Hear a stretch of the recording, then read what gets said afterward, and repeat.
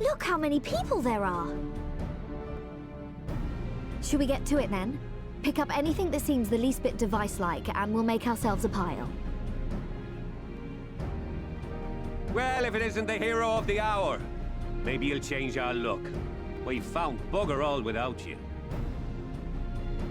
Biggs! Wedge!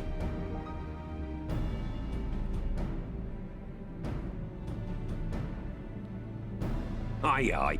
Well, we could hardly say no to a call for aid from the Scions. Jesse called the chief of some other business, so we'll be working twice as hard to make up for his not being here. Thrice as hard, even. Thank you, both of you. I'm sure we'll find that beacon in no time.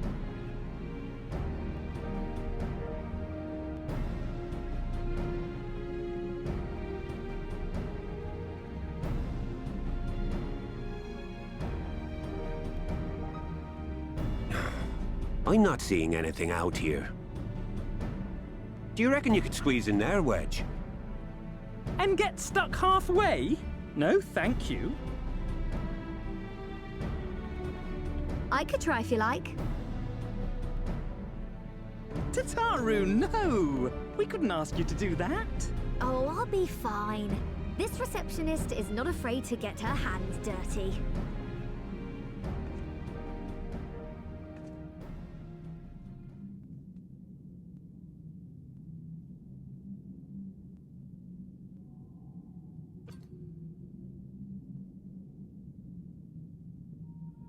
Sorry, I meant to say, the scholars haven't finished their preliminary assessment of the site yet, so we're not supposed to venture too far in.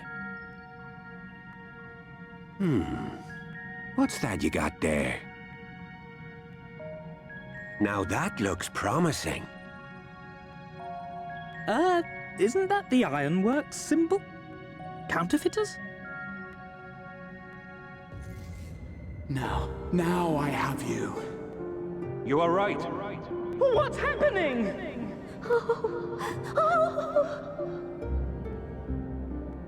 Stay with me.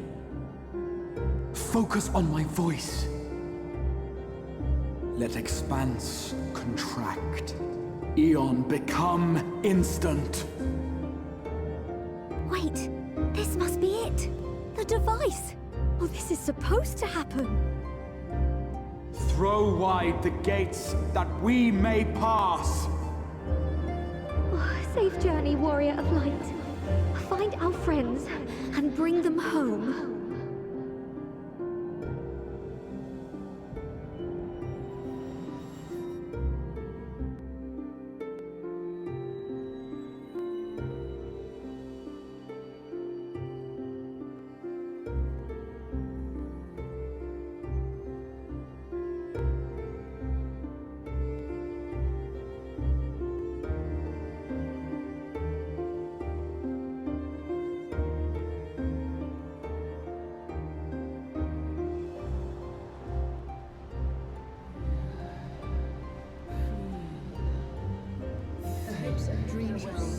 Isn't it for fate of dreams? Thank you for showing me the dawn's light will shine again.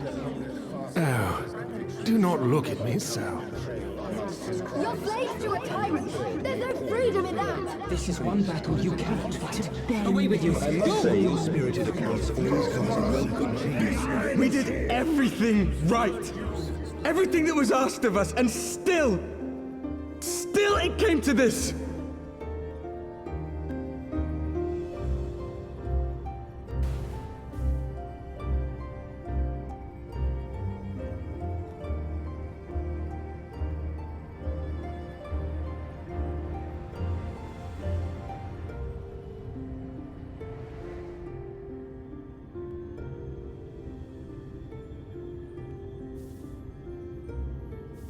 Your time has not yet come.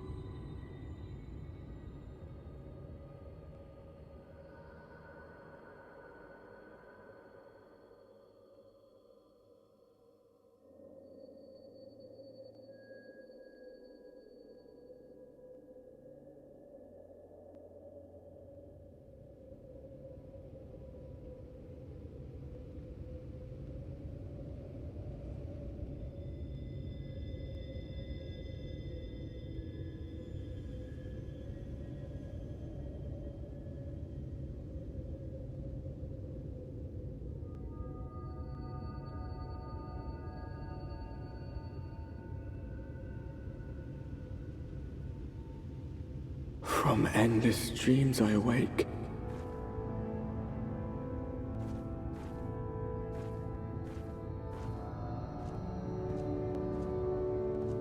Something vague, yet urgent, calls me to action once more.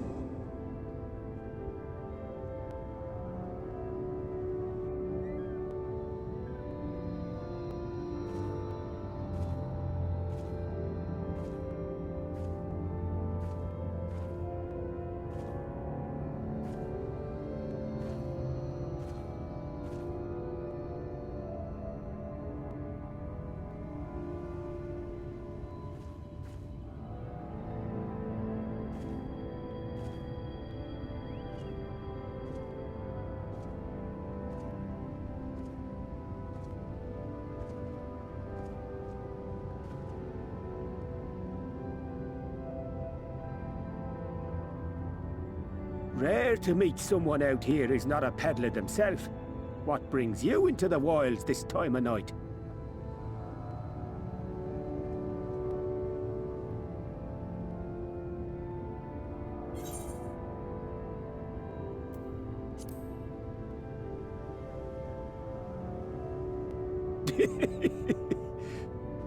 Well, if it ain't the oldest joke in the book. Me granddad, God rest his soul, used to tell that one to the barman at kicking out time.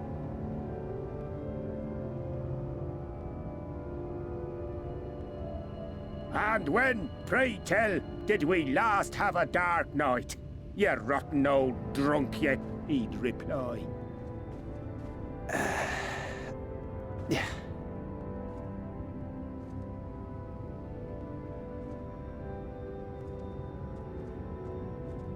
Over 100 bleeding years ago, that's when.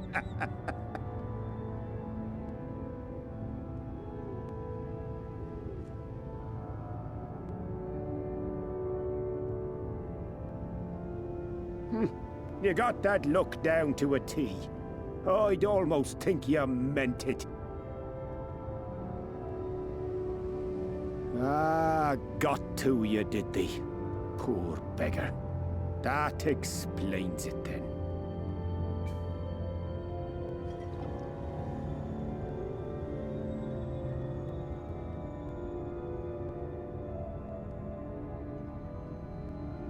Well, I've roads to travel and wares to sell, but you best hurry along to the town nearby. Just head east through the trees and aim for the Shining Tower. You'll find the place soon enough. 'Tis the biggest settlement for malms around. Go on now, friend. They'll take good care of you in the Crystarium.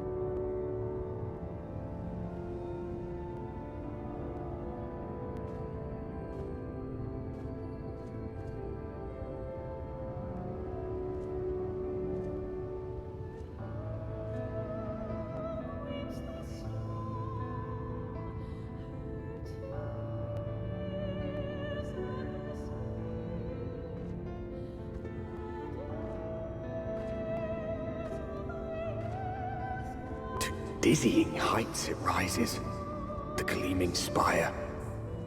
Its tip threatening to pierce the blinding canopy. There, it will all begin anew. Between dark and light, the pure and the corrupt. The one true struggle.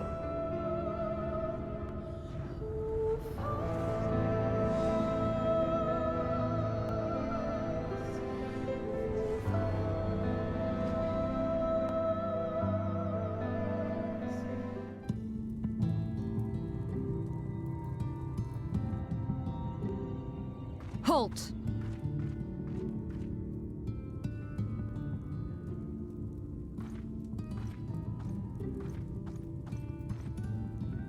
Every face in this city I know. Yours, I do not.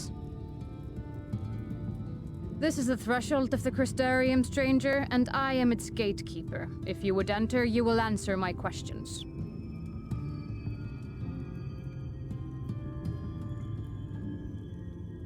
From where do you hail?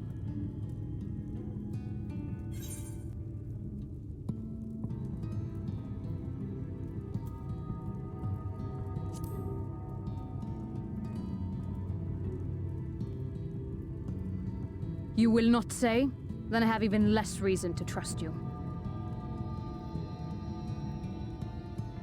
Had you given me an honest answer, I would not have barred your way. We care little here for a person's place of origin, but instead, you chose concealment. And I will not suffer you to pass.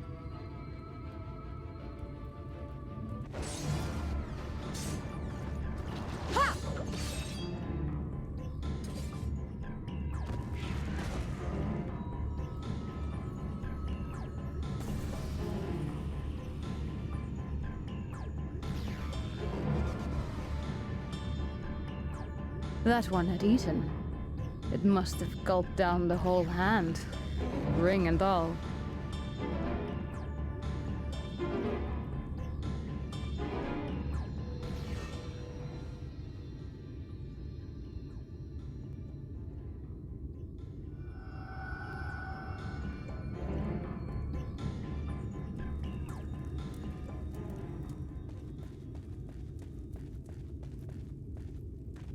Everything all right, Captain?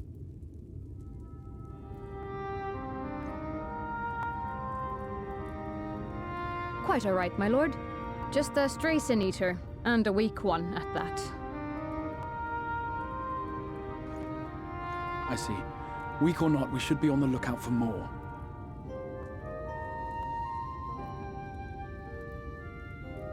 But I see you've met my guest.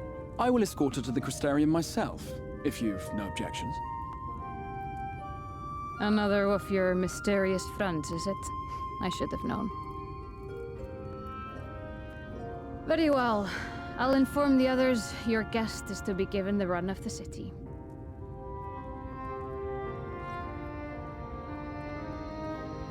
Pray forgive my less than cordial welcome. May the rest of your stay with us be a pleasant one.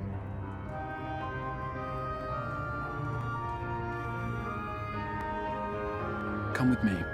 I will answer whatever questions you have when we are somewhere more private.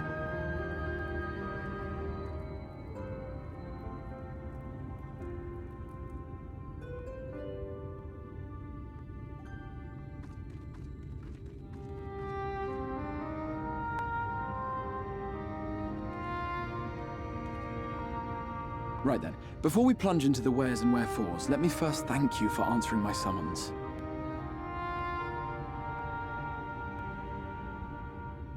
I had intended to bring you directly to my personal quarters, but I fear my aim was slightly off. That you are still able to make the crossing unharmed is a great relief.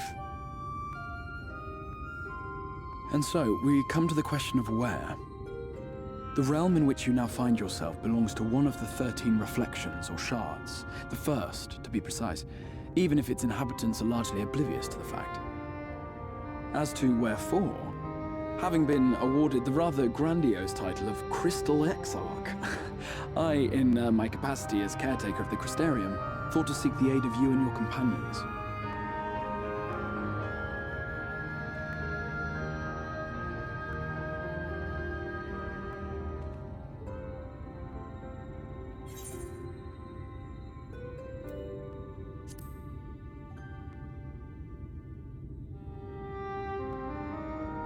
An inkling, yes. I can only beg your forgiveness. Matters here forced my hand. But all shall be explained in due course, I promise you. Let us begin with the glaring skies up above.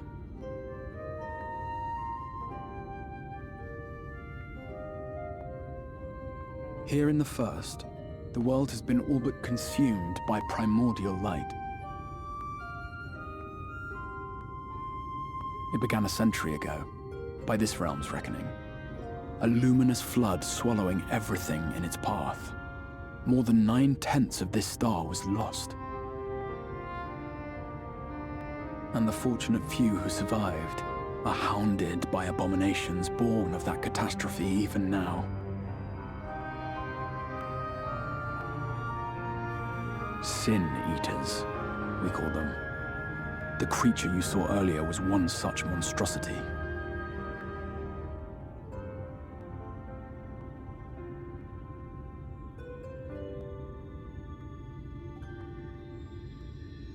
It was to save the First from this menace that I learned to bridge the rift between worlds, that I might call upon the aid of the greatest of heroes.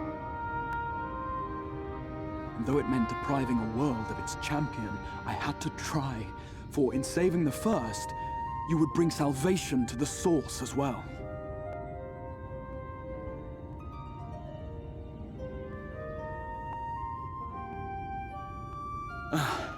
But what manner of host harangues his guests in the middle of the road? Let us continue our talk within the Crystarium.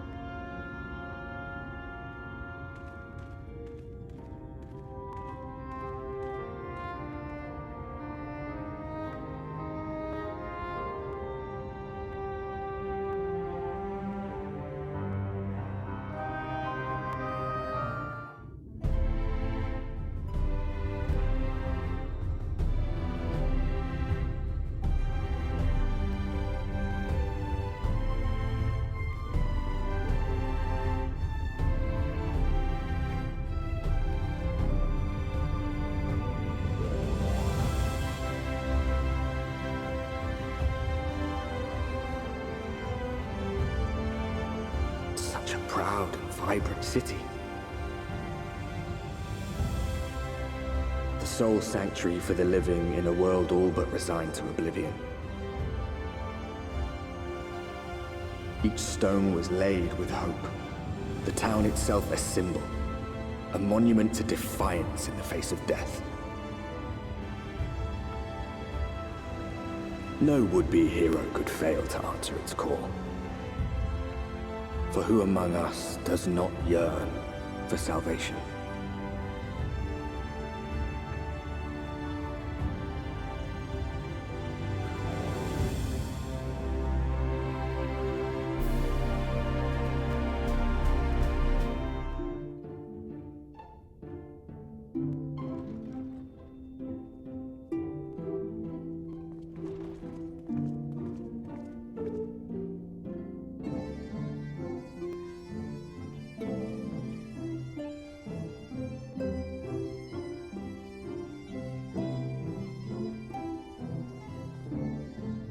Welcome to the Ocular, my private study.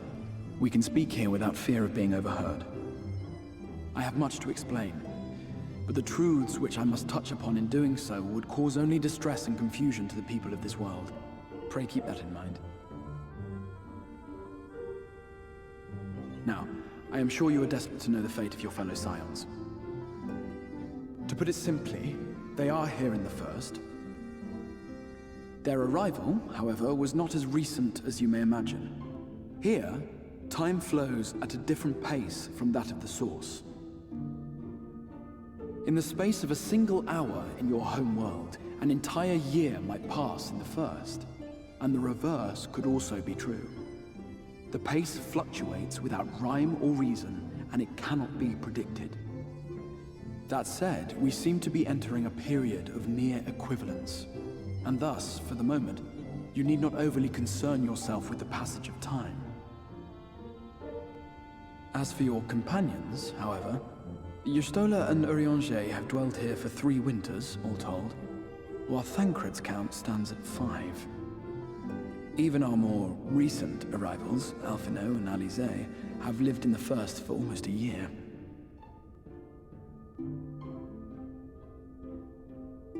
My intention had been to summon only you, but the art of reaching across worlds has proven exceedingly difficult to master. Thus it was that my fumbling hand closed upon those to whom your fate is most closely bound as well. As they were not the object of my summons, their transference was incomplete. Though they may appear to possess corporeal bodies, they are, in truth, merely spirits that one can see and touch. Consequently, while you yourself will be able to pass between worlds with relative freedom, they will not. Much as it grieves me, they are stranded here, unable to return.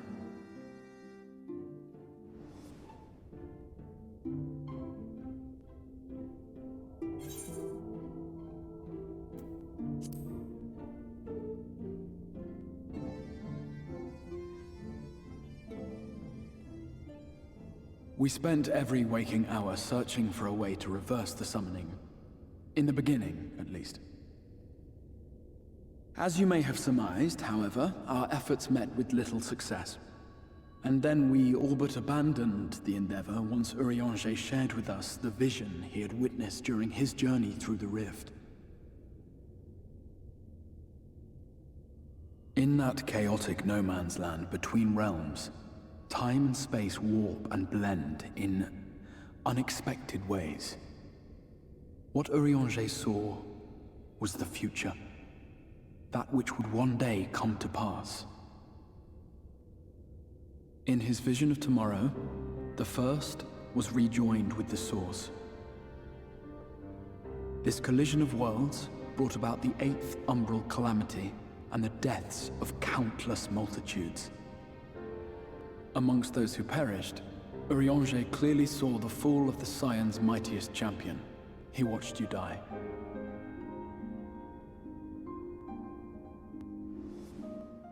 And thus did the Scions embrace their exile, and began searching this world for a means to forestall the coming catastrophe in yours.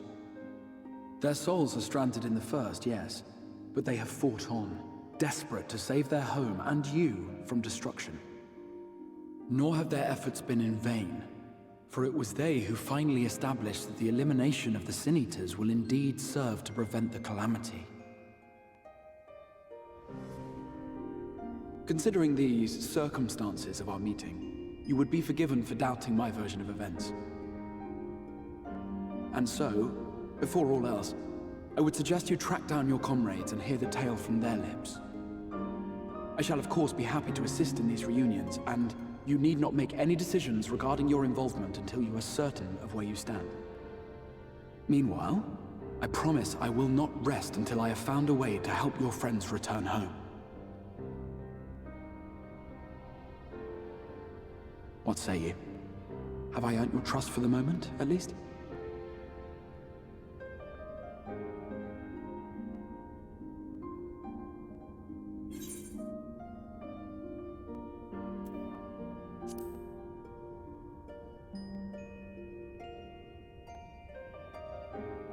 Excellent. You will not regret this. With that settled, we shall have to see about getting you ready for the road. Traveling across the rift has no doubt left you weary. I will arrange for a room where you might rest in comfort. While it's being prepared, perhaps I can show you around.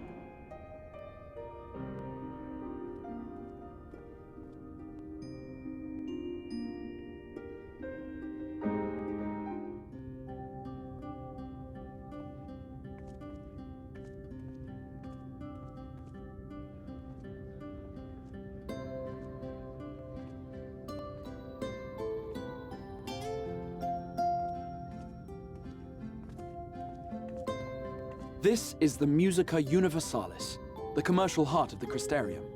What you might need to prepare for your journeys can be purchased here.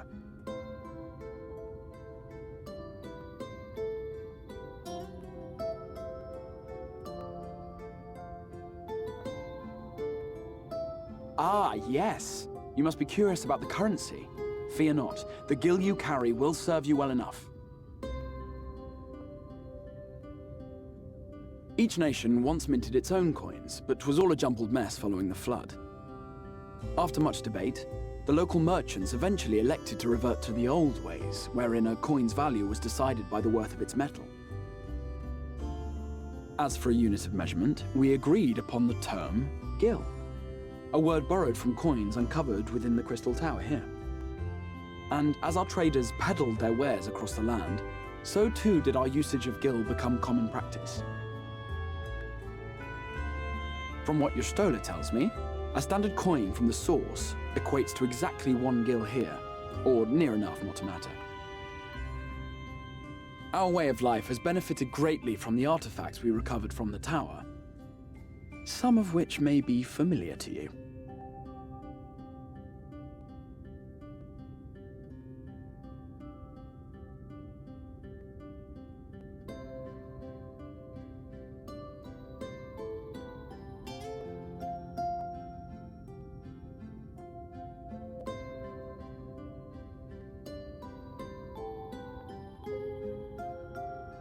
but I fear it would not be practical for us to provide everything to which you are accustomed.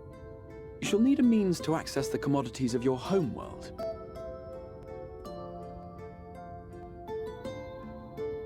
Avan Kerm Sin? Yes, I'm here! Of course I'm here! What amusements do you have for me today?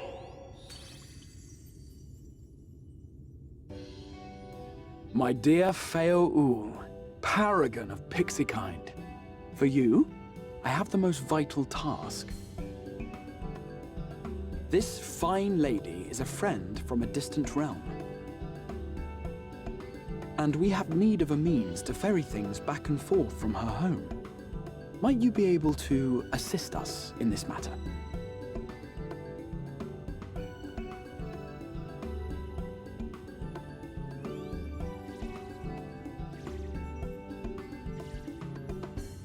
You came from beyond, didn't you? From beyond the rift? How wonderfully exciting! What a brave and reckless and marvelous thing you did! You've the heart of a pixie, you do.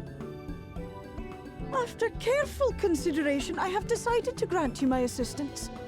Make a pact with me and the fun can begin. But answer me this, traveler. Did your garments come with you when you crossed over? Your teeth? Your nails?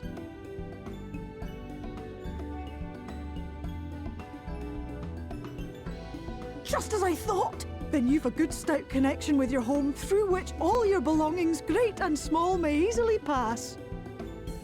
From this moment forth I will be your Isne Fis, and you my Sne Yak. Like the branch which sprouts from the sapling, our bond will flow unbroken from one to the other. Raise your hand.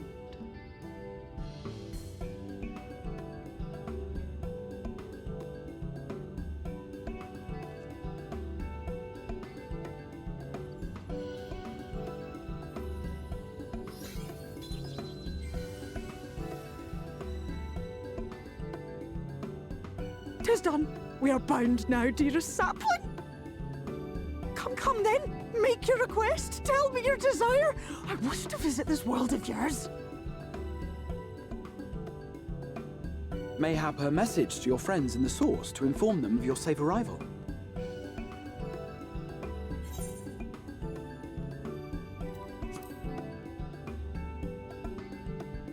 Consider it done.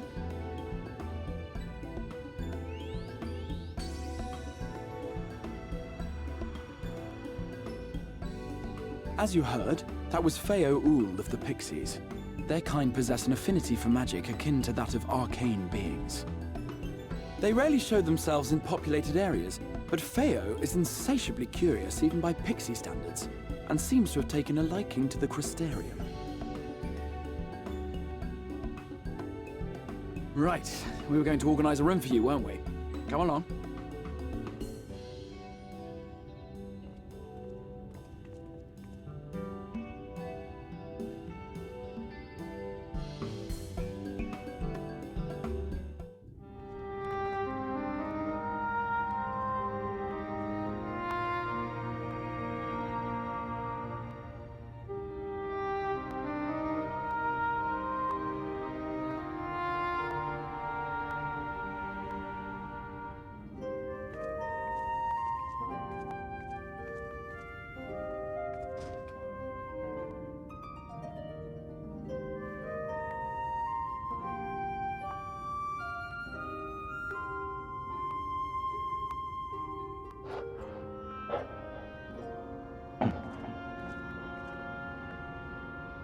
You.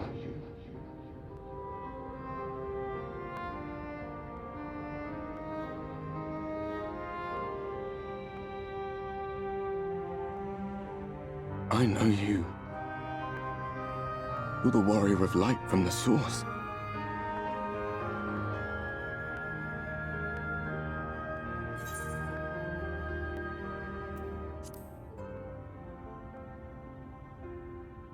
What? Did you just... You can hear me? Oh, gods, how long has it been?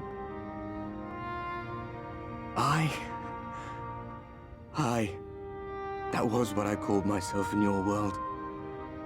The Warrior of Darkness. My real name is Ardbert.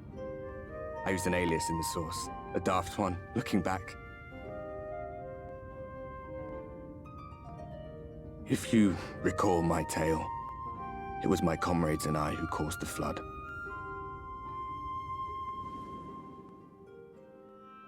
We thought our home doomed. And so we listened to the Ascians.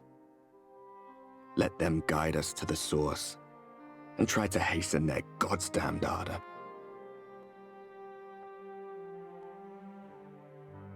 I remember when we fell, defeated by you and yours. I remember our audience with Minfilia, how she listened to our pleas and returned our souls to the First.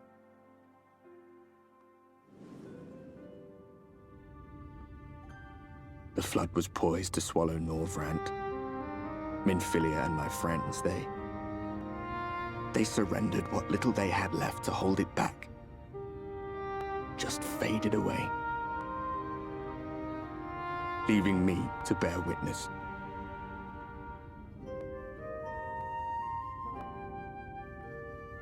Tell me, do you know the year? How much time has passed since we caused the flood?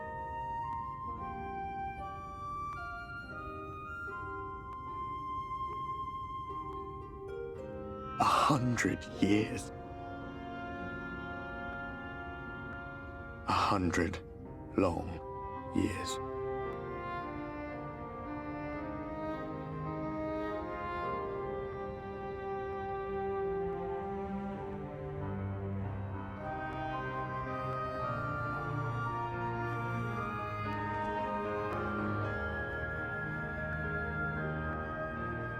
My hands find no purchase. My gestures catch no eye, and my pleas, be they whispered or screamed, reach not a single ear. I am a shade, cursed to do naught but drift.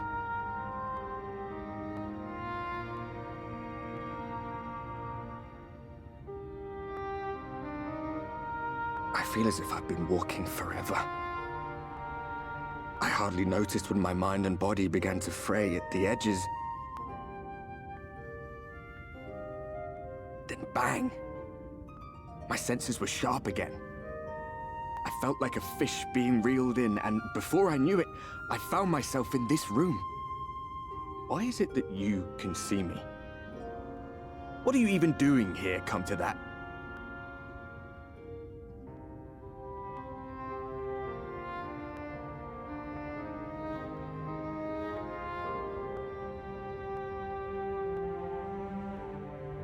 You were summoned to save the First.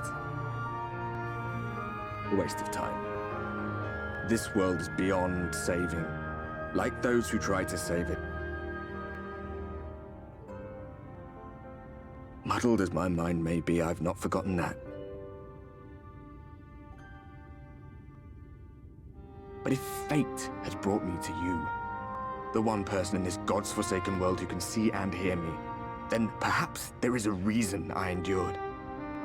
If I can find out why I was left behind, then maybe I can bring this journey of mine to an end.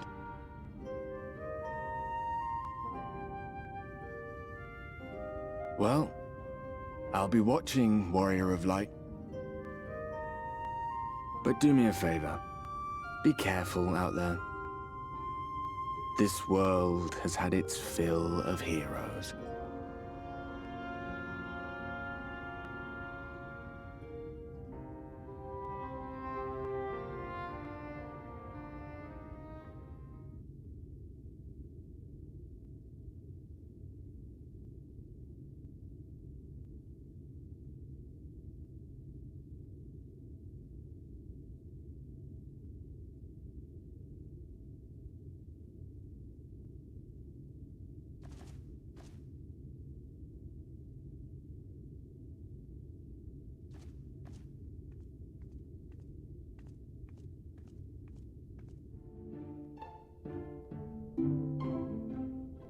Ah, how did you find your new quarters?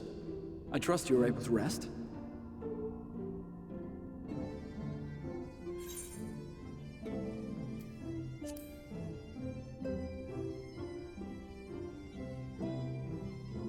That is good to hear.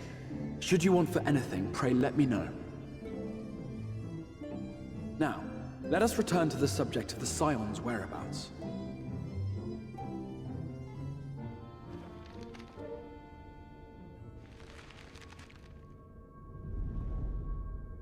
This map shows the lands of Norvrand, the only area to be spared the Flood of Light.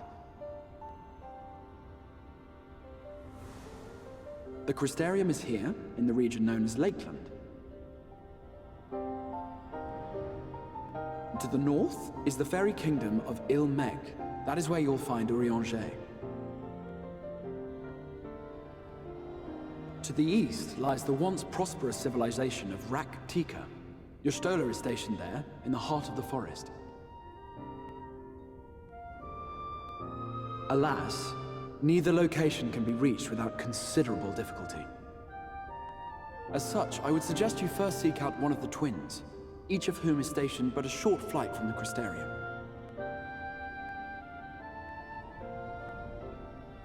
Alphino is on Calusia, an island off the western shore. It is home to a city called Yulmore, where the rich and privileged while away their days in idleness. For his part in furthering our cause, Alphino journeyed there to meet with the citizenry and forge alliances. From what I hear, he has since kept himself busy gathering information around the main settlement. Alize, meanwhile, traveled south to the arid wastes of Armorang.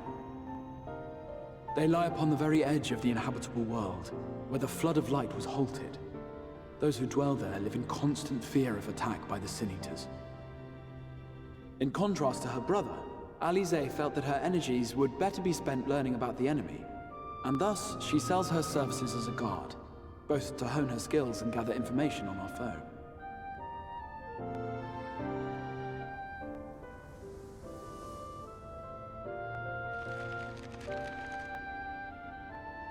So, will it be Calicia or Armorang? It matters not which you choose to visit first. Simply inform me once you have made your decision, and I will see to it that you are provided with a suitable mount.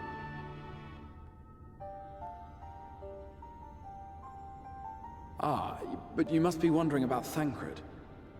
He has taken up with a new companion, and is presently engaged as a wandering hunter of Sin Eaters. Being ever on the move, his whereabouts are often difficult to ascertain, but I am certain your paths will cross ere long.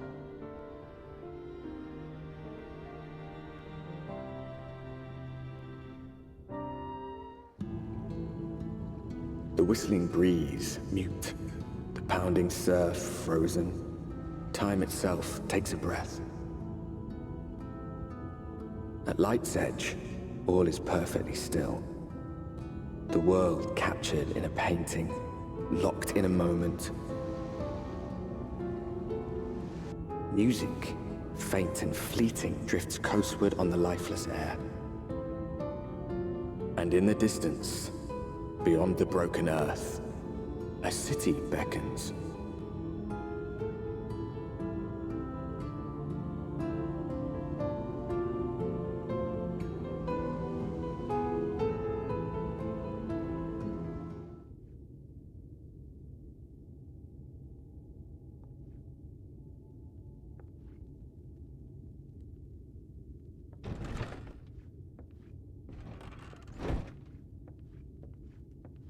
And how is business today, Mistress Theva?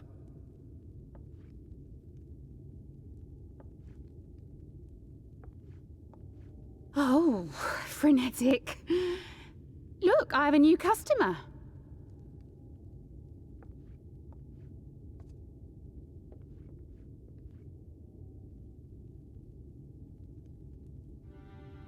Tis good to see you, my friend.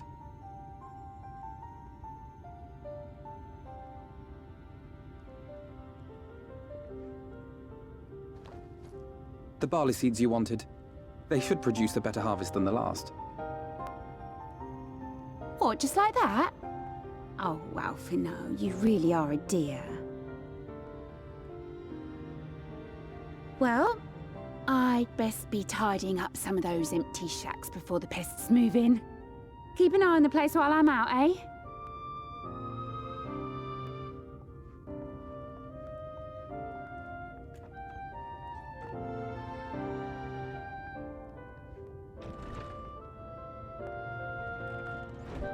It seems an age since last we spoke.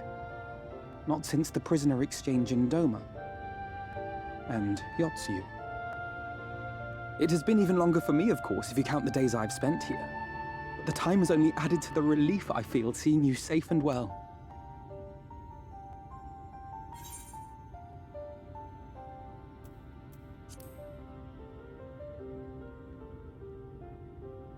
Huh.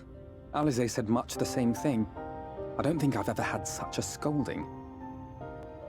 But I believe an exchange of news is in order. Come, tell me of your arrival and all that came before.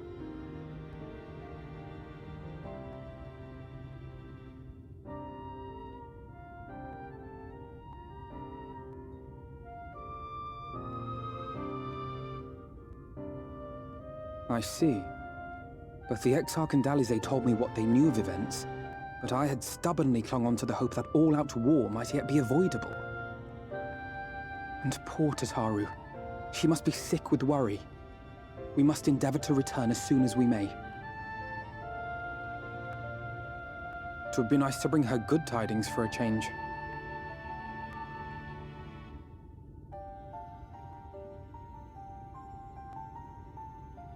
But before we bid this world farewell, we must first ensure that it is not rejoined to the source. We must prevent the 8th Umbral calamity. Urianger's vision of the future has, I fear, every chance of coming true. By his description, the catalyst for the calamity was a formless and deadly weapon employed by the Garlean Empire.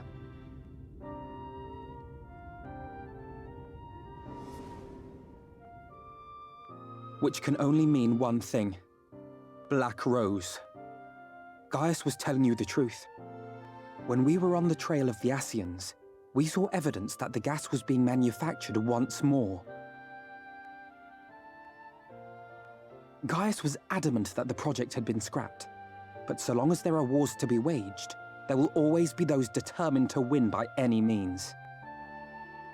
And thus simply destroying the existing stores of Black Rose would do little to alter fate's course.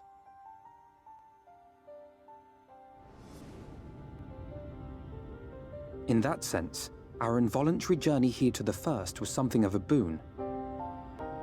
Together with the Exarch, we've developed a theory as to how we believe the rejoining will be set in motion. I'm sure Urianger himself will cover the subject in more detail.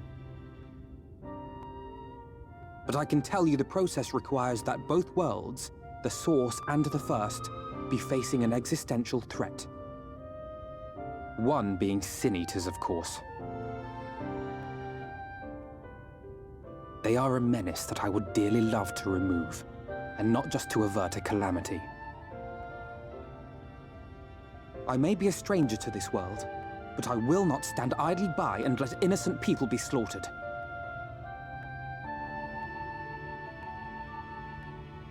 That is what brought me to the gates of Yulmore.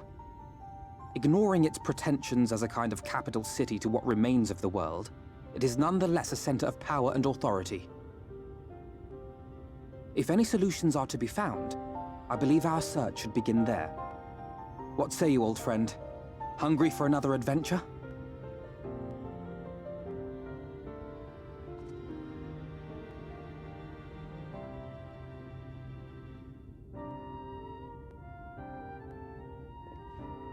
And so we take to the road once more.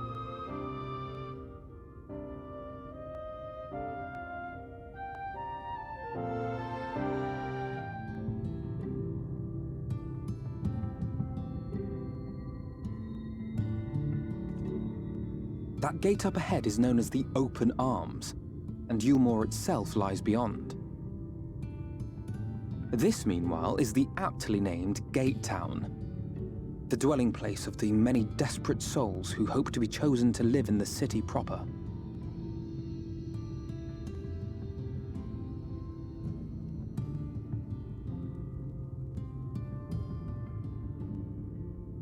Ah, I thought I recognized you. Brought a new friend, eh?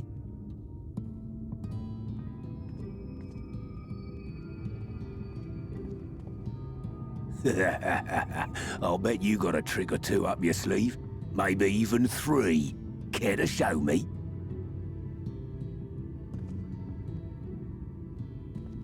She's not here to compete. Leave her be. What? I was only making conversation.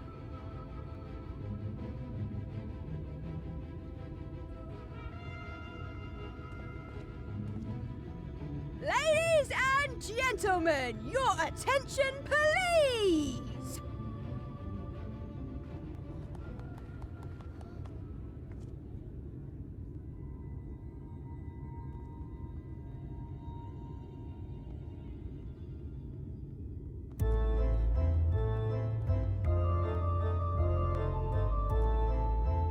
Greetings to our hopeful petitioners, one and all!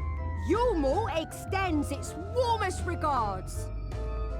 Let it be known that a lady of distinction wishes to dine on fish divine. We seek a master culinarian who can guarantee seafood perfection. Dazzle the matron with your delicious dishes, and life in the city will be yours to enjoy, even on days when fish is not on the menu! Who among you will answer the call? Name yourself or another. We may not at all.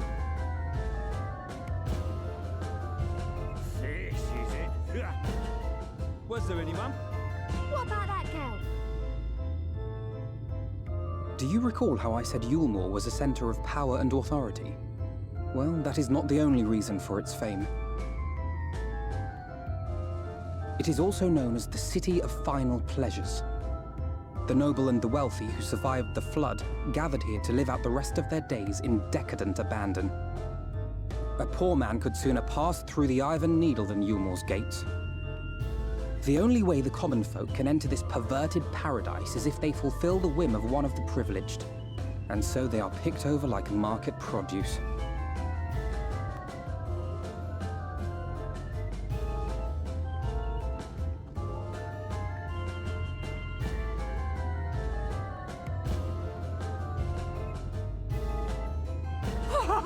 What a catch! We'll not be throwing this one back! Having seen your all too obvious charms, we welcome you with open arms. Come, join us in a city of splendor and live out your life in an ecstasy of endeavor.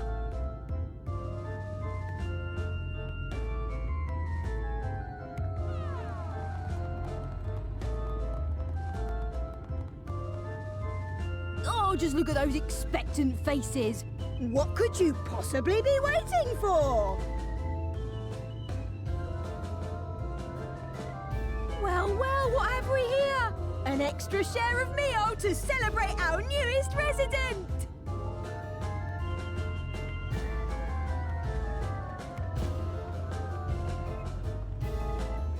For you! Ah, look! Enjoy! Thank goodness. Meal is a foodstuff which Yulmore routinely doles out to the people of Gatetown, and apparently a staple for its citizens as well. Many here rely on it to survive in these times of scarcity, yet the whole arrangement just seems... well, let's just say it leaves a bad taste in my mouth.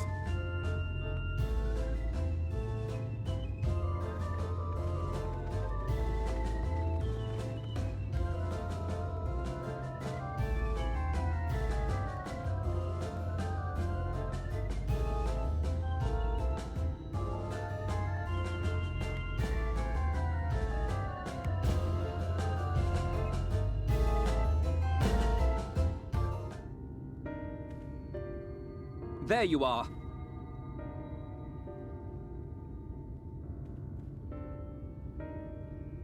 The thief who claims the harvest on my behalf. Hand it over. Well, forgive me. I have to get into the city.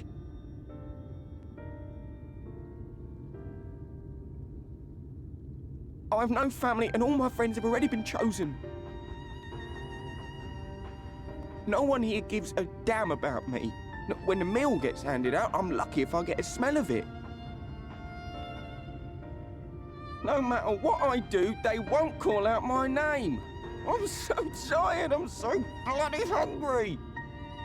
I thought maybe I could steal your idea, get in that way.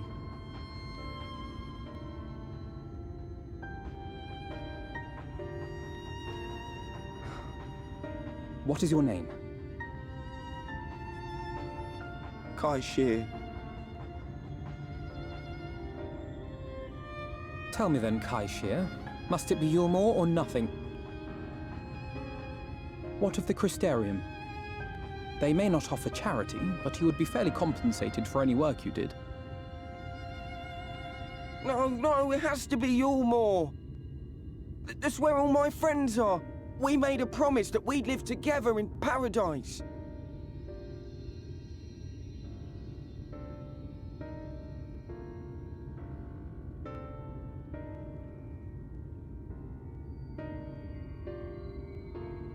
I was to make my deal with the Ondo at the Clave. Listen carefully, and I shall tell you my plans for the business, and how best to arouse the Yulmoran's interest. You'll give me your place? Just like that? I'm giving you a chance, nothing more. What comes of it is entirely up to you. I understand. Oh, thank you, thank you!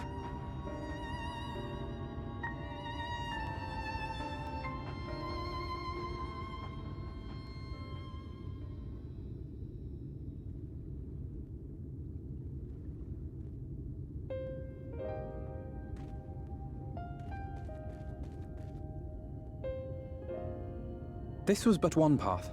There will be others. But for young Kai Shear, it was the difference between life and death. I do not regret my decision, yet I will admit that a part of me wonders if it was for the best.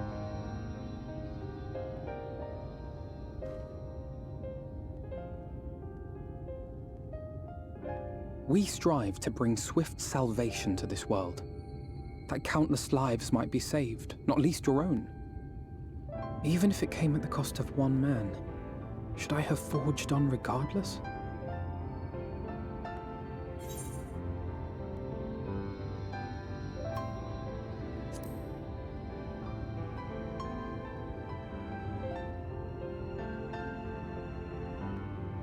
Indeed, we will find another way, I promise you. Shall we return to Rite then?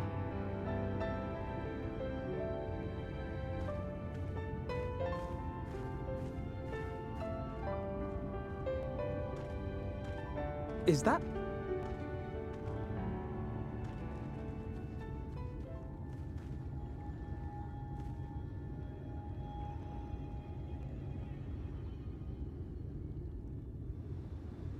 I can't be sure, but I think someone's in trouble.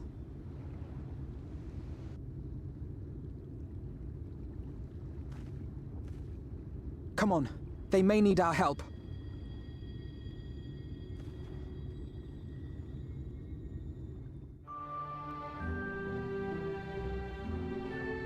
Redemption is beyond us.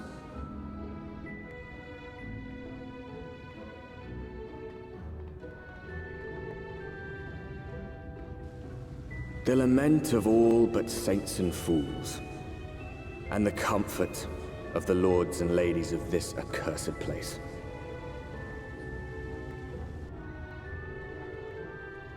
Once they held fast against the madness, only to embrace the coming cataclysm and delight in the end of days.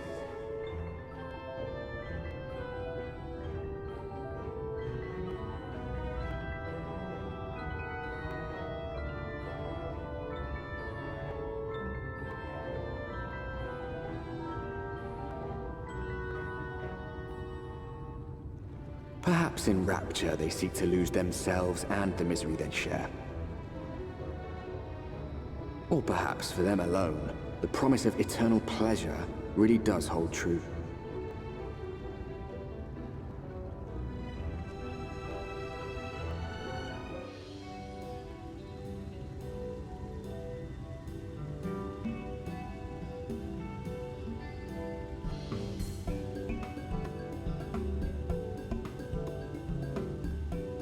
Oh, who's this then?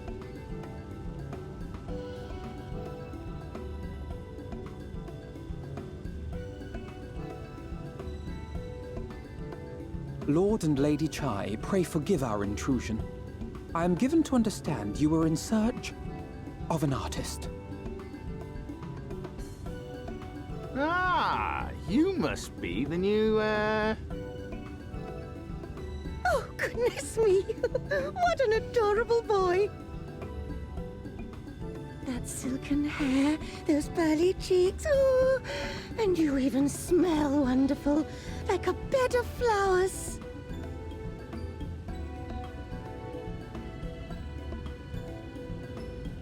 I approve of this one, dearest. I am positive he'll paint us the most delightful pictures.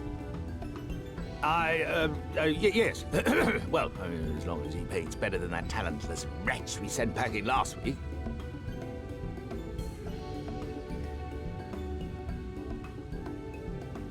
Wonderful, wonderful! Welcome to Yulmore. Alphino, if it please you, my lady. And this is my assistant.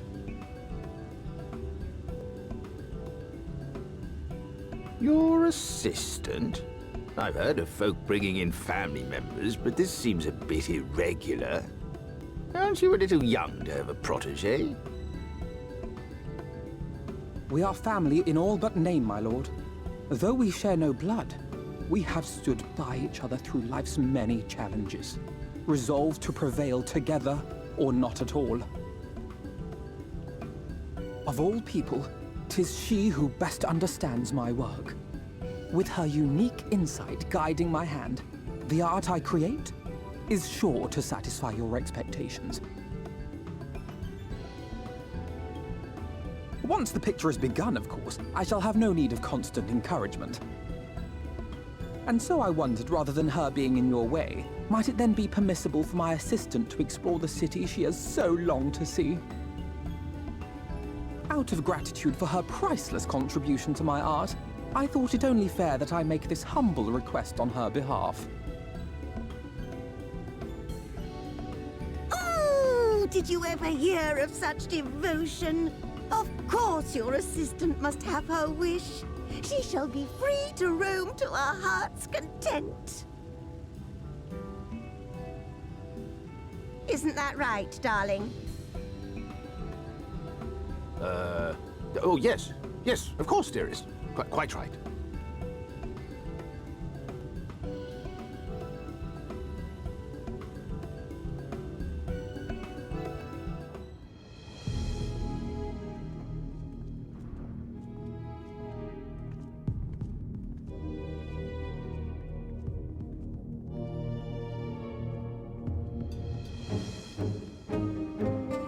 That's him. That's Vorthri.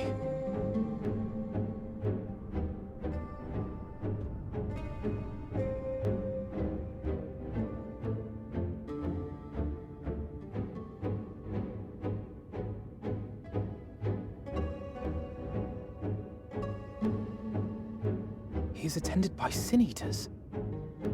But how does he keep them from attacking? Mercy! Mercy!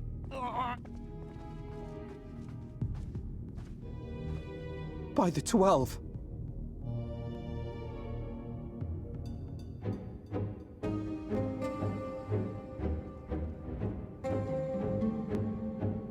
Kaishia, what happened to you?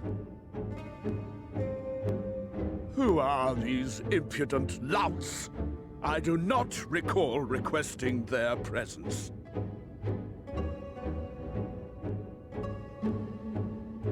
Lord Vorthri, what is the meaning of this? Why is this poor man bleeding to death on your floor?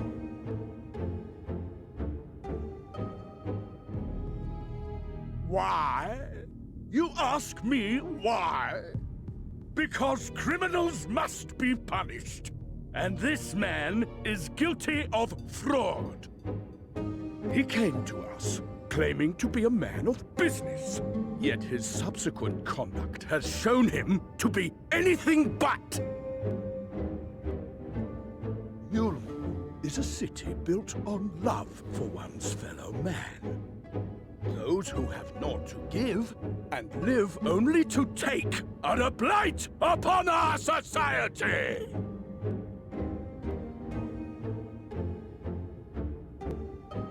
To atone for this crime, I ordered that he fling himself from the balcony. And he had the temerity to weep.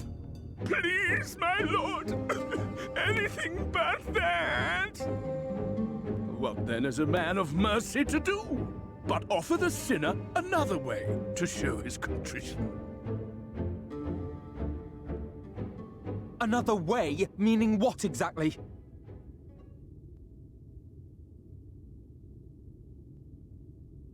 Sin-eaters are part of Yulmore's society, but they must be fed with ether.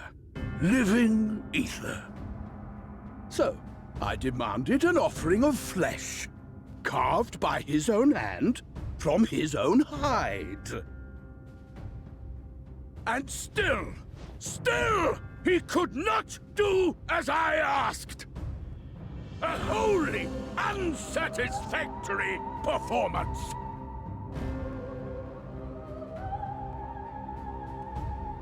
Tis true that Kaishia won his place here by fraud, but his actions were driven only by a desire to share in your paradise. That you would cast him out I could almost accept, but to humiliate him thus, to demand his very life? Is this truly the way of Yulmore?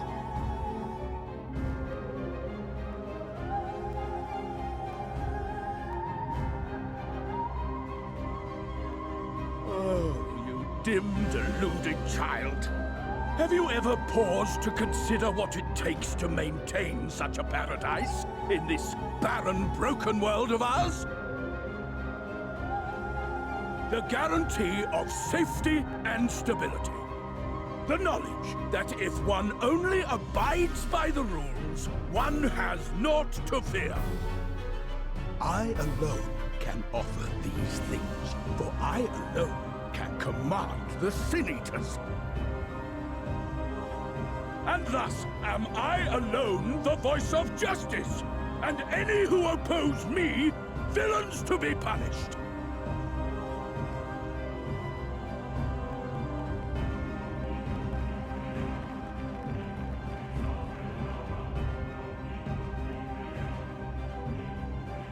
And people call this paradise.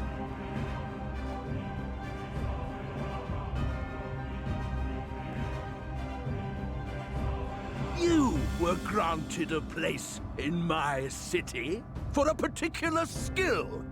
What was it? Painting. Oh, an artiste! Then you shall paint a picture for me of Yulmore. If I find your art pleasing, then I may excuse this display of insolence.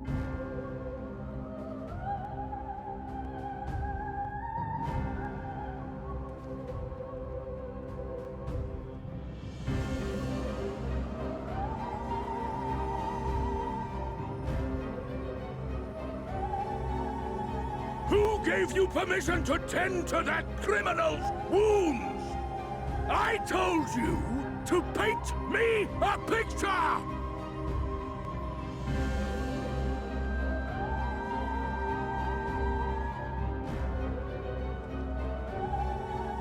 What you need is a mirror, not a painting. It will capture the horror I see before me far better than I ever could.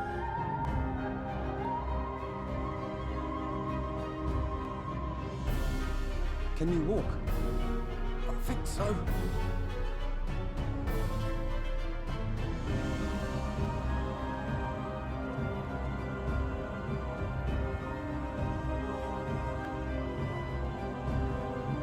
Did that little worm just insult me?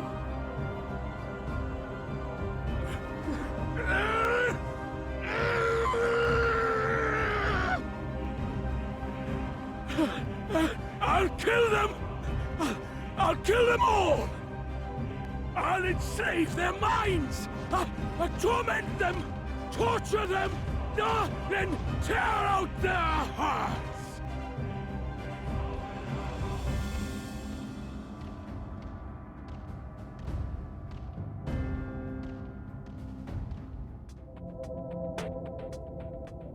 Areng. From this parched earth, the nation of Nabath, Areng, once rose. When I journeyed here, long ago, I spoke with a sun-weathered elder. He told me Areng meant majestic land in the language of his people.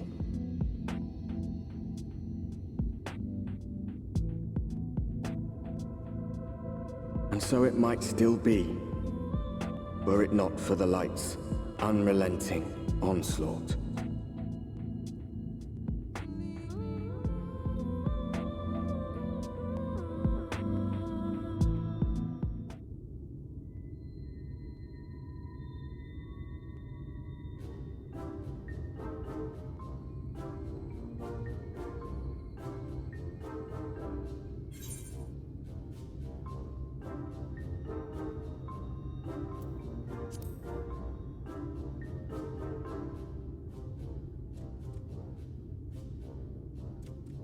Master Gengen, this is the friend of the Exarch I was telling you about. Very good, very good. Though friend or no, all are welcome in Maud Sook. Sook is Mordish for city. As things stand, this souk boasts the largest and busiest marketplace in all Armorang. You'll find ore from the mines here, of course, but all manner of other things too, many of them rare. As I told you before, not many visit Armorang by choice, but Maud Sook's a different story. Merchants come from miles around to purchase the relics the Maud dig up. Aye, that they do. For Maud do not dismiss the spoils of the earth. We clean them and polish them and reveal to the world their true value. That is why they come here, come from far away, come with much money. And so our souk is always busy, busy, busy. No such thing as a thing no one needs. You say that every time, Master Gengen. Some sort of family motto, wasn't it? Or perhaps a Maud philosophy, for which we should all be very grateful. Would that everyone was so willing to take in refugees regardless of race or creed. Now then, if you intend to spend any time here, you'll want to gain the trust of the locals. And there's a little custom all newcomers are expected to observe. The cracking of the coin purse. You buy one thing from the market. Price can be low or high, just as long as you buy. As the good Maud says. In fact, the Exarch sent a little something to cover this very expense. A Verbert gold piece, no less. The first I've held in years. Verbert gold? Real Verbert gold?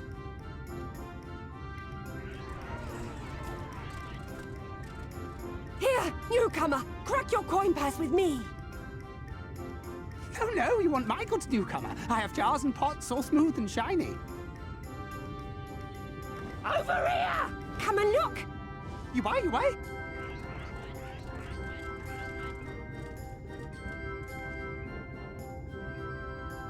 Enough of that! Calm, I say! This one must still journey through the barrens. Nothing bulky, nothing heavy, no pots. Nothing better for the road than a full belly. Spend that piece at Ronron's place, yes? Eat for 3 before you leave.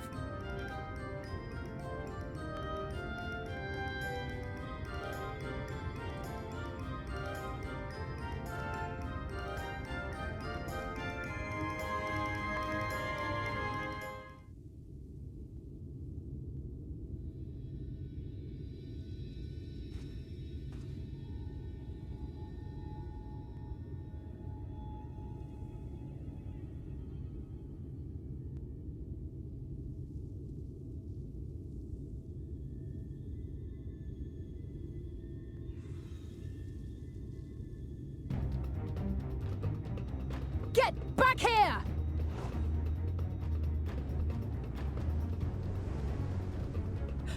Is that... It can't be.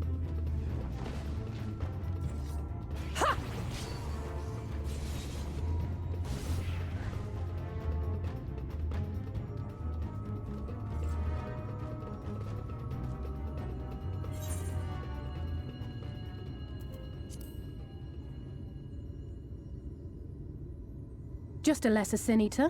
Nothing to write home about. I knew you'd turn up sooner or later, but I had been hoping for sooner.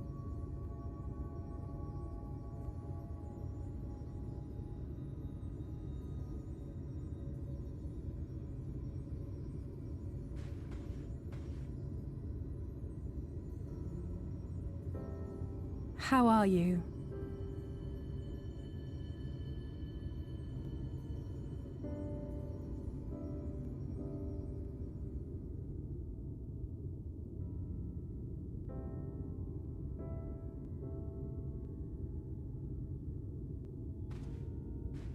We've fought them to a standstill, then?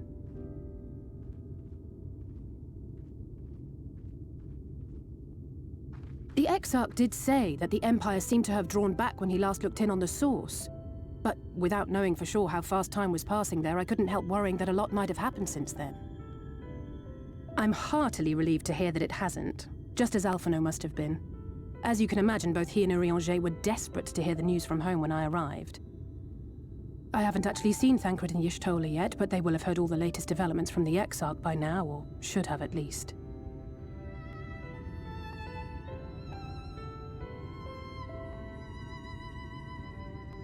When I think of how frantic Tataru and the others must be, I want nothing more than to rush back and reassure them. But we still haven't found a way to reverse the summoning. And even if we had, we couldn't just ignore Urianger's vision. He may use 10 words where 1 would suffice, and they may often obscure as much as they reveal. But on this matter, he was as clear as day. I do not doubt for one moment that he saw what he claims. Nor how difficult it must have been to speak about them. The 8th Umbral Calamity and your death aren't exactly topics for idle conversation. As much as I might want to go home, I don't want to go home to that. We can't allow the rejoining to happen, which means we have to save the first from the Sin Eaters.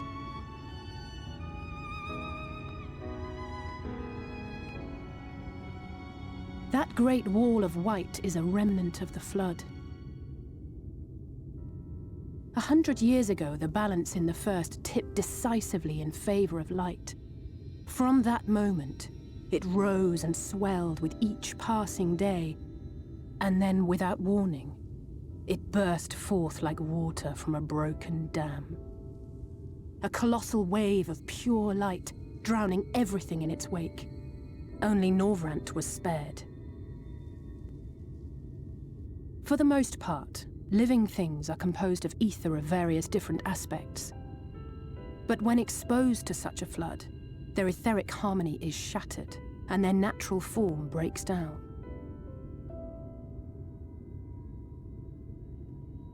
Then they either perish, or are warped into mindless abominations.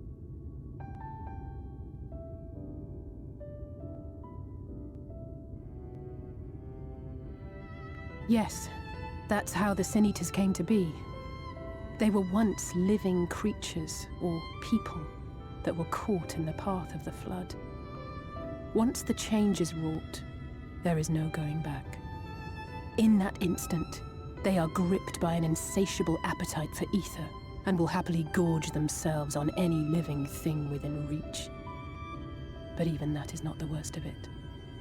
The stronger Sin Eaters can plant light in us, like seeds in soil, corrupting our ether, and triggering the birth of new monstrosities.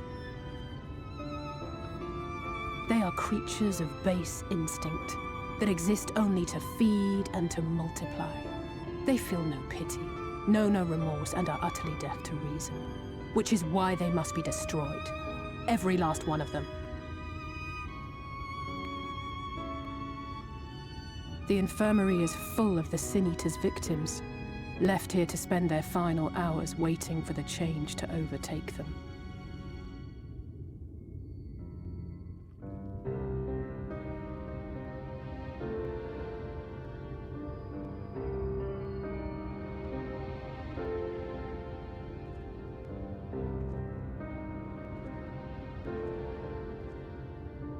Look, over there, where the wall is broken. Do you see what lies beyond? That's what the land became after the light flooded in. An empty white nothingness. Life cannot exist in such conditions. The primordial light would wreak havoc on the body's etheric balance.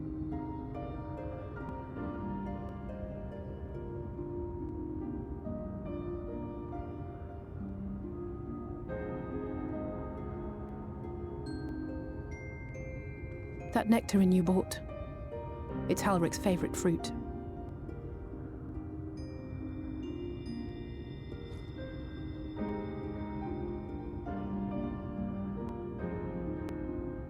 Most of the patients, Halric included, survived the attacks of powerful eaters. But their fate was sealed all the same. The monster's corruption has entered their bodies, and their very essence is being subsumed by light. The twisted state of the world itself just makes matters worse. Under normal circumstances, a person's ether naturally tends to equilibrium. But for these poor souls, the opposite is true. Sooner or later, every single one of them will turn.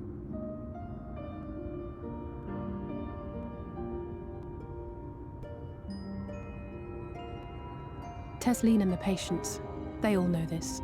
They know what has to be done before the change goes too far, before the eater within takes over. The preferred method is mixing poison into their favorite food. In my time here, I've borne witness to a lot of last meals.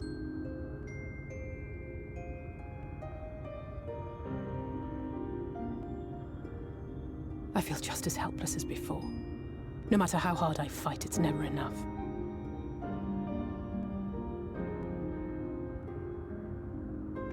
But it's a war I mean to wage, nonetheless.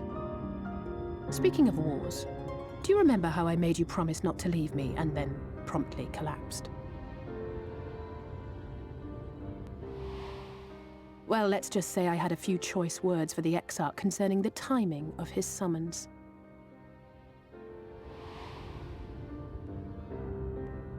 But even if the fault lay with someone else, I couldn't shake the feeling that I'd abandon you on the battlefield. So I swore that I'd make up for my absence there by making a difference here.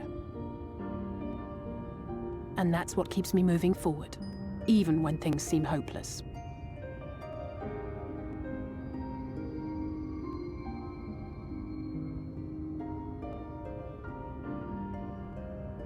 On which note, it's time we headed back.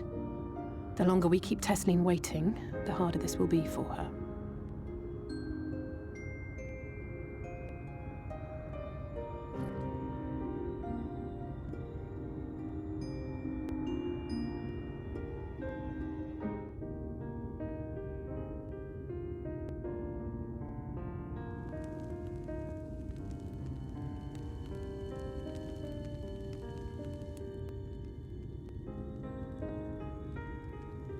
Speak up if you'd like another helping.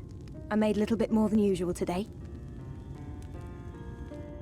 And you've added something special to the broth, if I'm not mistaken. Aye, well, it's not often we have visitors from the Crystarium, so I may have thrown in a few extra bits and bobs.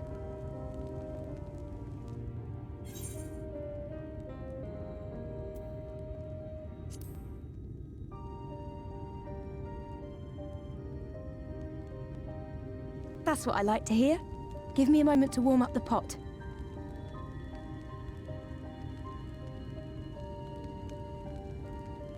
In a place like this, you learn to take what moments of happiness you can get.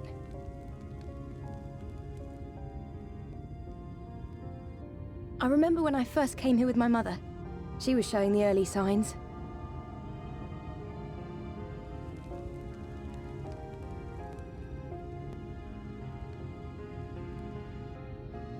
I knew there was no way to save her, but I just couldn't face what needed to be done. That's the way of it for most people. Why they travel from arms to stay here. Beaten, broken souls come to wait out the inevitable, to receive the mercy of a painless death.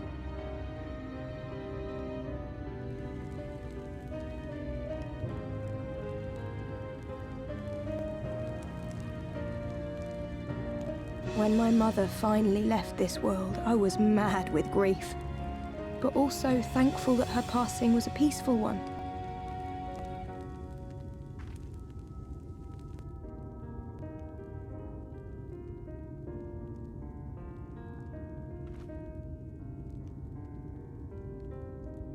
It's never easy, ending a life you've cared for, even when you believe they go on to a better place. I often find myself wishing the Warrior of Darkness would come and do that part for me. The Warrior of Darkness? You've never heard the tale? I'm not sure where it began, but every child in Norvrant could tell you a version of it.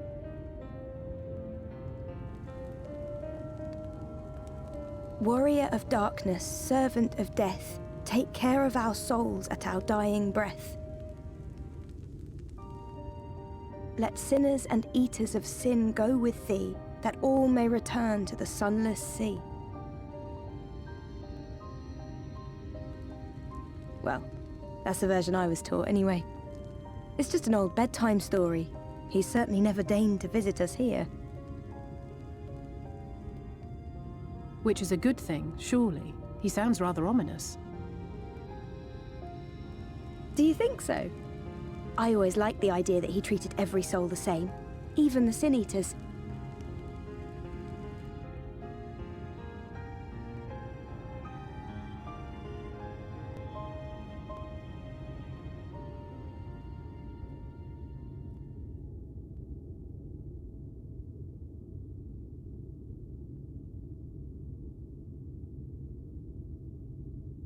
They're coming. Desleen! Have you seen Halric? I swear, I only took my eyes off him for a moment.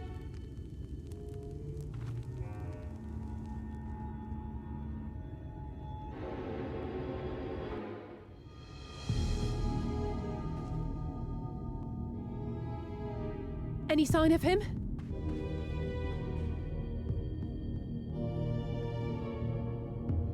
No luck then. But he surely can't have gone far.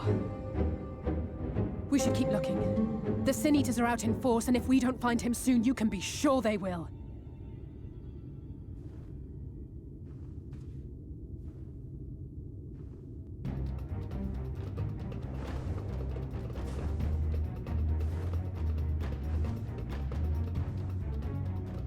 Did you see the size of that thing? It must be one of the nasty ones. Wherever it's going, it can only mean trouble. After it!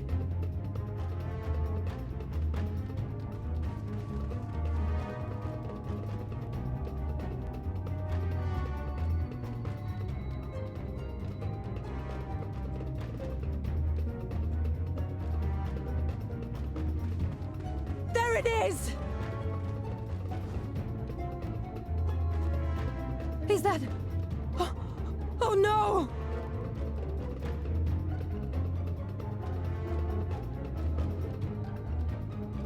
Halric!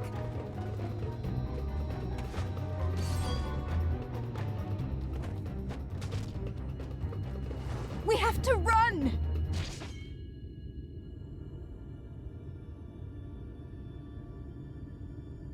Desleen! No!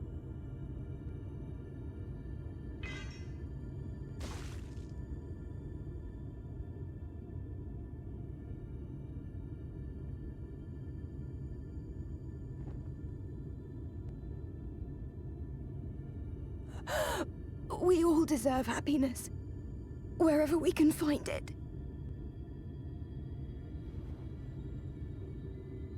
The time left to you is precious. No one should die in pain. Mother, I...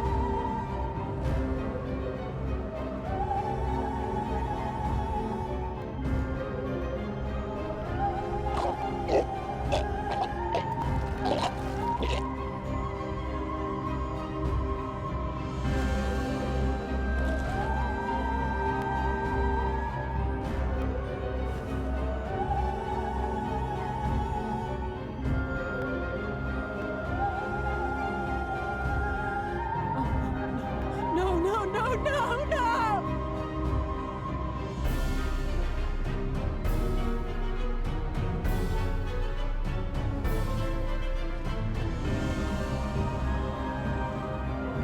Forgive me, Alice.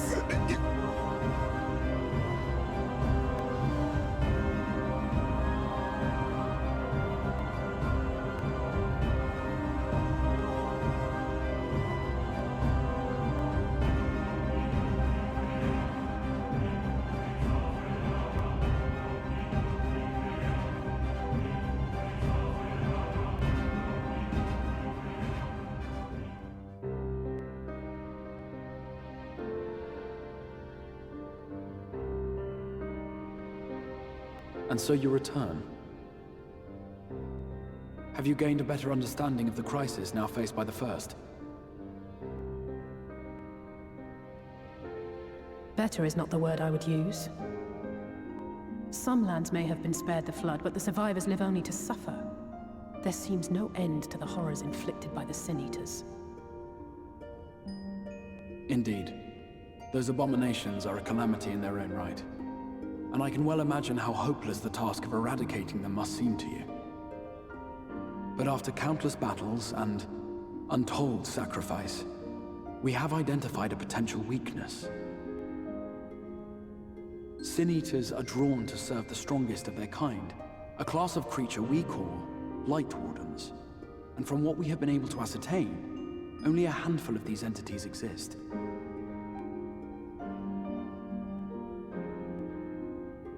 Just as an ant colony will perish in the absence of its queen, we believe that the death of a Light Warden will cause the lesser creatures within its sphere of influence to disperse.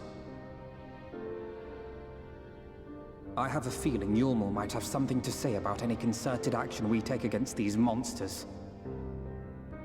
Vorthra's command over the Sin Eaters is integral to Yulmoran society. In seeming to guarantee his people's safety, it guarantees their obedience. He will not take kindly to us depriving him of such useful allies.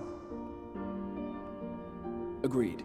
Thus we will need to occupy or otherwise divert his forces whilst we proceed with the business of eliminating the Wardens. Until we have done so, all other considerations must be set aside if we are to forestall the 8th Umbral Calamity.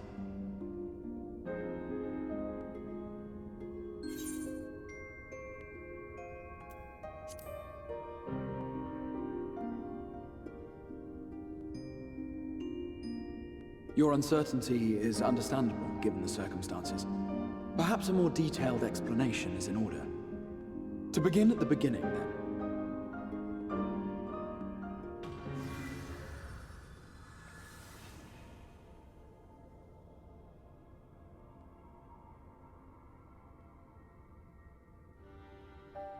In the ancient past, a single star was divided into 14 worlds. This is the source, your home. These others are the 13 shards, in whose number we find the first. Though physically separate, they retain a connection to each other, and with the source especially. Now, let us assume that a given element in one of the shards attains abnormal ascendancy. Just as water will flow from the highest point to the lowest, the excess energy will begin trickling into the source.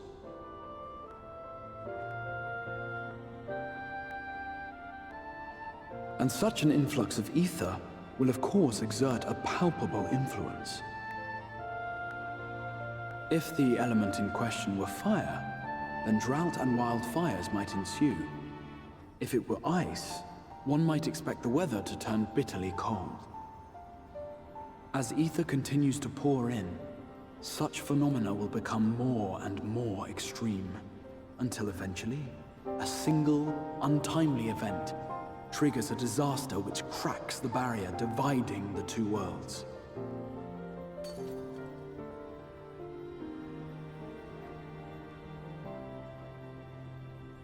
What was once a trickle now becomes a deluge, sweeping the shard along to be rejoined with the source. At the same time, the element which held sway in the Shard is unleashed in full. Its energies amplifying the original disaster to truly catastrophic proportions. An earthquake thus magnified might strike with enough force to shatter continents. A tidal wave might swell to a size capable of drowning entire nations.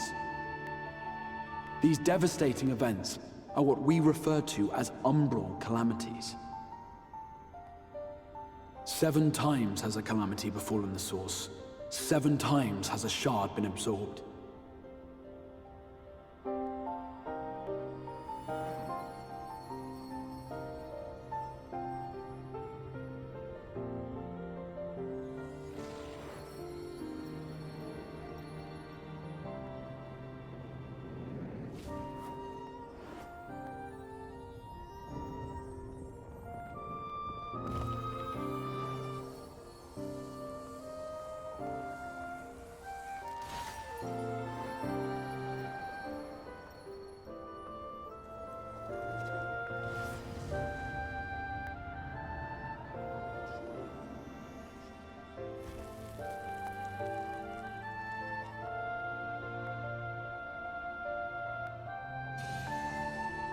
At present, the light-drowned realm of the First stands perilously close to meeting the conditions for a rejoining.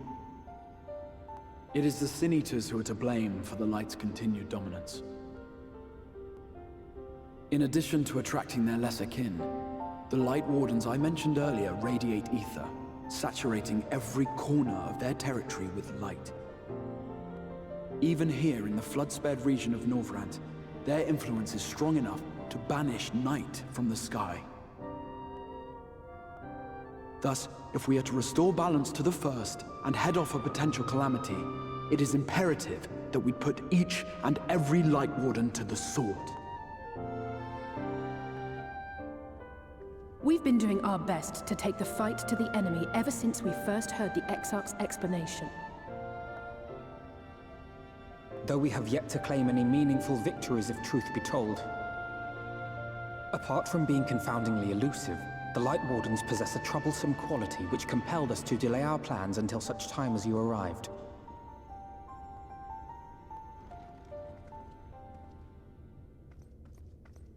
Forgive the interruption, my lord, but Hallminster Switch is requesting reinforcements.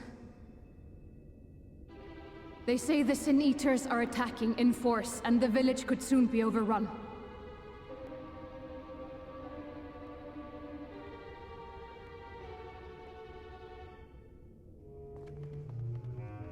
Alert the guard. We should be prepared in case the fighting reaches the Crystarium. You have command of our forces in the field, Captain, but hold off on entering the town until I arrive. That goes for Alphino and Alize as well. My lord.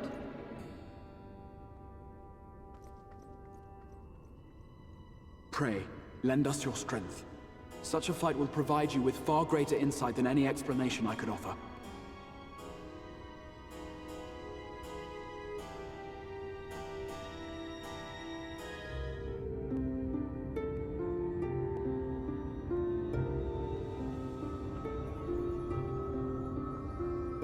It's releasing its ether! Fall back! We cannot let it touch us! Quickly, my lord, we must withdraw! That will not be necessary, Captain. Though I appreciate your concern. The eternal light of these creatures has confounded us for nigh on 100 years. For each we have put down, another has risen up in its place, born of the self-same ether relinquished by its predecessor. But now we have a way to contain that corruption.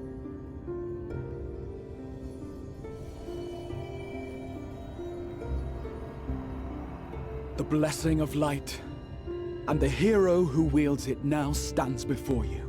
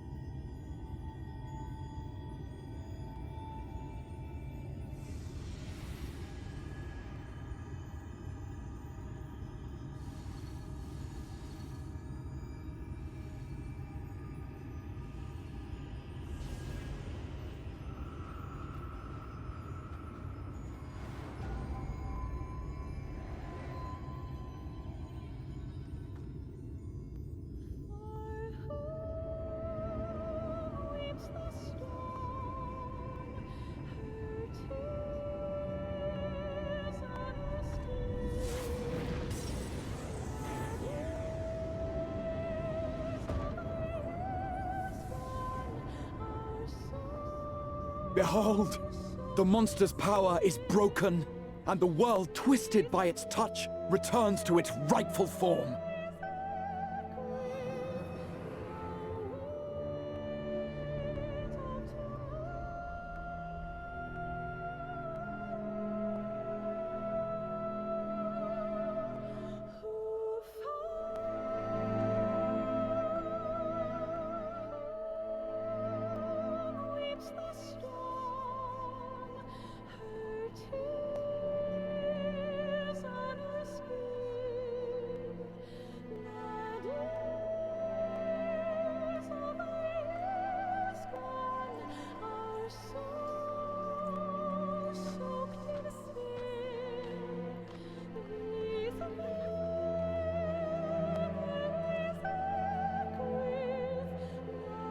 Scar.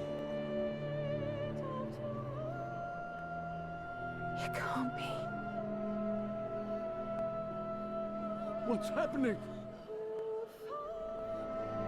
It's so beautiful.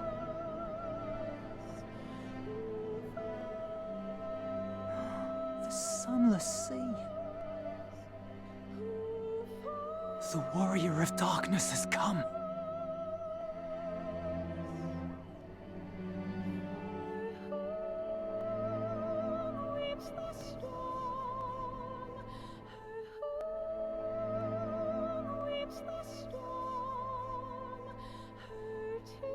Is that what I think it is? The night sky. As it should be. Who are you people? You killed a warden, then bathed in its ether as if it were a spring shower, and now the sky? The legends are true.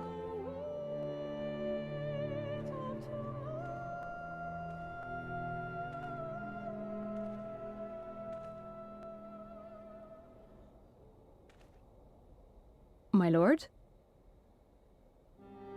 How many years have I waited for this moment? For the one possessed of her blessing. For you.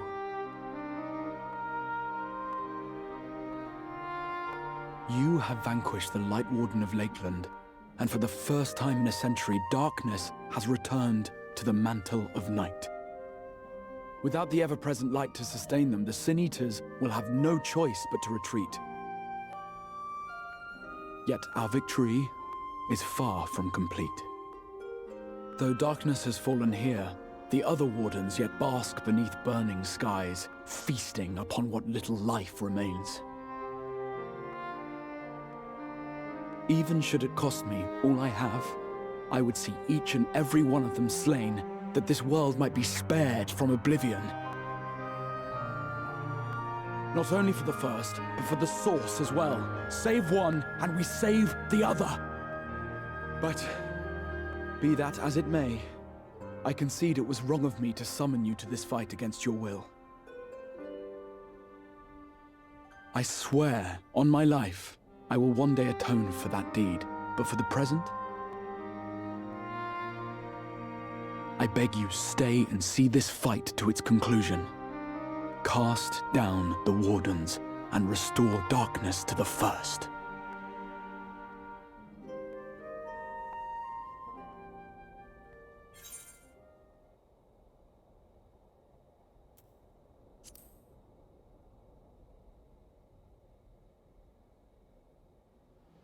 On behalf of the first, I offer you my deepest thanks.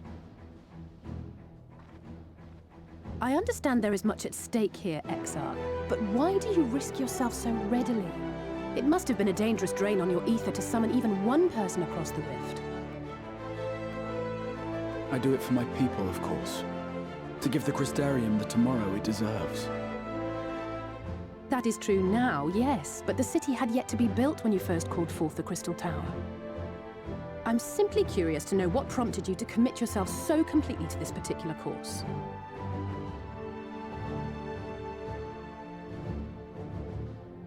There are things which we can ill afford to lose.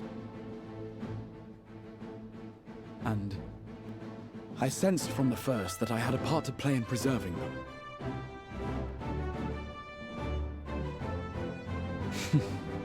Forgive me. I fear the events of the day may have taken their toll. Despite appearances, I am an old man. One burdened with many difficult memories, some too painful to recall. Well then, I'm sorry for pressing you. It's a family failing, I'm afraid. One which has served us well more often than not. Needless to say, we will continue to fight at your side until the last Sin Eater is defeated.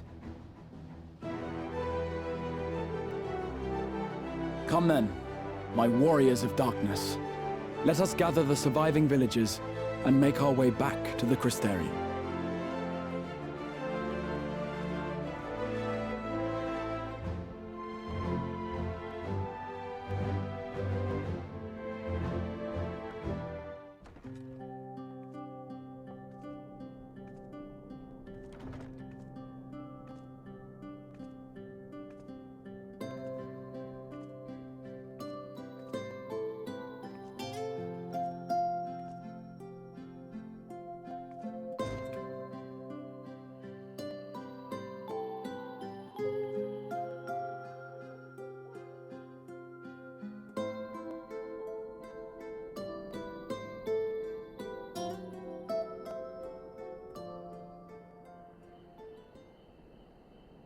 So it's your lot's turn to be the Warriors of Darkness, is it?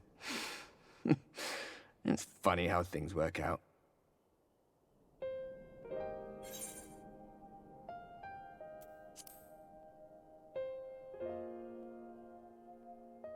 Well, I did warn you. I followed you to Yulmore and then on to Armarang, and I was there when you slew the Light Warden.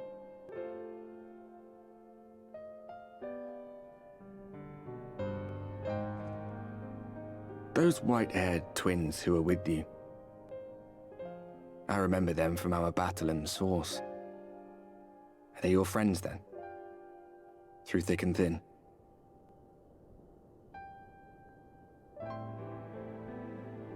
Aye. Then I suggest you keep them close. It's when you charge ahead trying to save someone else that you end up losing those you love. Not that you need telling, I'll bet you've lost plenty. But I wonder, what will it cost you this time? I don't remember when it was that I learned regret wasn't worth the bother. You get numb to it all over the years. The lost comrades, the broken promises, the abandoned principles. Just more nagging burdens to ignore.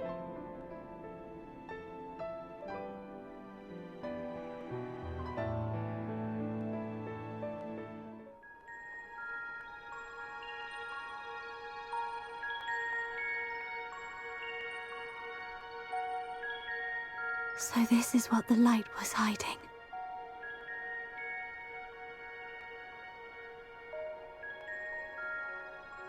She's here. I must go to her.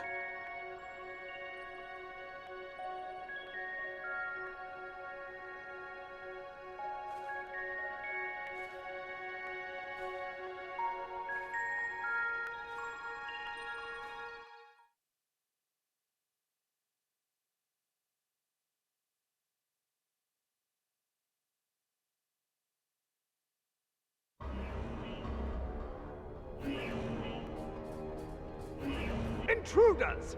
Fan out and find them!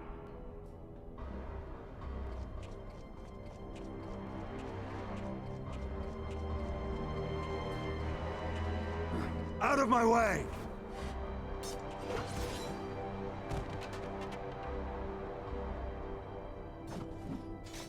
Stay your weapon. We are not your enemy.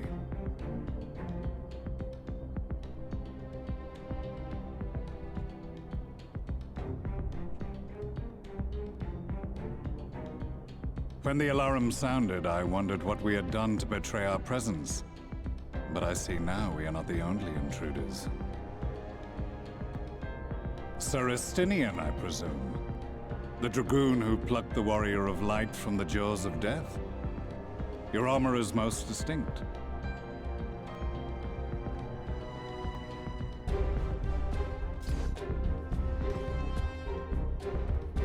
Much as yours once was.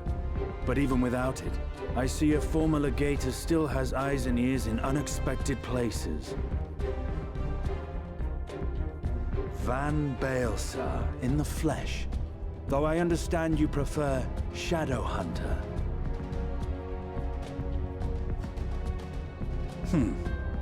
You are in contact with the Scions, I take it.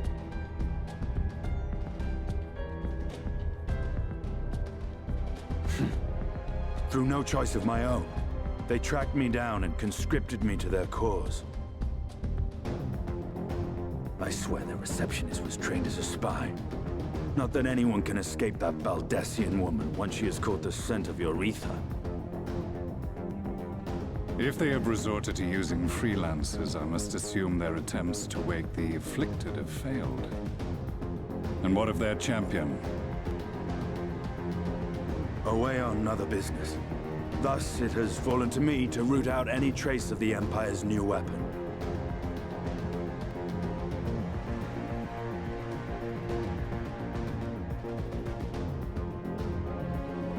If it is Black Rose you seek, you are too late. My people have already completed your mission here. Yet this is but one factory among many. When they caught wind of our efforts, they built additional facilities to ensure production continues unabated.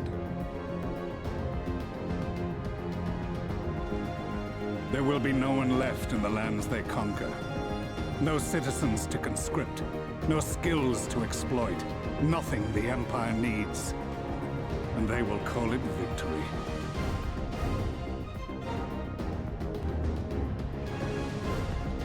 What exactly does this Black Rose do?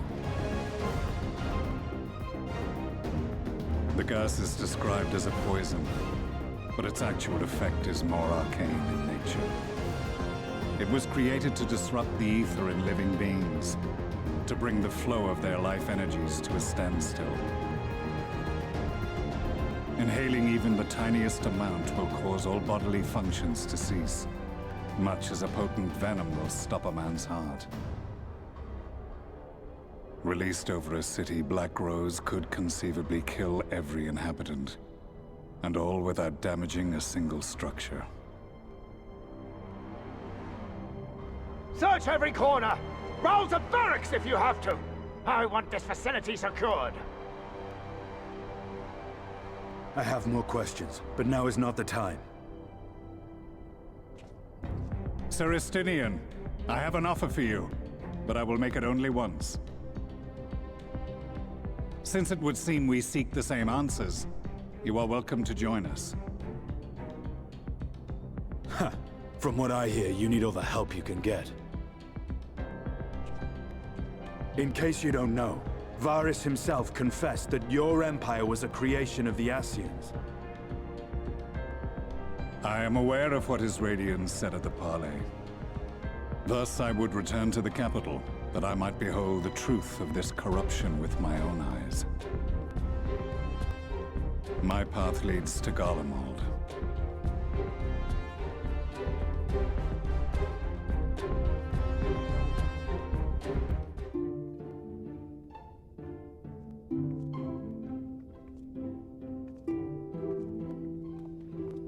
You have come at a good time. As you may have heard, we have something of a quandary on our hands.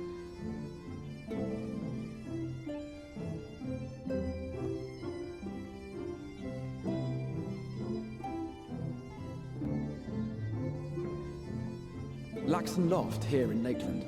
Yulmore has sent one of its airships. They have questions for us concerning the death of the Light Warden. Their emissary makes his way here even as we speak. I suppose the sky does rather give the game away. Indeed. 'Twas inevitable they would come knocking. The only question was how soon.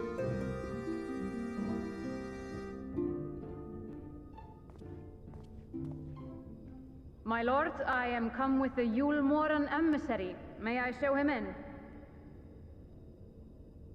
A moment, Captain, if you would.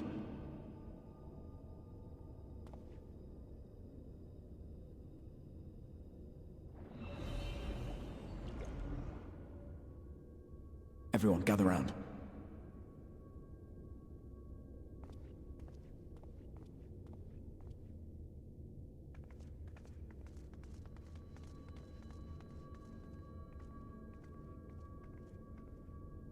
I do not wish to show our hand prematurely. Forgive me this liberty. Vanish.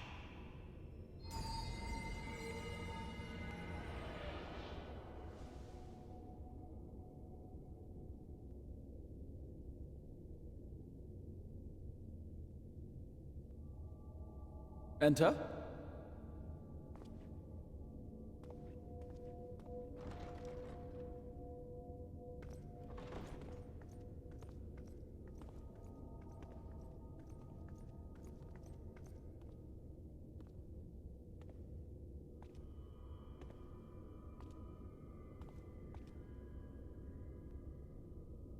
Well, well. The commander of the Yulmoran army himself. To what do I owe the honor, General Ranjit?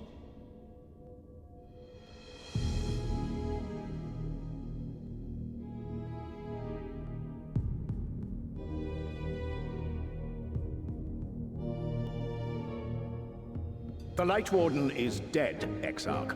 Were your people responsible? You are clearly in some haste, my lord.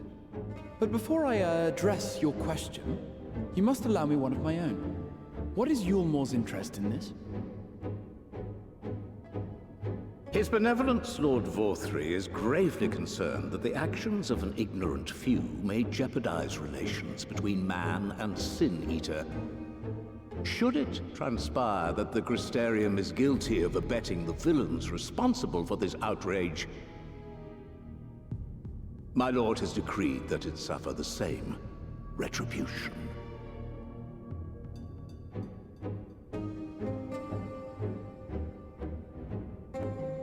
I see. Since you have been so candid, I too shall speak my mind.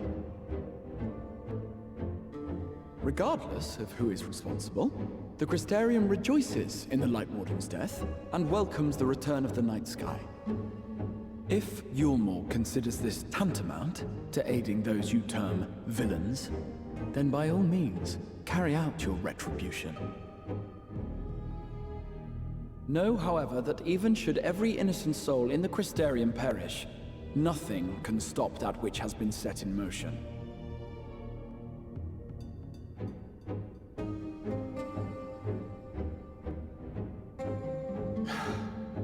Folly. The death of one or 1,000,000 Sin Eaters changes nothing. The world is dead, and writhe as we might, like maggots in its rotting course, it will not be reborn. Only by my master's grace may we live out our days in peace. But I waste my breath. You have made your stance clear. I shall relay your words to Lord Vorthri. In the meantime, you would do well to counsel any here who have done more than merely rejoice in recent events, to throw themselves upon Yulmor's mercy, promptly.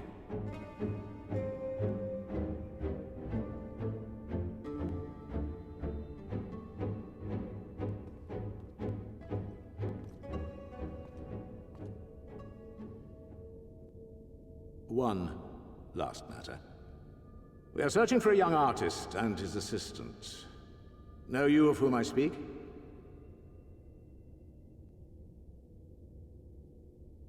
An artist and his assistant, no. I cannot say I do. What a pity. Should they reveal themselves to you, I bid you hand them over at once. My master is most eager to see them again.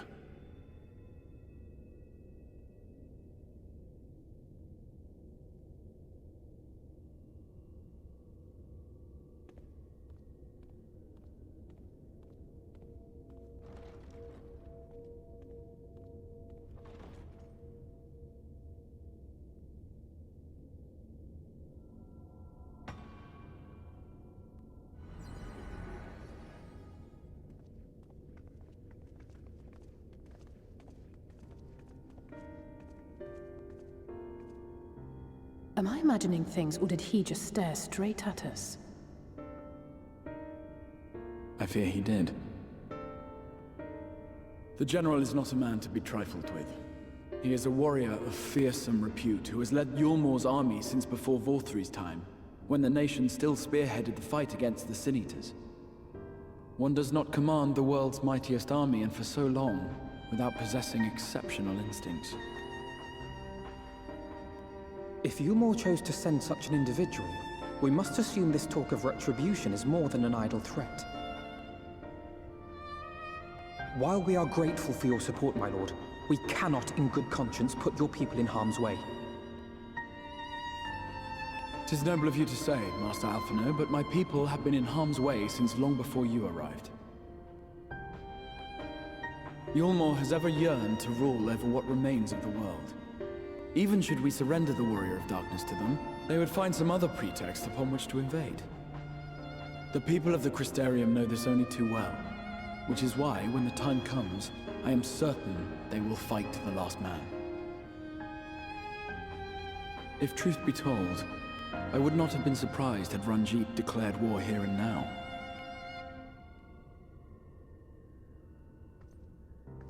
He may have reason to delay. According to reports, the Yulmoran forces at Laxan Loft were observed taking a prisoner. A young woman believed to be none other than the Oracle of Light, Minfilia. It may be that General Ranjit wishes to convey her to Yulmor before commencing hostilities. Having mentored generations of Minfilias, it would not surprise me if he had made her capture his chief concern.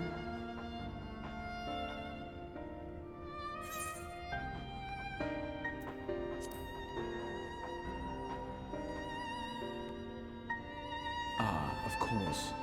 How remiss of me. I had intended to speak to you of Minfilia. There is, however, much to say, and precious little time in which to say it. I think it best that you seek out Maren at the Cabinet of Curiosity. He'll be able to enlighten you. Alphino, Alize, would you care to accompany your friend? You doubtless have insights of your own to offer on the matter. All right, though I'm still not sure I understand it all myself. In the meantime, I will set about making provisions for war.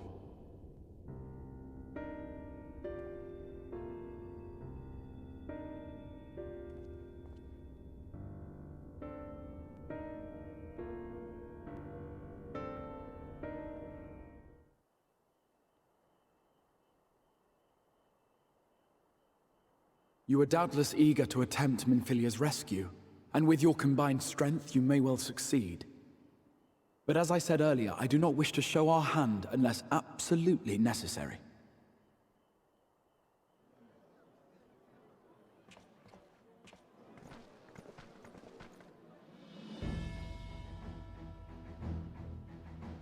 "'Twas not merely the night sky that you restored to us, but hope. Hope for the future of Norvrand. Unlike you, we cannot contend with the Light Wardens, but so long as hope burns in our hearts, we will fight on regardless. This I will prove to you."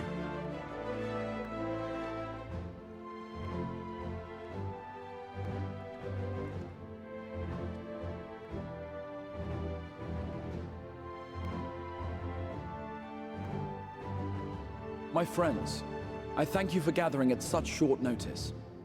There is something I would ask you all. As many of you are aware, I received an emissary from Yulmor a short while ago in the form of General Ranjit. To my dismay, the General condemned the slaying of the Light Warden, and warned me in no uncertain terms that, should the Crystarium cast its lot with the Warrior of Darkness, there would be war.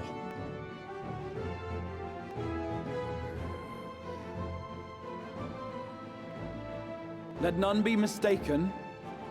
We would be hard-pressed indeed to resist the might of Yulmor. Some would even call it suicide. And yet my heart cries out to fight. Better that than relinquish the hope that swelled in my breast when I beheld the night sky for the first time in 100 years.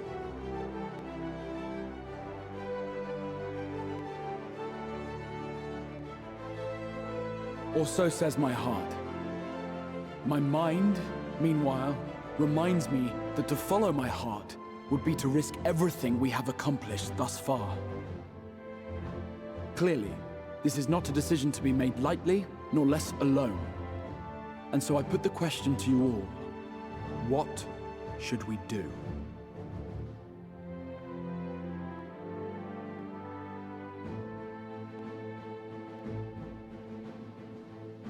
My lord, you already know our minds. It brought tears to our eyes to witness the knight's return. The whole of Norvrant deserves the same, and not just because some children's story tells us so.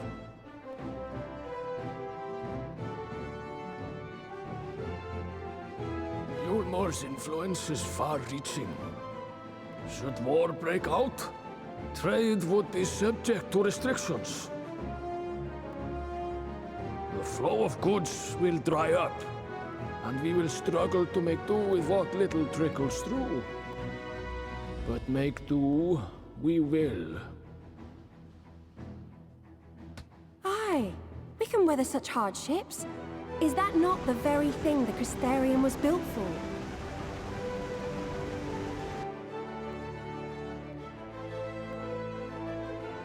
We have always taken pride in our ability to sustain ourselves. Not just to endure, but to thrive. When all falls down around you, rise up. Those were your words. There may come a day when all hope seems lost, but even should the rest of the world give in to despair, we shall not. We shall fight on, that our children and our children's children might know a better tomorrow. Rousing words apart, I never much cared for those Yulmoran bastards anyway. No better than common swindlers, most of them. Wouldn't know a fair deal if it came up and kissed them on the arse. Trust you to spoil the moment.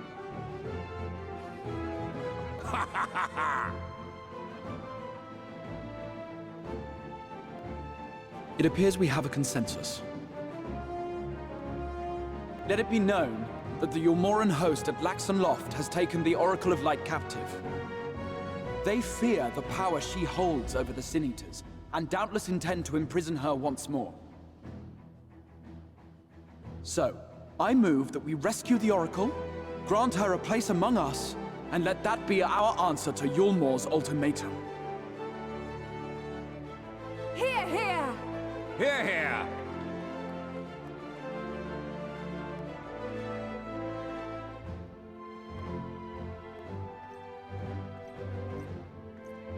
In planning a strategy for the rescue, I open the floor to you all.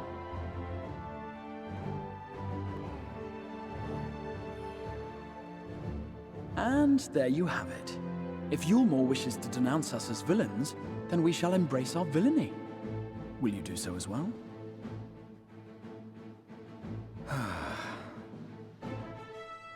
We will not be outdone. Consider us your partners in crime.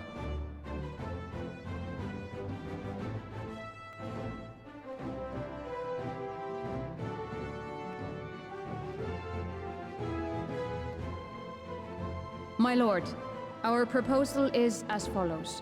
We begin by deploying Amaro to occupy the skies over Lakeland. They should serve to delay the airship's departure.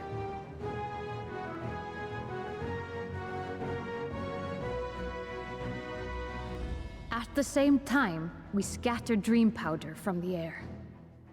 Not all will succumb to its effects, but it should thin the enemy's numbers, affording us an opening to swoop in and liberate the Oracle.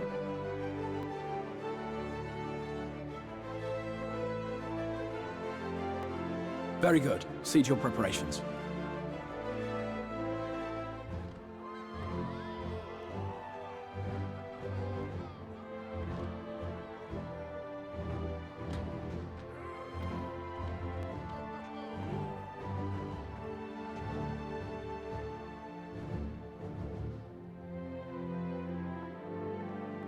And what exciting crimes would you have us commit? Speaking for my fellow villains, I'd say we're capable of most things, though we draw the line at indolence.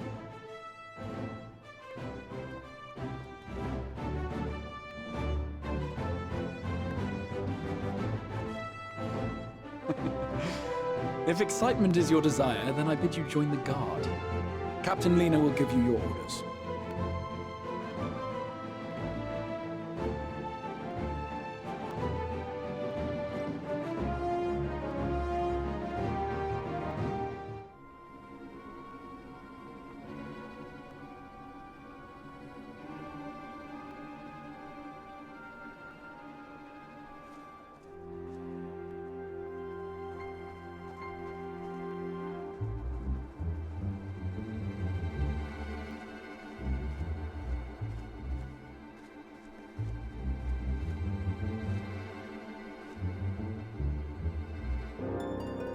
Keep moving.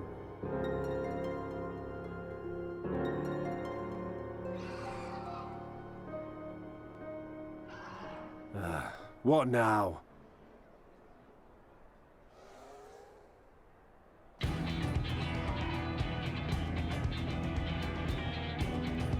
The Crystarium, I guess. Desperate fools. It'll take more than a handful of overgrown lizards to ground us.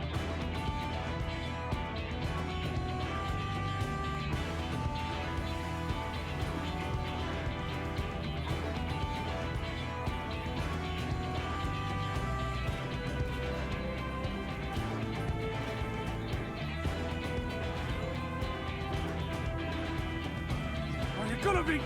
Sound the alarm!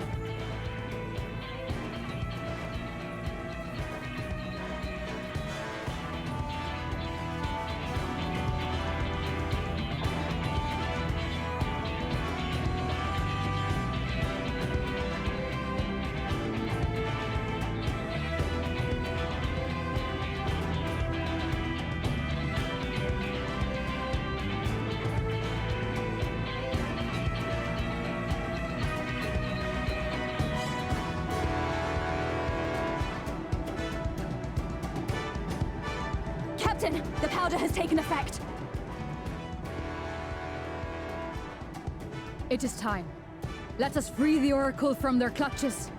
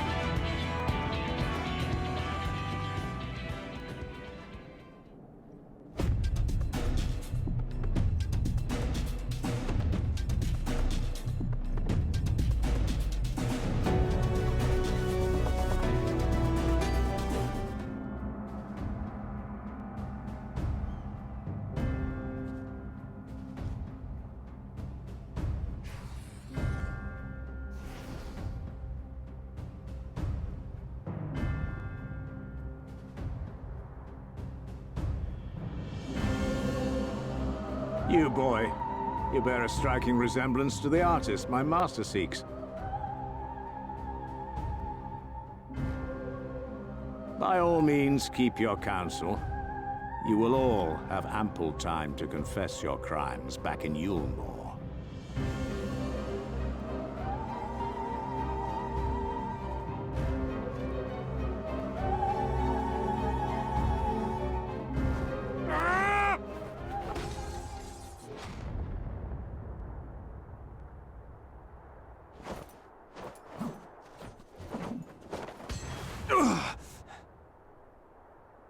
Thancred?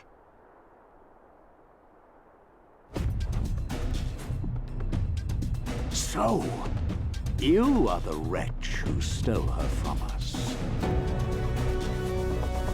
And what if I am?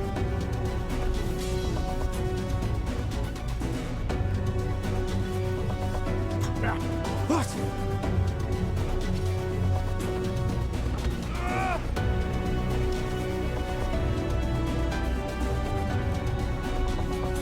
Pathetic.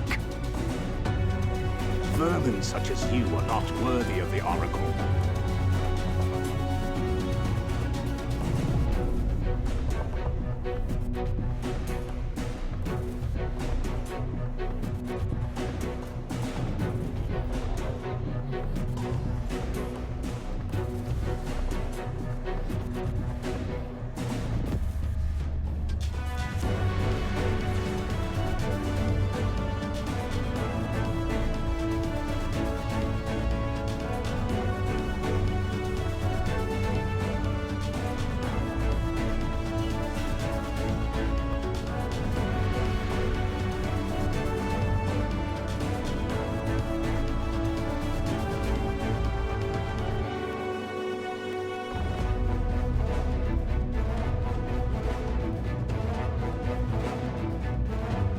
Break!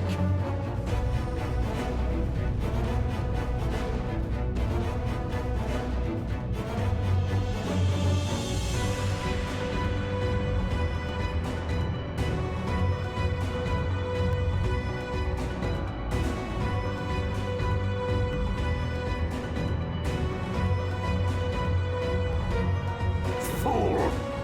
You would see your city razed? I would sooner see it razed than conquered. Suffice it to say, we are ready to receive you. What now, Exarch? Will you face me yourself?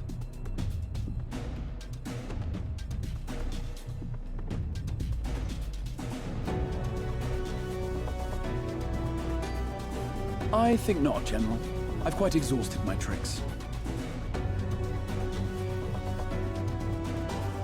If you mean to give chase, I will not stand in your way.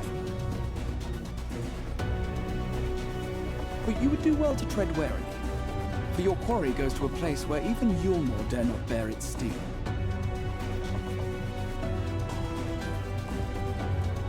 Ilmeg, the Fairy Kingdom.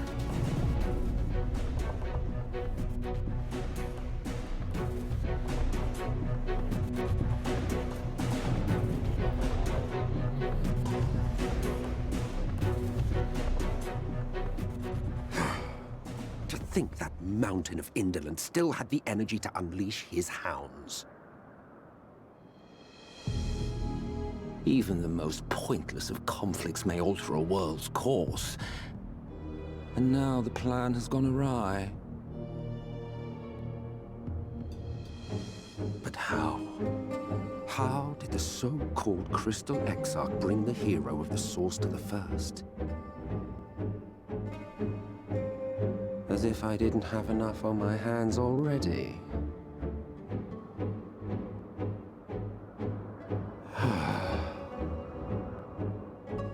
Then again, with a soul such as that,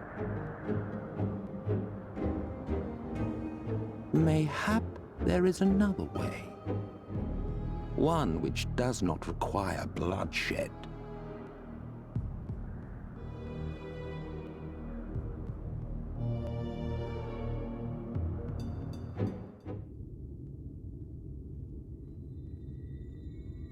Not so long ago, here in the shadow of the northern ranges, lay the great kingdom of Verbert.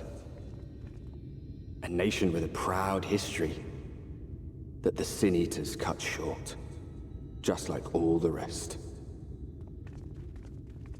Since that time, these lands have become a haven for Fey folk. Dreamers frolicking amidst the ruins of a forgotten realm.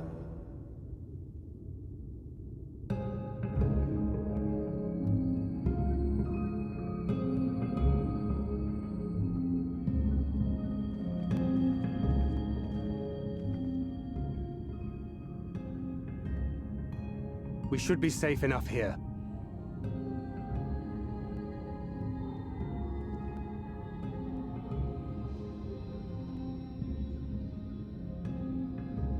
It's good to see you again, my friends. I don't know about you, but it feels like years since last we met. 5 of them in my case. Why, it only feels like 1 to me, but long enough to warrant a more convivial reunion either way. What brought you to Laxon Loft?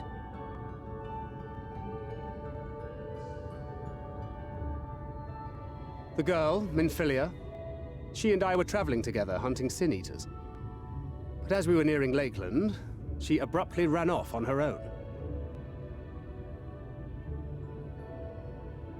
I found her too late to stop the Ulmorans from taking her prisoner. And as I was considering rescue options, I observed that the Crystarium was on the move. So I consulted the Exarch, who apprised me of the details of the operation and issued me certain instructions. Should the situation take a turn for the worse, I was to see you all safely to Ilmeg. And here we are.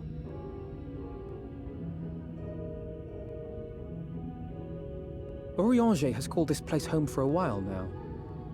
Yet we have never called upon him, I am ashamed to say. 'Twas only at the Crystarium that we met. Hardly surprising. This is not the sort of place one visits on a whim.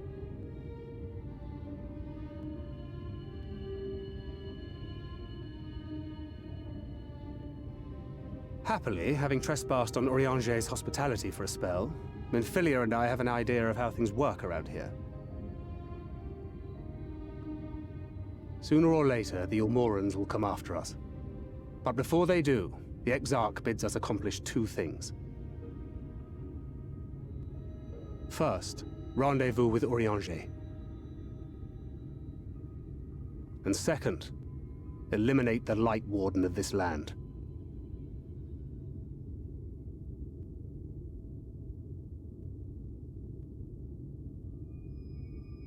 So, Minfilia. What made you leave Thancred behind, if you don't mind me asking?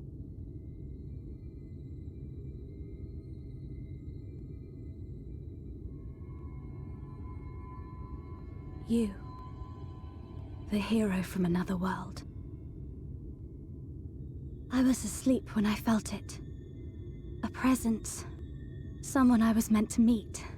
They were close and I knew I had to go to them. But with all the commotion in Lakeland, I was afraid that Thancred wouldn't let me. And would I have been wrong? Had I arrived a moment later, you would be back in your cell in Yulmore. And now we have Ranjit snapping at our heels. You really have outdone yourself this time.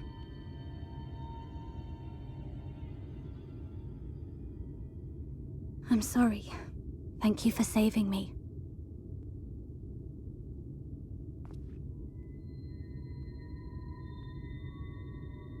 Oh, poor thing being scolded so.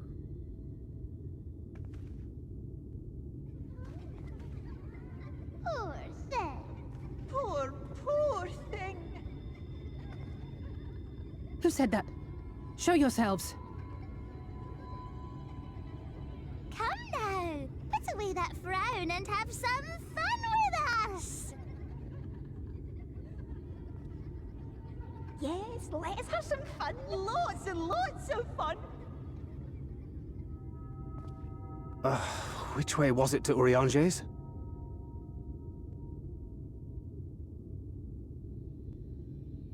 We've been there so many times, but I can't. Why can't I remember?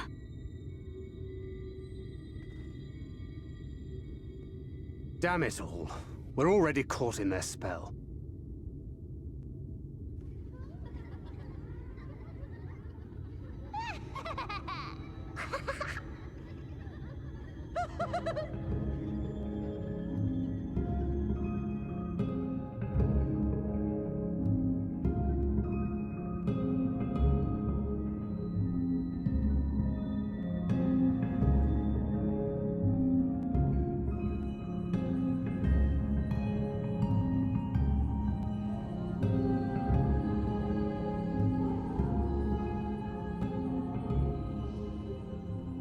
Farasitha, Kracleath.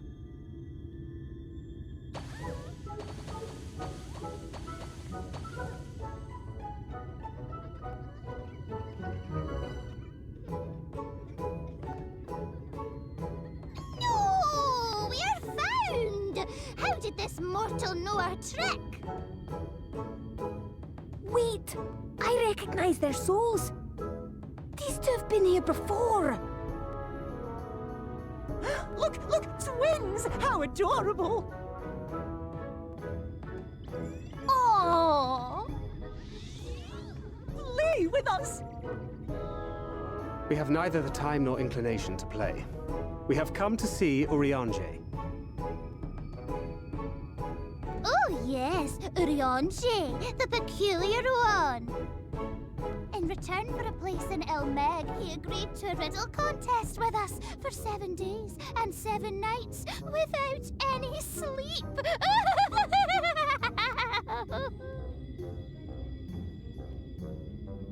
Oh, that was so much fun! We must do it again! I'm sure he'd be delighted. Now, if you'd be so kind as to lift your spell.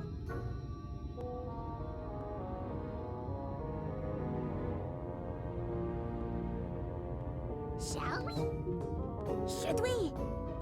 Would we? What now? I don't know, but this is their home, so we must indulge them.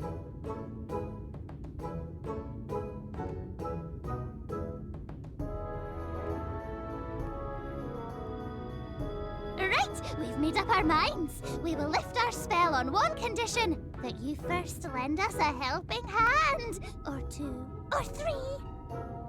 Once you've helped solve all of our troubles, we'll let you see Urianger, Pixie's honor.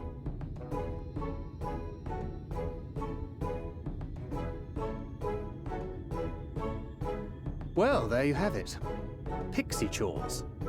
I suggest we split up.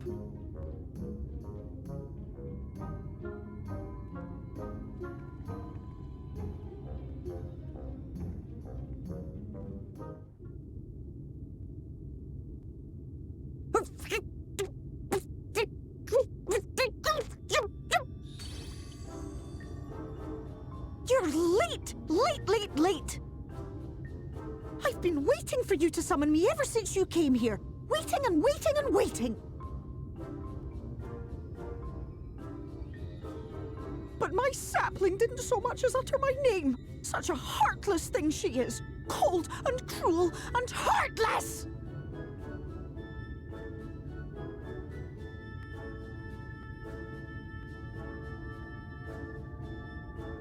Another self-important little brat. Just what we need.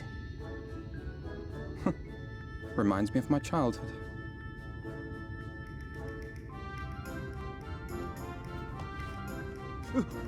All right, I'm sorry. It was a joke. Honestly, just a joke.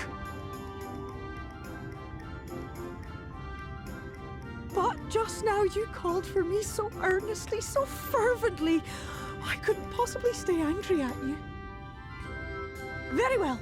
As your lovely branch, I will lend you my strength.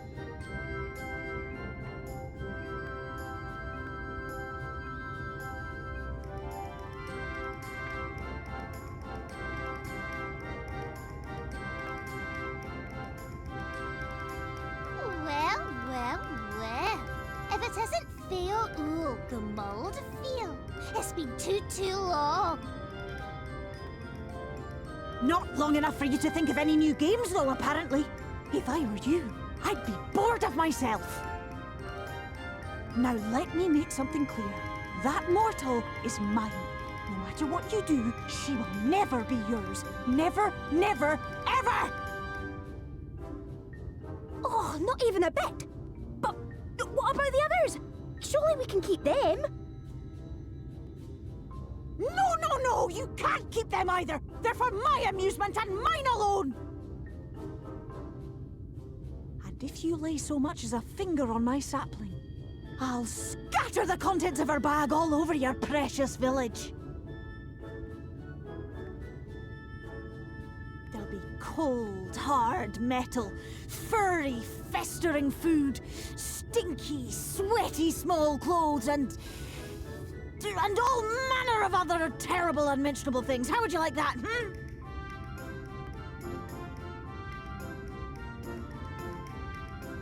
All right. But will you not at least let us play with the twins? Just while the others go and see Urianger? Aye, aye, that's all we ask. And we promise we'll play nicely. It seems we won't be joining you. Aye! We'll reveal the hidden Vernick to you at once.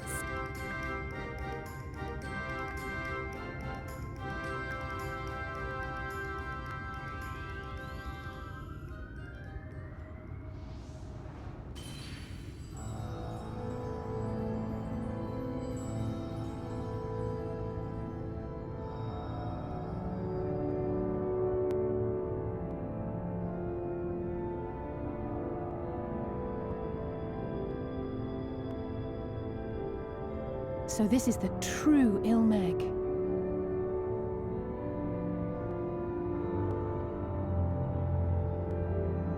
How are you feeling? Better. I think I remember the way now. Apologies for the delay. Shall we go and see Urianger? Your lovely branch is useful, yes? So whenever you're in trouble, you must remember to make use of me!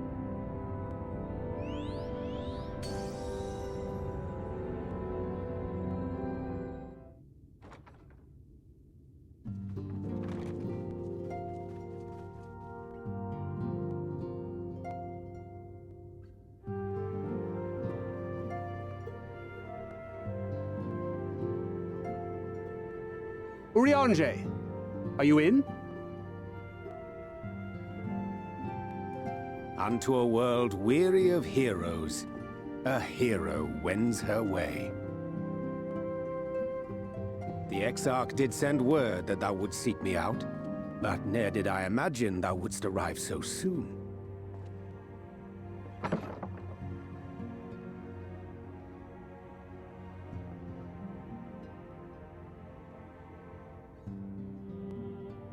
Full glad am I to see thee once more, my friend, and none the worse for thy travails.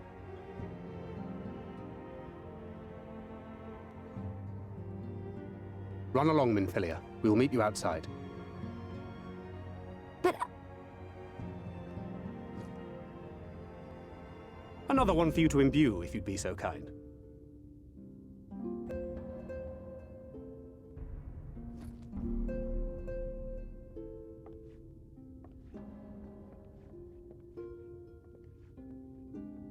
I take it thou hast met with our other comrades already?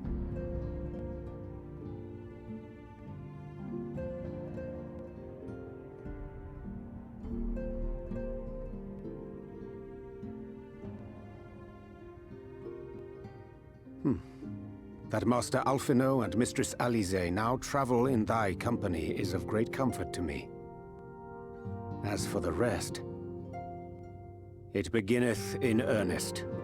The hunting of the Light Wardens, and perforce the war with Yulmore. Hark thee then to my words, and through them behold the vision that I did glimpse, that of the 8th Umbral Calamity.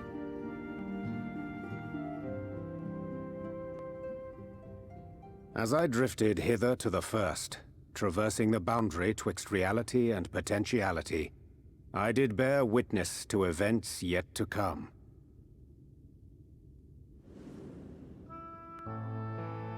There I saw the combined forces of Eorzea and the Far East offering fierce resistance to the legions of Garlemald. So fierce, in fact, that they did begin to push the enemy back. Ilm by painful ilm at first, then Yalm by Yalm, and Malm by Malm in time. Yet the joy they felt was short-lived, for in so doing they did force the Empire's hand.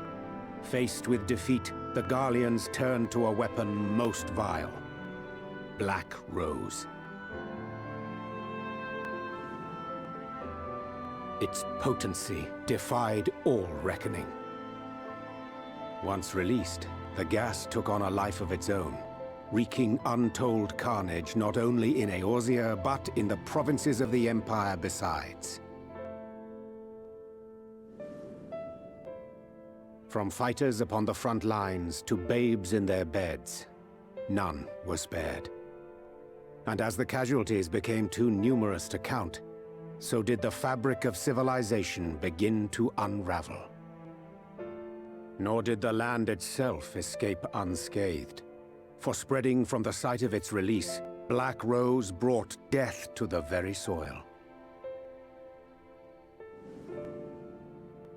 To survive amidst the chaos and upheaval, men came to live by the sword, the rule of law giving way, inevitably, to the rule of might.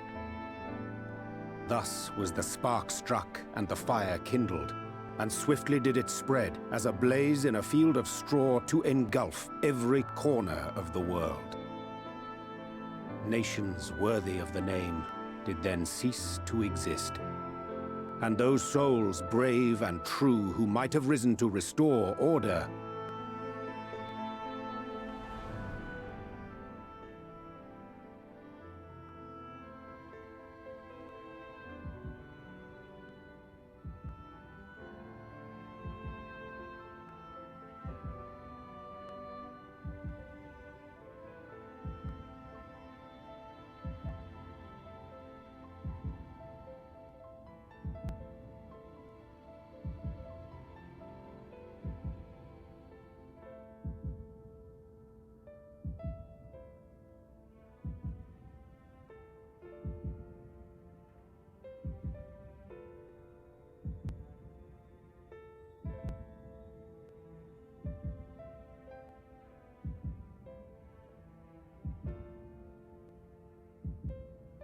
were no more.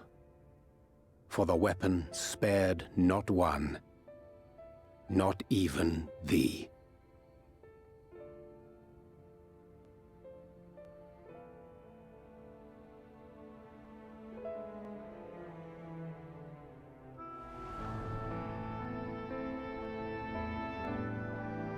An endless age of war, begotten by the blight of Black Rose. Such is the legacy of the 8th umbral calamity which I did behold.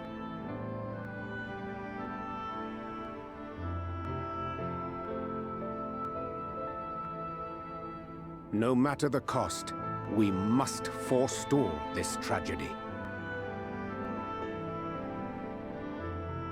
To that end, I have labored during my sojourn in this world, discovering in so doing the answer to a pressing mystery.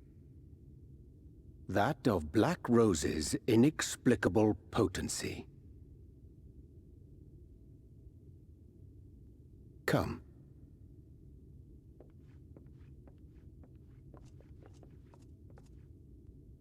Dost thou recognize yonder chart?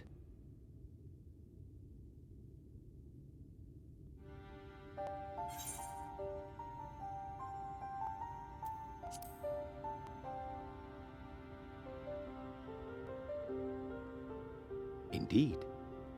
'Tis a rendering of the elemental wheel, such as one might find in classrooms across the source. As the chart maketh plain, our world is composed of 6 elements, in addition to which there exist 2 poles in fundamental opposition. Astral, the active; umbral, the passive. As a reflection of the source, the first naturally compriseth the selfsame forces. Yet, curiously, there is a notable divergence in their nomenclature. To be specific, the denizens of this world employ not the terms astral and umbral.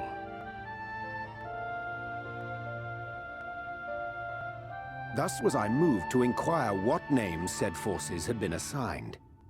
A simple question which yielded a most unexpected answer.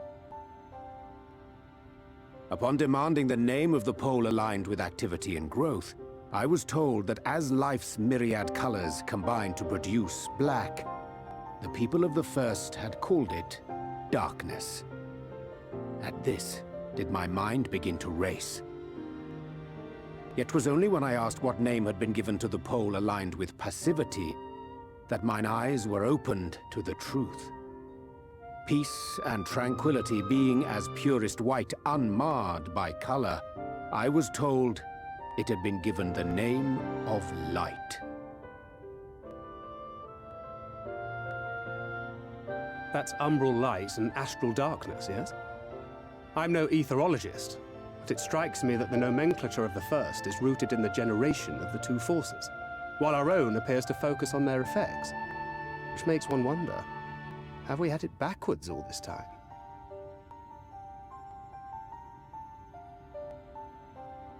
"'Tis indeed a compelling question, and one which beareth closer examination. Yet what knowledge we already possess sufficeth to explain the chain of events.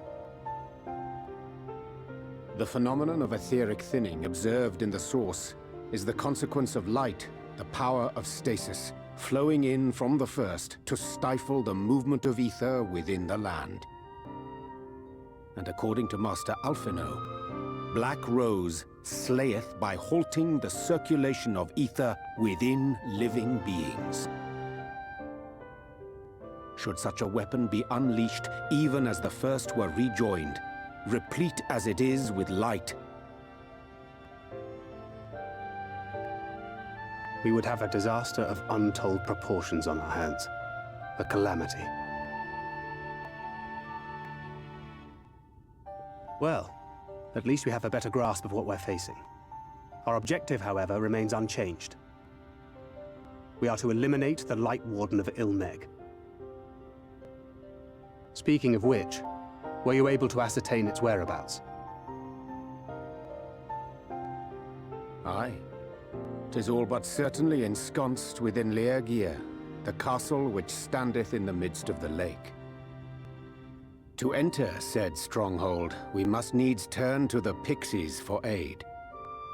Fortunately, I have become quite adept at courting their cooperation. Henceforth shall I accompany you, and do all in my power to ensure that my vision doth not come to pass.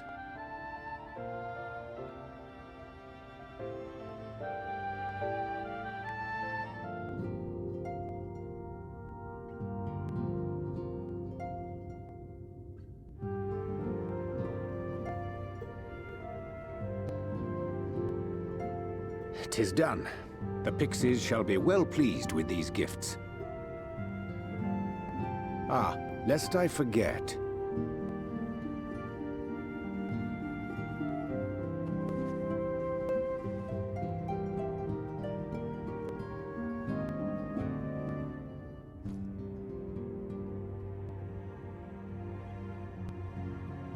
White auracite, newly forged for thy use.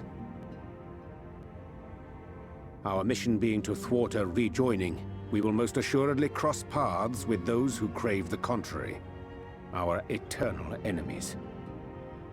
Thus did I choose to abide in this ether-rich land, the better to fashion a trap for the Ascian's essence.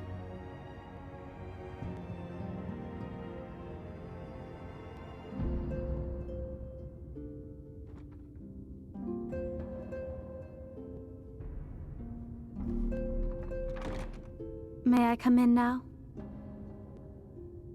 You may indeed, assuming you've finished.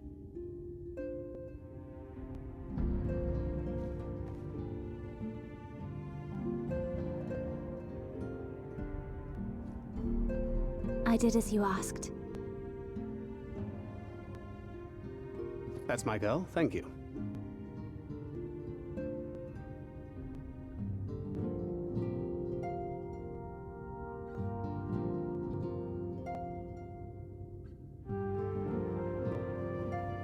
I should probably explain. Though my body remained behind in the source, its limitations saw fit to accompany me, which is to say, I cannot manipulate ether. I took up the gunblade for its defensive advantages, but on account of my little impairment, I cannot imbue the ammunition myself. Luckily for me, Minfilia has quite a talent for it. Minfilia, once we set forth, we are not like to return for some while. If thou wouldst choose tomes to take with thee, let it be now. Really? May I? Of course, my dear. Yet have care thou dost not add overmuch to thy burden, lest I incur Thancred's ire.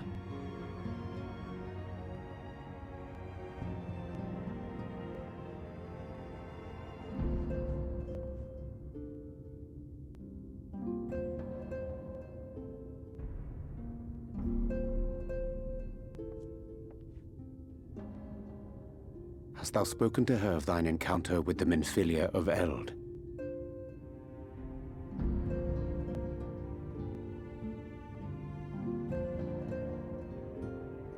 Well, I suppose now is as good a time as any. As you know, I freed young Minfilia from captivity in Yulmore some 3 years past. Not long after, the two of us journeyed to the south of Armareng, to the edge of the Empty, where the flood was halted. 'Twas there that she awakened. The Minfilia of old. My Minfilia.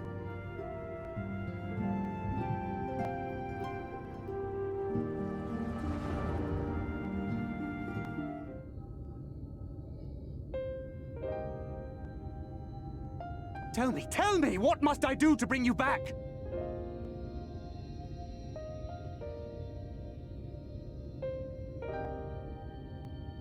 My dearest Thancred, as I am now, I am no different from an Ascian.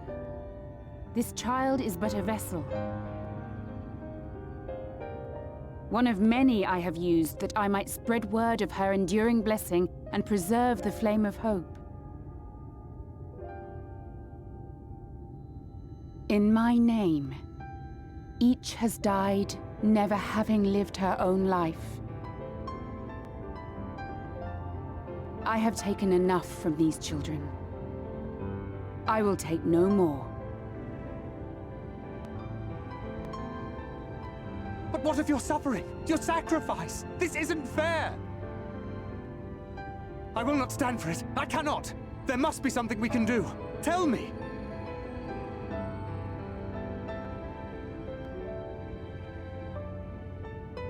Should the day come when this child grows weary of fighting and wishes to cast it all aside, then shall I take up her burden.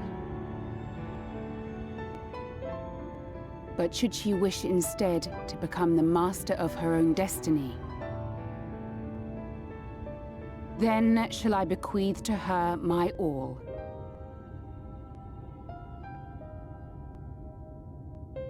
Imbued with the strength that I reserve for rebirth, she may come to wield my powers as her own. And what of my wishes? What of Flamine's? What of all the people who love and care for you and want nothing more than to see you again?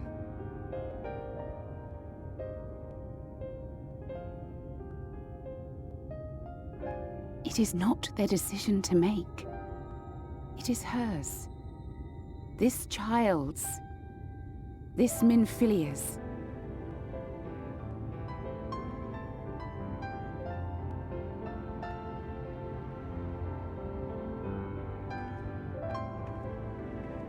You have ever watched over me, Thancred.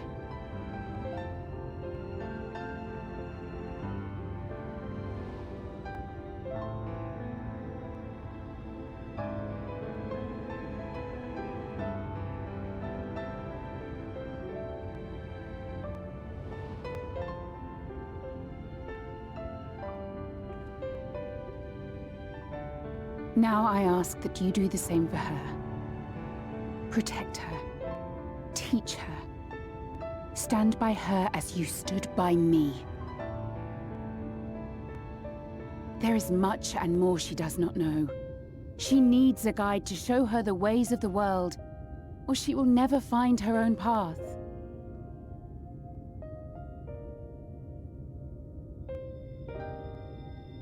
When the time comes, you will find me here. Until that day.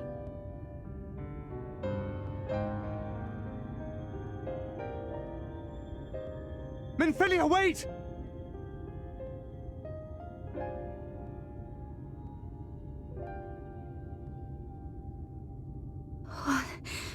What happened?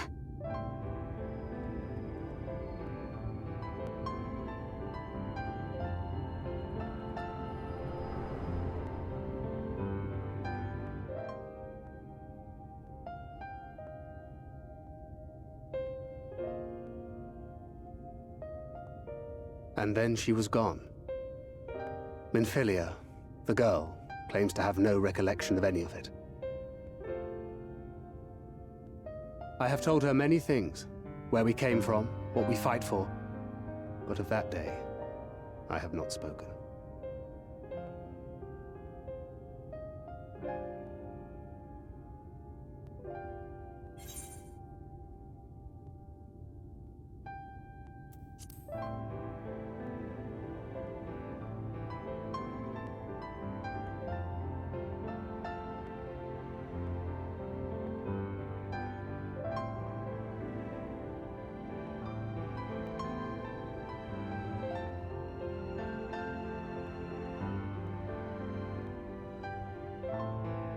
With the coming of another possessed of the blessing of light, the first hath begun to rise up in defiance of its fate. The question remaineth, however, who shall take up the flame of hope which Minfilia hath borne for so long? Whether we will it or no, the choice must soon be made.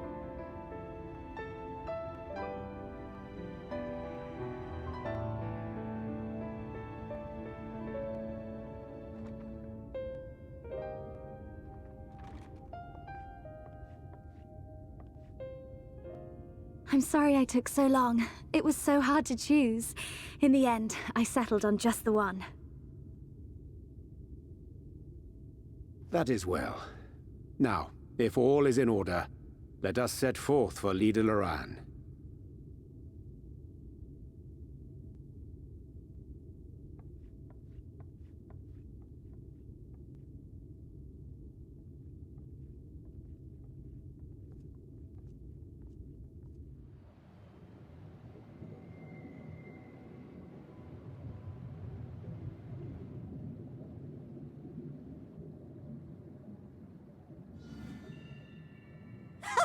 Wilford! Wilford!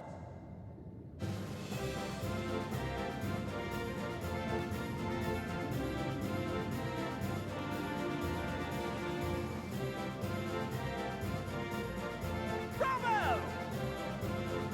Amazing! Jolly good show. Oh, you do not hold back.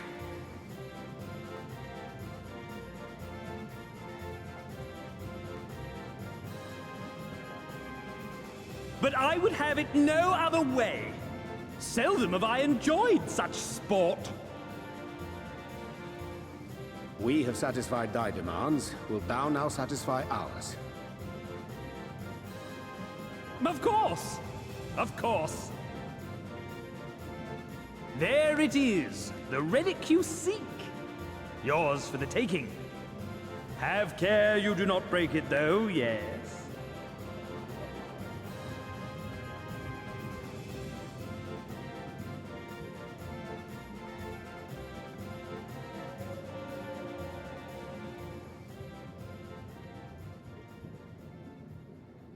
Ah, but you, my friend, you are mighty indeed, and pleasing to the eye besides.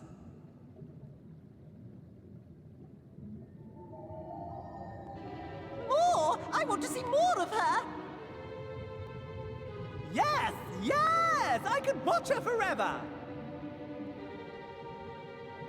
Why don't we just make her one of us? Yes! One of us! One of us! One of us! One of us! One of us! One of us! One of us! One of us! One of us! One of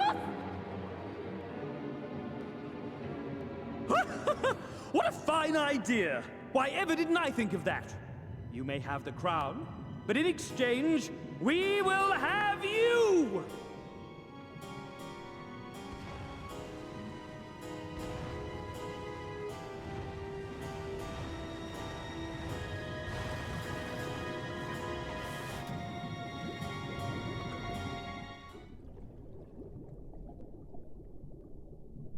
Wake up! Wake up, damn you!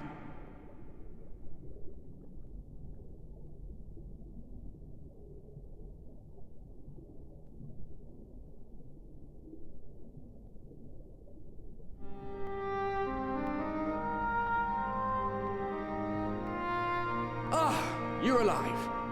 Thank the gods. I don't know where you learned to breathe underwater, but it's lucky you can.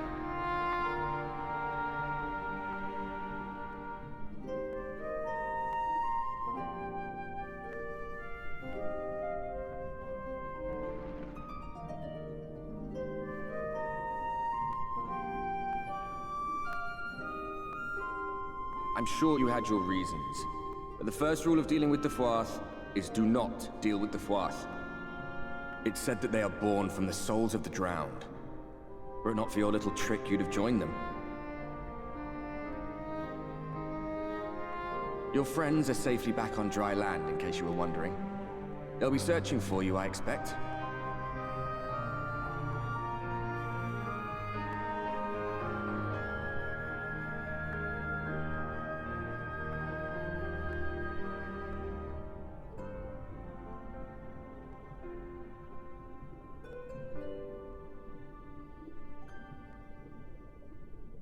That's the royal capital of the Kingdom of Verbert down there. It's seen better days. They were a stubborn lot, the Verbertites. Set in their ways. But once you got to know them, you couldn't find a more welcoming people. It always froze over in winter, being up in the mountains. So we'd pull up our chairs round the fire and trade tales over steaming bowls of lamb stew, while the street lamps burned hot and bright outside.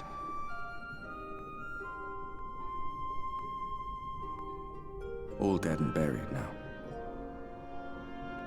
Them and anyone else who might remember. Everything we did. Everything we gave. What was it for? I wonder... I hope you'll have a better answer than this when all's said and done.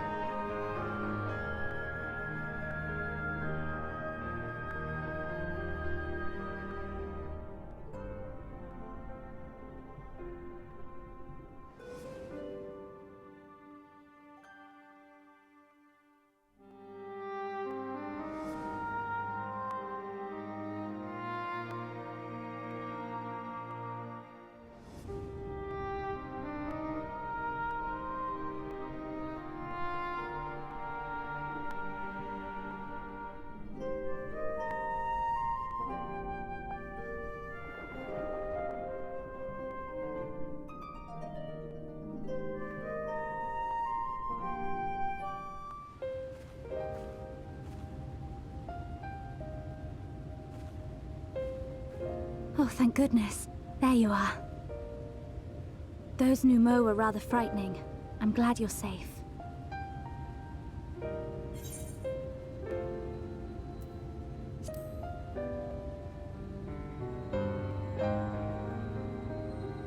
I haven't seen much actual combat, so I was a little nervous, but I'm happy I could help. The Minfilius before me battled Sin-Eaters as part of the Yulmoran army. But that had all changed by the time I was found. They held me captive, so that I wouldn't follow in the others' footsteps. I'd still be in my cell now had Thancred not spirited me away. When he found me, I knew nothing of the world. I didn't know how to live, let alone fight.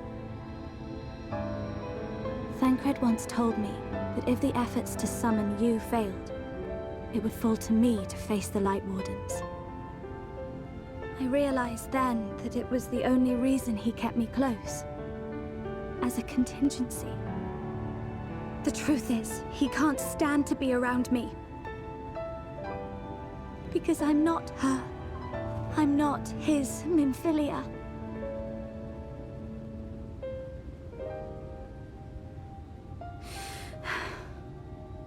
Once, we journeyed to Nabatha together, to the place where the Oracle appeared and stayed the flood. As we drew near, I felt as though I was fading away. I shut my eyes and covered my ears, and then... I'm not sure what happened after that. I have a vague feeling that I said something to him. Only it wasn't me at all. It was her. Afterwards, Thancred didn't say a word. Only kept to himself and brooded. There's nothing I can do for him. Nothing I can offer but my presence, though it only reminds him of his loss. She should be the one to live on. That's why I tried to find you, because I knew that was what she wanted. But now that you're here, I'm not entirely sure what it was she intended me to do. Was I meant to tell you something, or bring you to someone, or somewhere? I can feel the answer at the edge of my mind, just out of reach.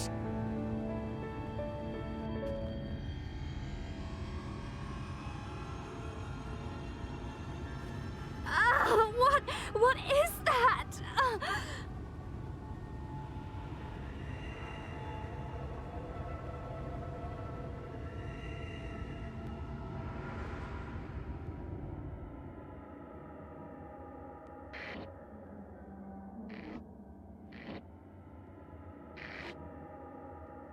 Why?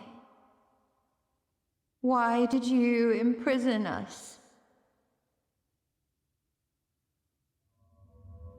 Such boredom, such tedium have we suffered. It is unfair. Unfair.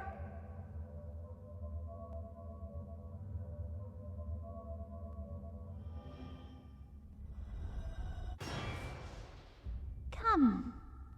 Come and play with us.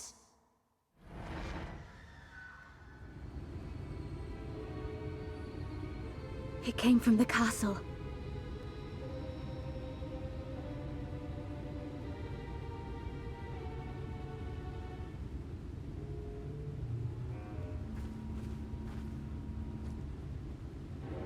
This is everything I have. Please see it delivered to the Nemo. I will bear word to Thancred and the others.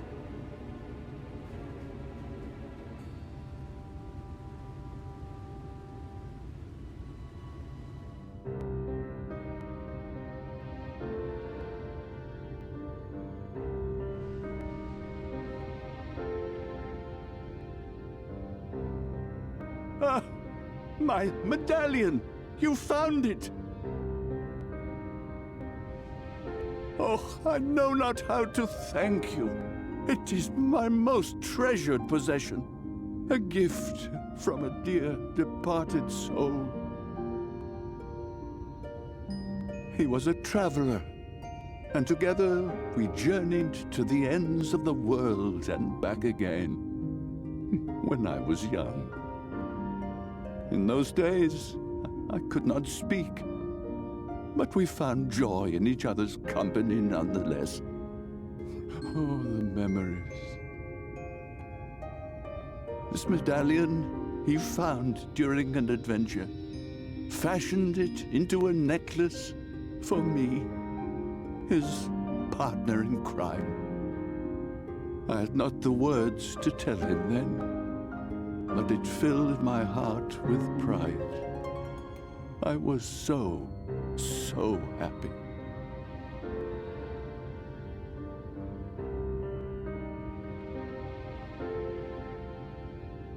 His name was Artbert, and he was my friend. Ardbert, thou sayest? Everyone blamed him for the flood, him and his comrades. Some few spoke up for them, of the many whose lives they had touched. But as the years went by, their voices were drowned out by those who only uttered the adventurers' names as a curse. It was too much to bear, and so I left behind men and their lies, and came to this place.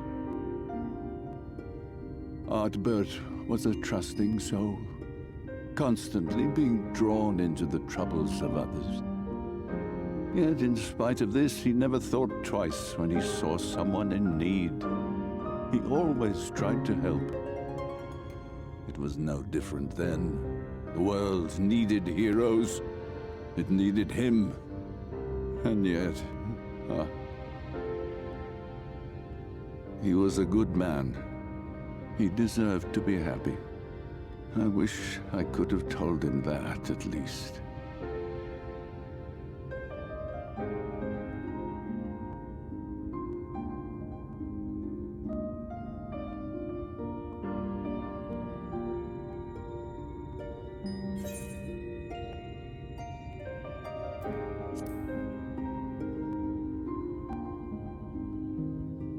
You remind me of him. Your kindness. When we Amaro were created, we were granted the ability to perceive souls. Thus did we recognize our masters. That ability has long since faded from our kind. But due, perhaps, to my reversion, I can see your soul. Faintly, but surely. It is reminiscent of Ardbird's. Strikingly so. Of course, you are you and no one else. We are defined not by the soul we are born with, but the path we walk. Nevertheless, I cannot help but feel that this is more than mere coincidence. Which is why I will place my faith in you. The relic. It is yours.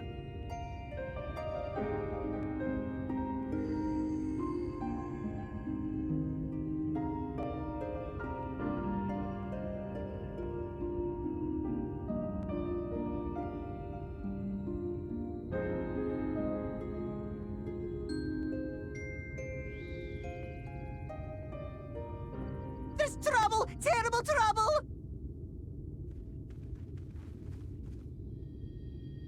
Has something happened at Lida Loran? Together with the twins, we were playing tricks on some nasty mortals to stop them from setting foot in Il Meg. At first they ran off screaming, which was lots of fun. But then a scary, bony, wrinkly old mortal came along and spoiled everything. None of our tricks seemed to work on him, which is no fun at all. And now they're getting closer and closer. Ranjit. If he manages to find his way in, all our efforts will have been for naught. As thou sayest.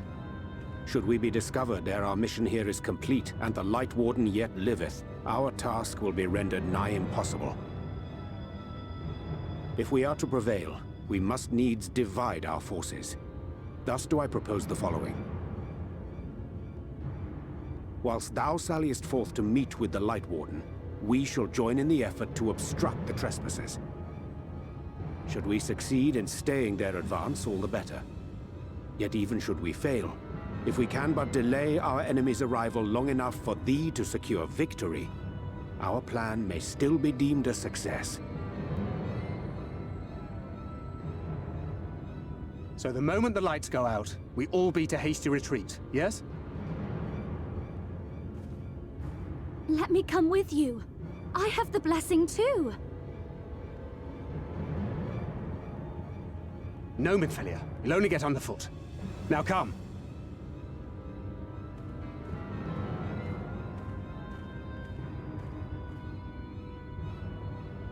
I wish there were more I could do. Please be careful.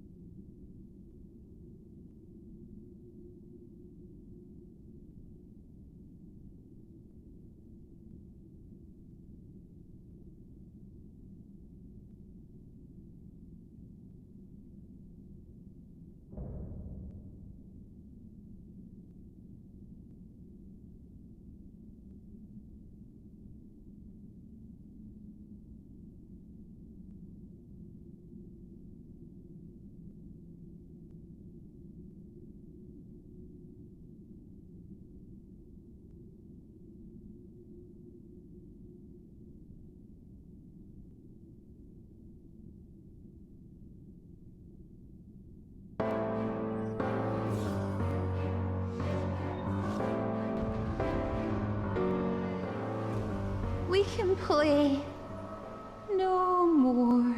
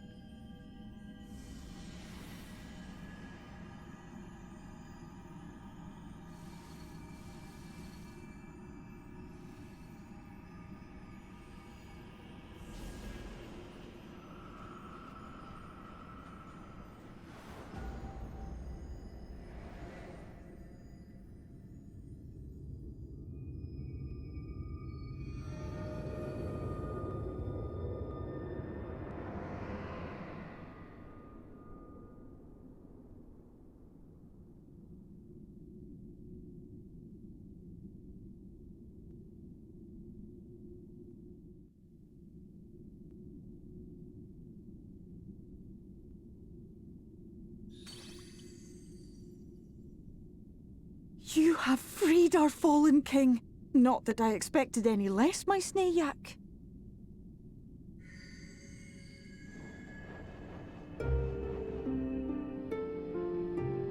The dress, the crown, the scepter, the shoes. The time has come for these relics to serve their true purpose. For they are not only keys to the castle, they are also blessings to be bestowed upon the new king. The way into the castle is opened when it is time to relieve the reigning monarch of the throne. And the brave soul who does the deed has the honor of taking their place. However, should you ascend the throne, you will become one of us, never again to live as men do.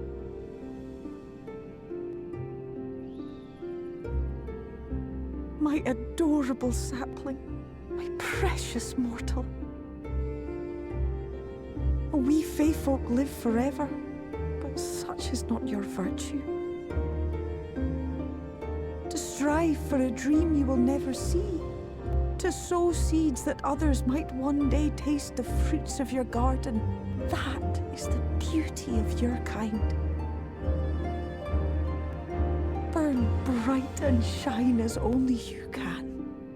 These blessings, your lovely branch will accept in your stead.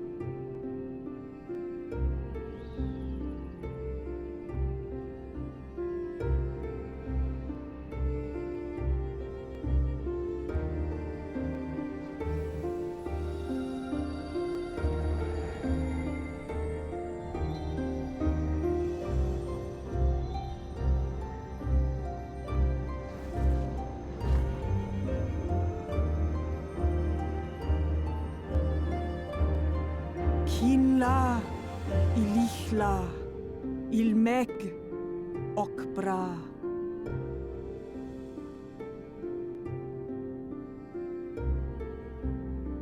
Now, shall we attend to those unwise enough to trespass in our realm?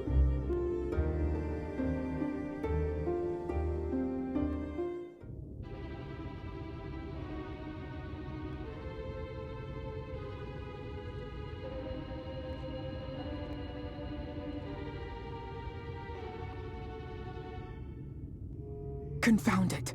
How did they get here so fast?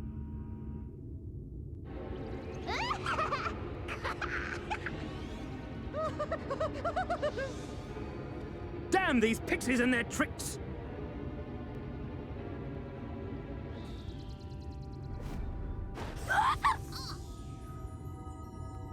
How in the seven hells?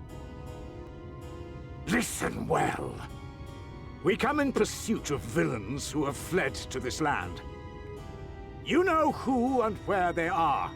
Now show yourselves and answer me before I lose my patience. Ow! Stop! It hurts! It hurts!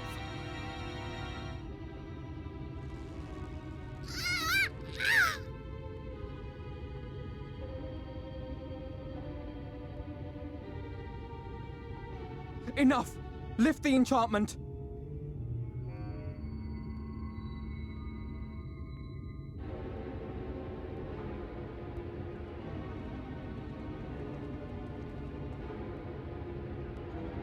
Minfilia, willful child. How many times must I come to collect you?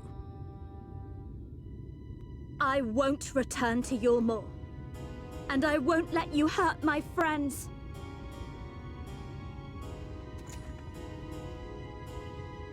What is this stance? Where did you learn it?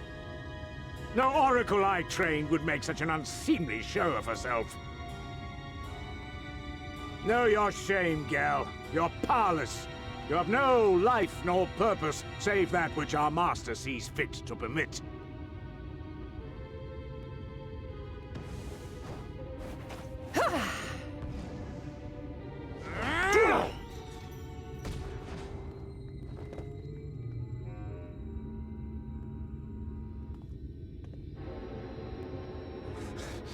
Who are you to dictate her purpose?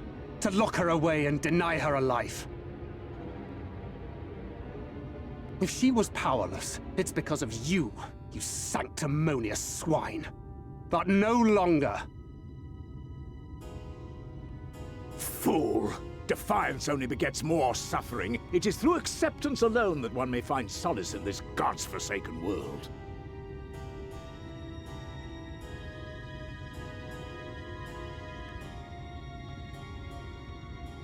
Look! The sky!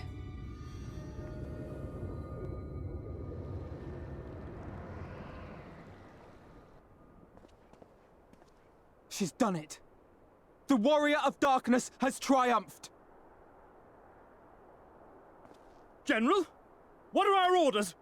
What do we do? We do what we came to do. Subdue this rabble and find the Warrior of Darkness. Forward, men!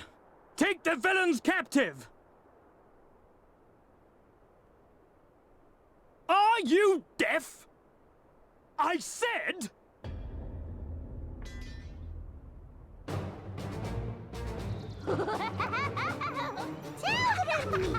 Axla Orwain! Axla Orwain! What? What's happening?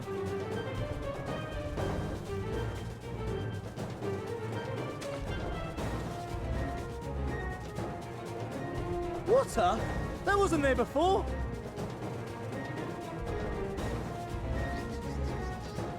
Ah!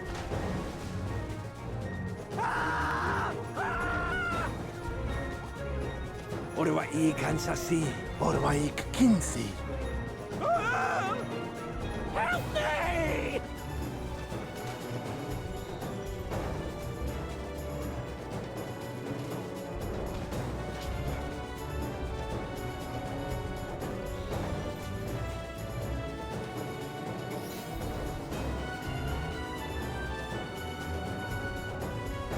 What's the matter with you? Get a hold of yourselves, damn it!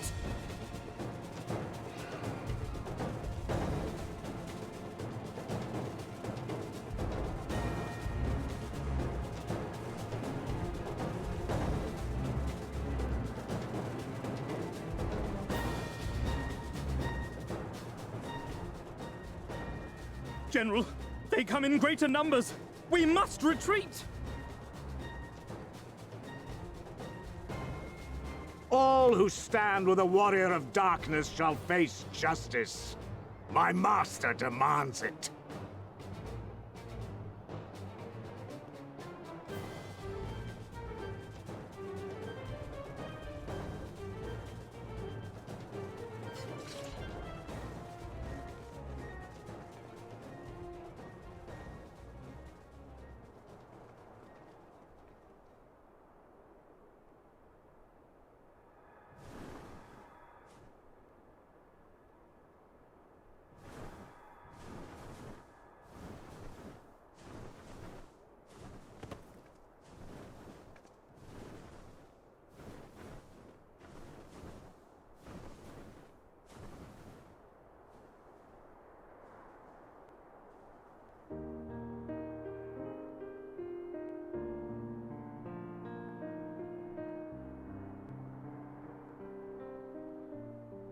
I see.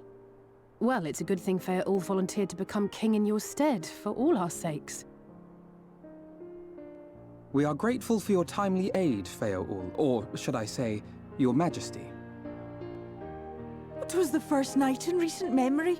We all of us but wished to make the most of it. That's something you must remember about us Fae folk. Though our existence may be eternal, we exist only for the present. We live in the here and now, paying no mind to futures that may or may not be.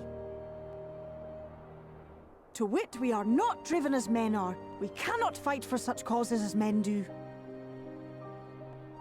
Does that mean you won't aid us against the Sin Eaters? Not unless the mood takes us. But if it was to repay a debt, well then, that's another matter. To take back as much as is taken. To create as much as is destroyed. To give as much as is received. Such is the way of Ilmeg. By this law, we shall lend you our strength, in return for the beautiful sky you have restored to us. In times of need, do not hesitate to call.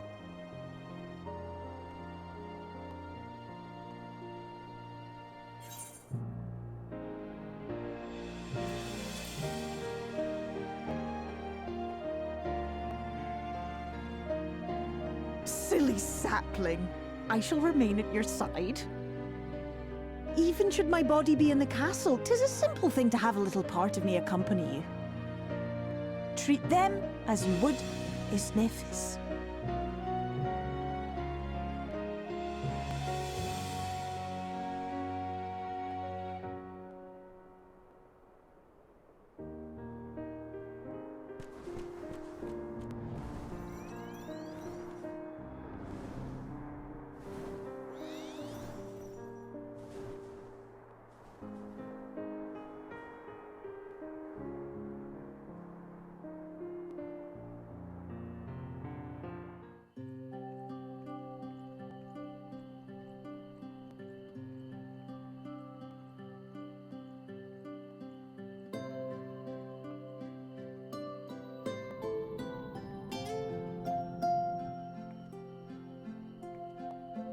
All seems well at the Crystarium.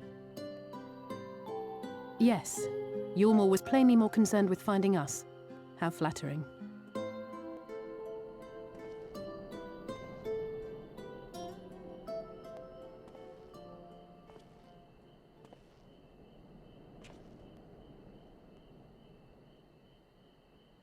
You certainly took your time.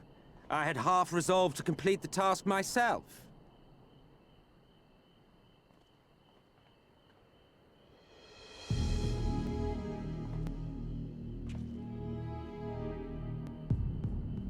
And you are...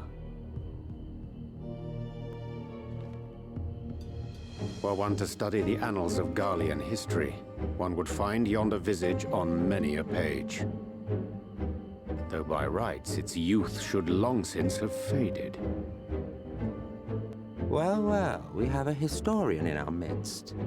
That spares me a lengthy explanation.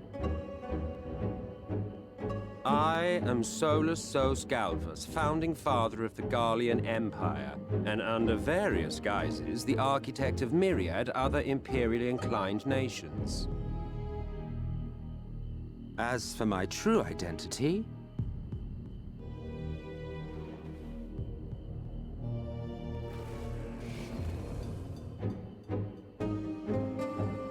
I am Emmett Selk, Ascian.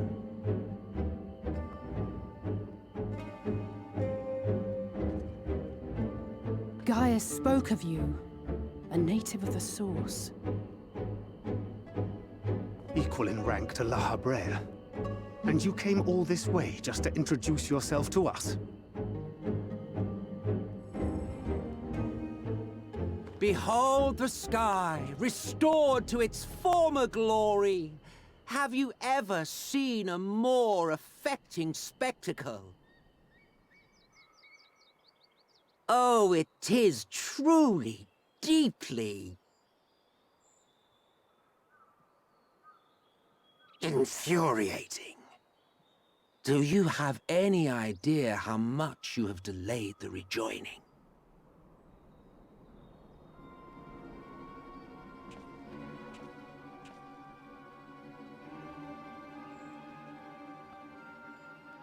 Following the flood, the First had been listing ever further towards the light, towards stasis. The end was in sight. Enter man and his indomitable spirit. He would haul the world back from the brink. And adding his lumpen weight to the power of growth, he duly tipped the scales, if only by a fraction. Yet a fraction was enough to spoil the perfect imbalance needed to bring about a rejoining. Had mankind continued to live in idleness under Vorthri's rule, all the conditions would have been met.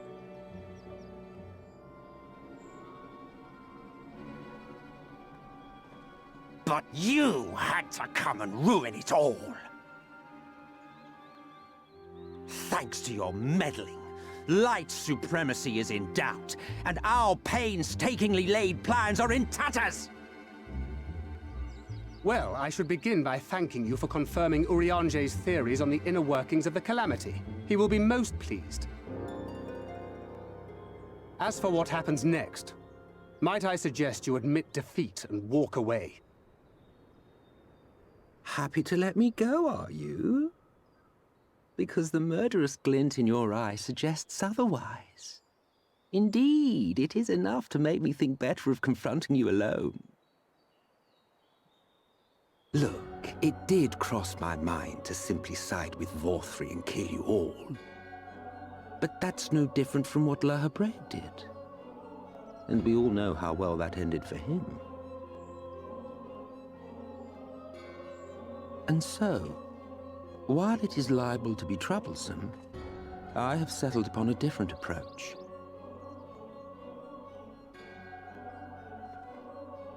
Cooperation. I will not raise a hand to hinder your hunt for the Light Wardens. If you desire it, I will even lend you my knowledge and strength.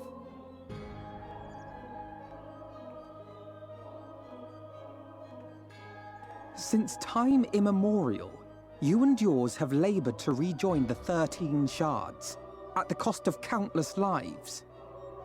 Do you expect us to believe that your objective has suddenly changed? Nay, our objective is the same as it ever was. Though I dare say, you do not know our motive. A war waged without knowledge of the enemy is no war. It is mere bloodletting.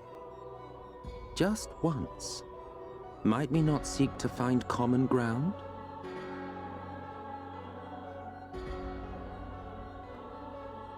For good or ill, I am immortal. Provided I have the inclination, I can always begin anew, scheme and conspire to my heart's content. But this time I thought that I might instead try to see eye to eye, to understand what drives the hero of the Source, to determine if our goals are truly incompatible. So come, shed your preconceptions. See beyond the unscrupulous villains you take us for. When all is said and done, we may find ourselves pleasantly surprised. The proud discoverers of a path of cooperation rather than opposition. Think of it.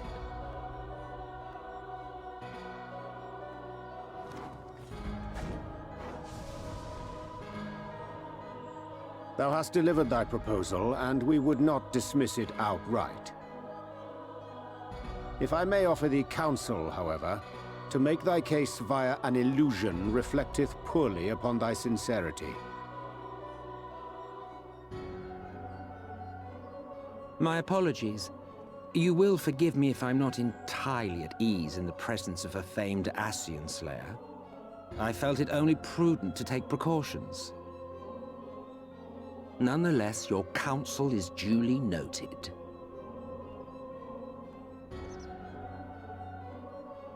I take my leave, friends. Rest assured, we shall meet again soon.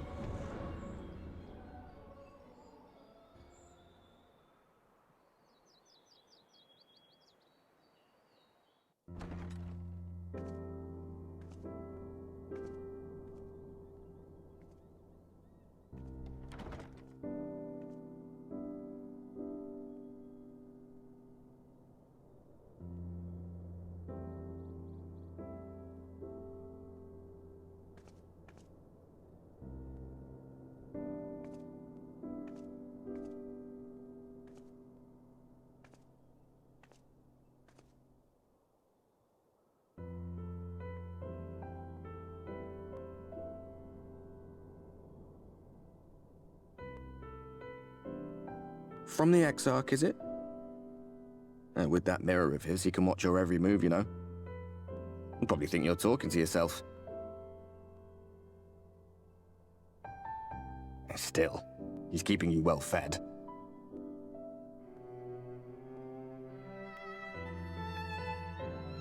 Judging by his people's faith in him, he seems to be a decent sort. But so much about him remains shrouded in mystery. Like, what was he doing back in my day? There was no such person when I was around.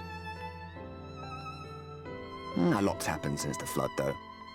Since I was set adrift. I know little more than you do of this city's history and the Exarch's past. Not that it matters.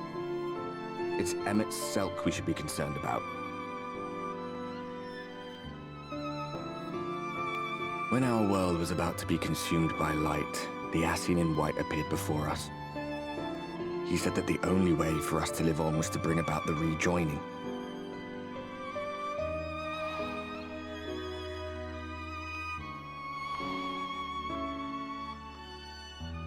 Desperate as we were, we heeded his words, not realizing that the Flood was of the Ascian's own making.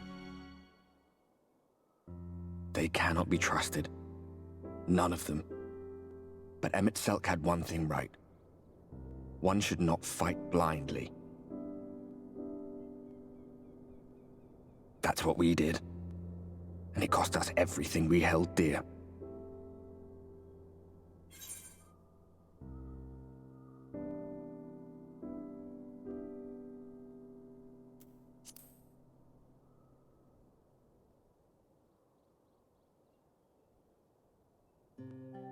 What?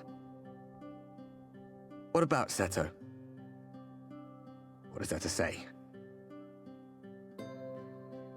All right.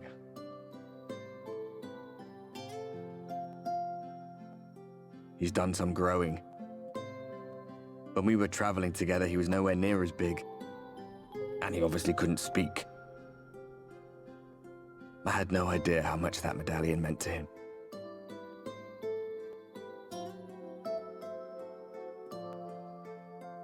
What about you, anyway? You must have a friend like Seto. Chocobo, perhaps? Come on, you tell me something for a change.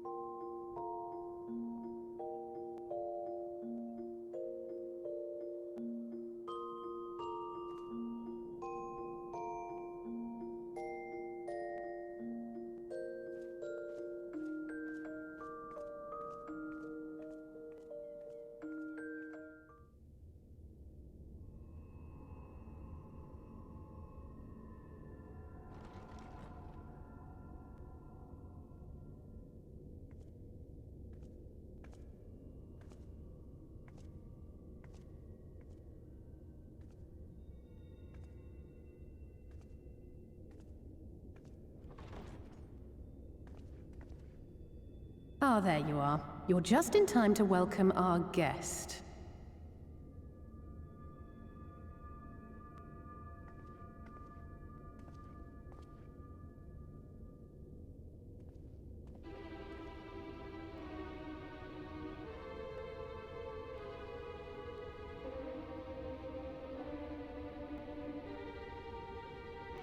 Please. Did I not explicitly tell you that we would be meeting again soon? Lest you forget, I made you a promise. I have no intention of meddling with your mission. I come only to observe.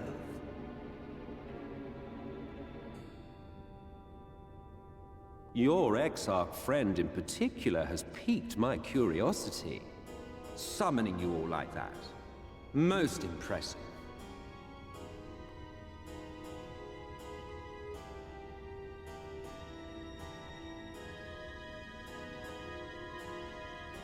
You honestly expect us to believe you've come only to observe? Or that you might deign to lift a finger to aid our cause if called upon? Even if there were a sliver of truth in your words, I would never accept your help.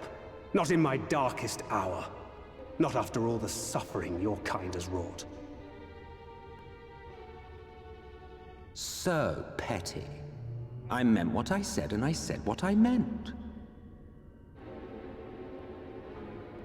Wage your war against the Sin Eaters, put each and every Light Warden to the sword, prove yourselves heroes, brave and true, and I will be glad to embrace you as allies. Allies worthy of bearing the burden of truth. Surely such a partnership would be preferable to yet another round of fisticuffs.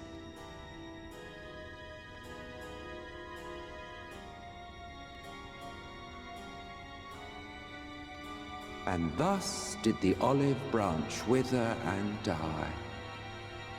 Pity. Well, let no man say I did not try, futile as it was. Though I suspect you will seek me out when you grow tired of making the same mistakes. Difficult decisions lie ahead of you. Decisions best made with the benefit of knowledge to which only the Eternal are privy.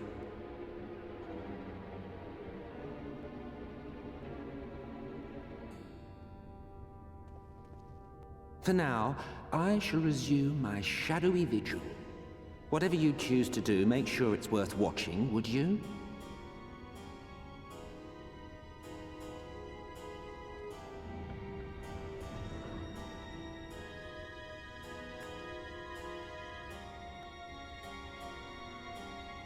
What was that all about?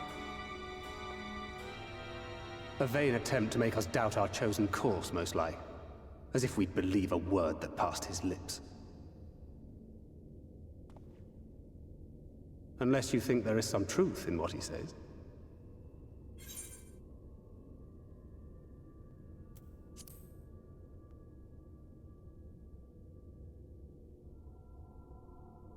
If he simply meant to lead us astray, he could have done so without revealing himself.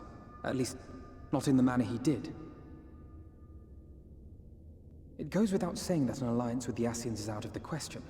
But since we have no way of knowing where they might be hiding, it seems only logical to press on with our mission, even if our enemy seems content for it to succeed.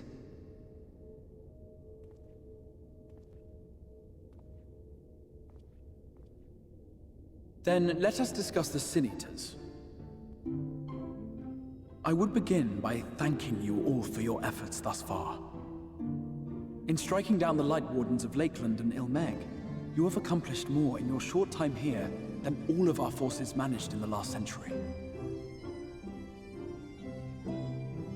That may be, but the Wardens of Calusia, Armareng, and Raktika remain. Indeed, and their precise whereabouts are as yet unknown.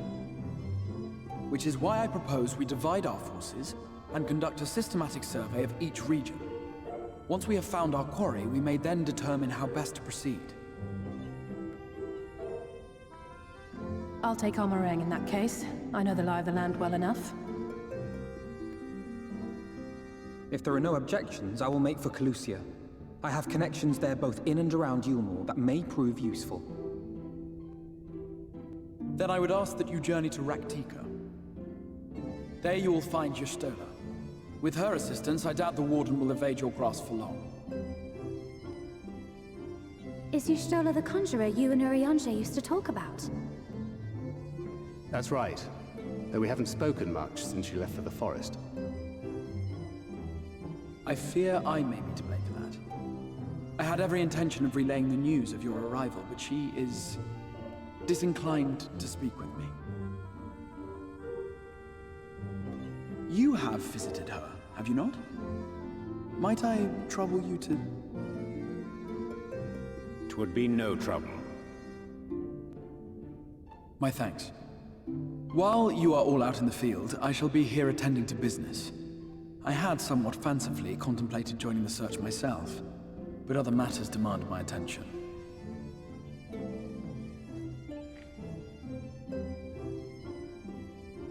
What's that? A missive from Lord Vorthry. He invites me to join him in Yulmore to discuss the recent conflict at Lida Luran. And? Did he even bother to offer any bait? It's obviously a trap. I should be surprised if it were not. Nevertheless, I must seize this opportunity to speak with him, even if only a few words are exchanged. Though my power will be much diminished so far from the tower, it is a risk I am willing to take. Master Alphino, might I impose upon you to accompany me to Yulmore prior to beginning your reconnaissance? Of course. Then let us make ready. Safe travels to you all.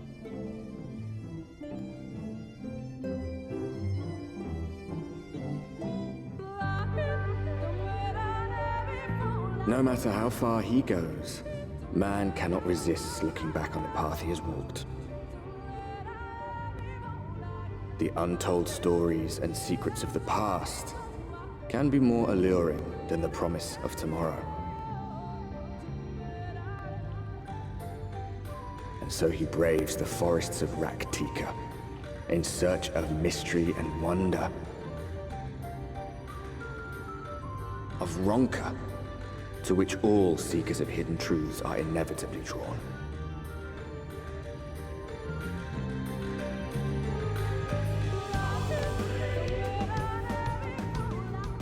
We have arrived. Vast though these woods may be, they are, by and large, uninhabitable. Not so the swamps of Cydia, however, whose sparse foliage permitted man a foothold.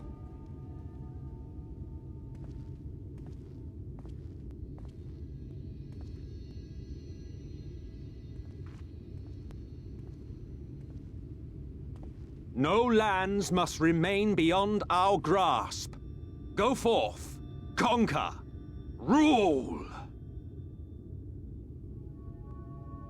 Forgive me. A sudden pang of nostalgia for those halcyon days. Exploring virgin territories, subjugating primitive peoples, all for the glory of Garlemald. If you've brought your ivory standard, I'll be happy to tell you where to stick it.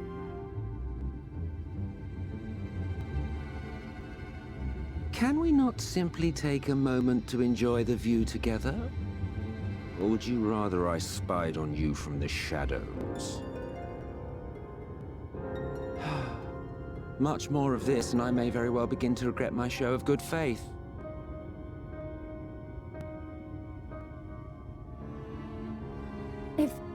If you really want to stay, then help us fight.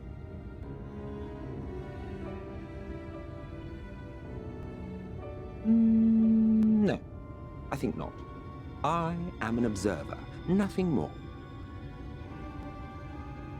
Even shielded by the shadows of these boughs, I feel the light's presence most keenly. To accompany you is taxing enough. To fight is out of the question. I will suffer your company if I must, but not your commentary.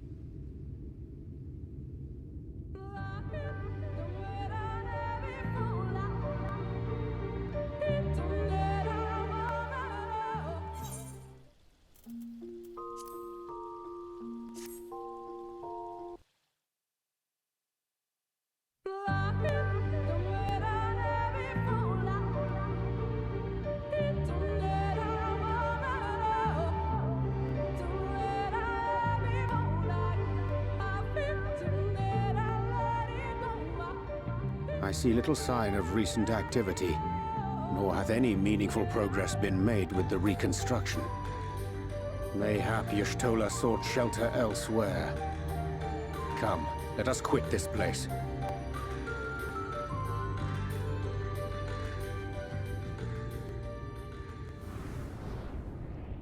Now! Surround them!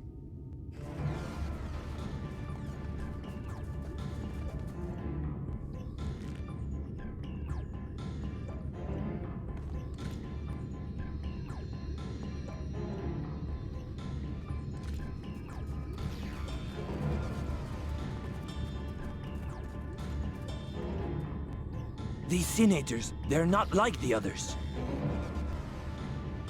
There's a reason for that. Lower your weapons, please. We mean you no harm.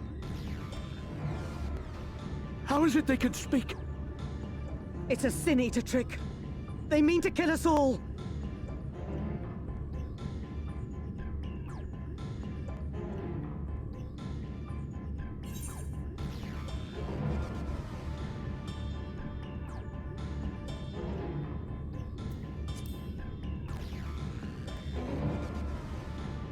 Perhaps they speak the truth.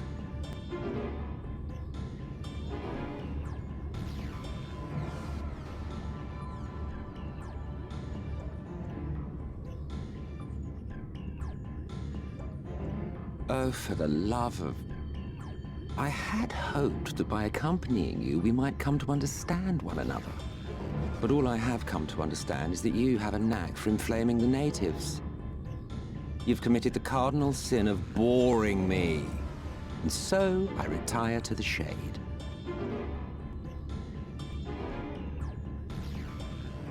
Good luck.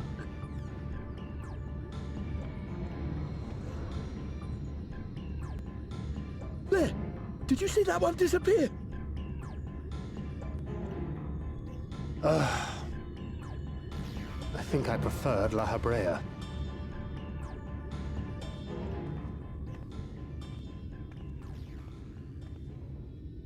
Enough. Runar, report.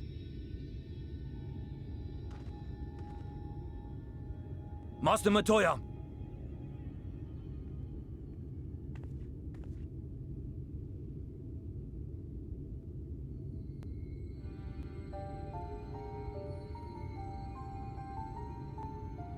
We apprehended them as you ordered, but are you certain these are Sin-Eaters? The intense light of the ether I saw was unmistakable. If not Sin-Eaters, then what? 'Tis passing queer that Y'shtola should mistake us for the enemy, is it not? Mayhap it hath been too long since last she beheld the radiance of thine ether. Master Matoya, hath time truly made strangers of us? Nay, I recognize you, Urianger, Thancred. And this is Minfilia of the First, of whom you spoke before. Just so. And knowing as thou must that we come in peace, might I prevail upon thee to have thy comrades lower their arms? First explain this other presence in your company. The one I know not. There is but one manner of creature in this world whose ether is suffused with such an abundance of light. Mine apologies, Master Matoya, but thou art mistaken. Before thee standeth our dearest comrade, the truest hero among us. Though she is but recently arrived here in the First, not one but 2 Light Wardens have already perished by her most puissant hand.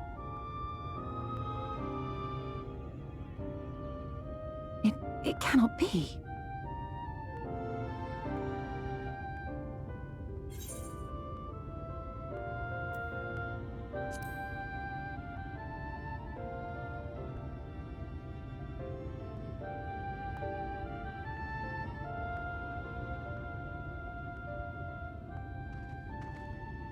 Master Matoya? Lower your weapons.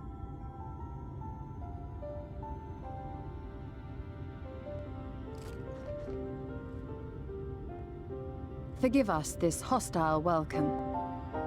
Come. I would give you a proper introduction to Raktika and its people.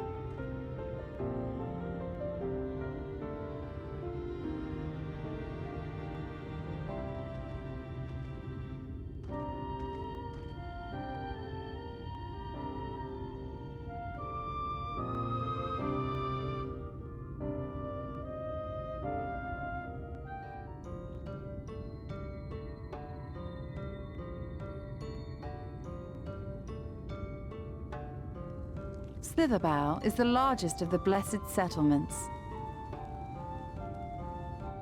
They worship no gods, instead revering darkness itself. It is a curious kind of faith, but one which has granted them the strength to persevere in the wake of the Flood.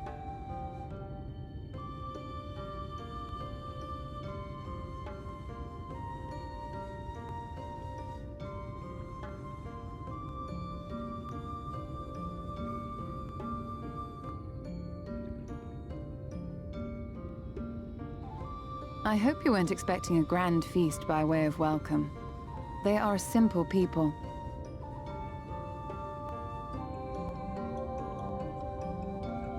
Now, I would hear of your travels away from prying ears.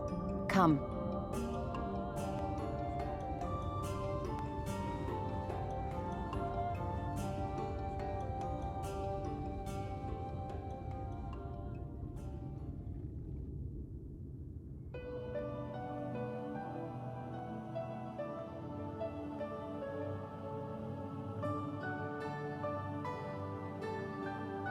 I see.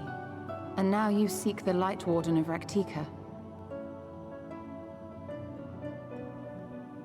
In the days after I arrived in the First, I too relied upon the Crystal Exarch for guidance. But his penchant for secrecy and the telling of half-truths soon lost him my trust. And thus did I strike out on my own. My work eventually led me here to the forest, which I have come to know like the back of my hand. I cannot say with certainty where your quarry is hiding, but I am confident I can narrow the search. Well, go on then. Some few thousand years ago, this forest stood at the heart of the Empire of Ronka.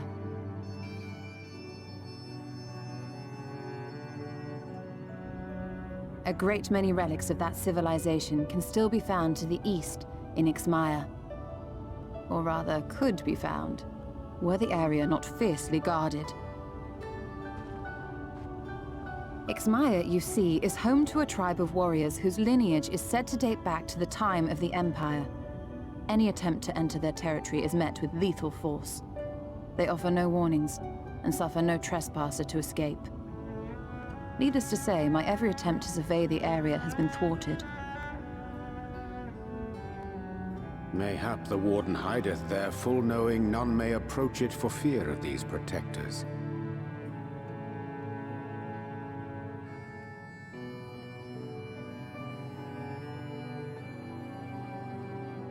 As for the tablet, I find the timing of its discovery suspiciously convenient. If I did not know better, I would think someone was trying to curry favor with me. Regardless, it will take time to decipher these writings. Yet I would not be at all surprised if they somehow held the key to entering Ixmaya unmolested. The Exarch has a nose for serendipity. If there is aught I can do to assist thee in unraveling their secrets, thou needst only ask.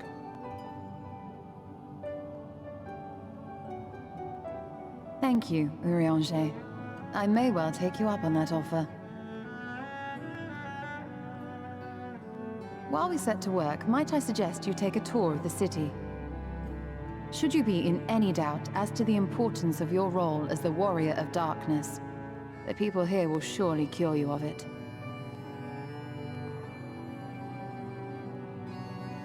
I must say, Stola, while most of us have struggled to come to terms with our altered circumstances, you seem to have adapted rather well.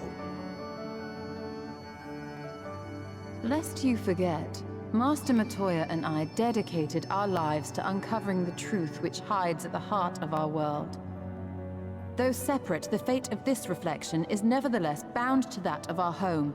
That I would be daunted by such an invaluable opportunity is absurd. But what of you, Thancred? Could it be that you are still struggling to come to terms with the nature of your young companion?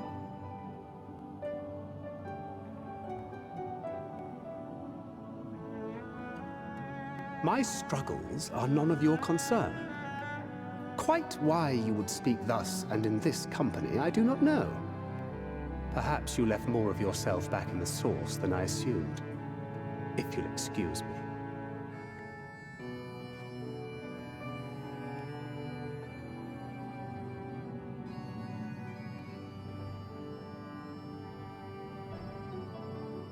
He understands that I'm not the same. That I'm not her. Understands, perhaps, but does not accept. The question being whether he ever will. And whether you will, more importantly. As difficult as your circumstances may be, they are yours, not his. 'Tis you and you alone who bears ultimate responsibility for your life.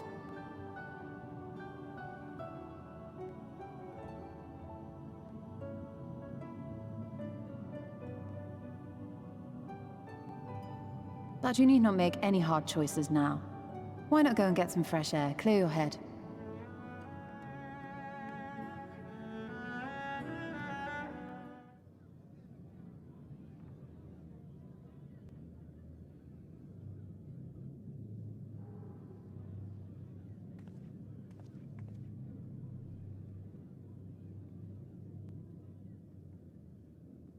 It seemed only right that we show our faces. May we join you?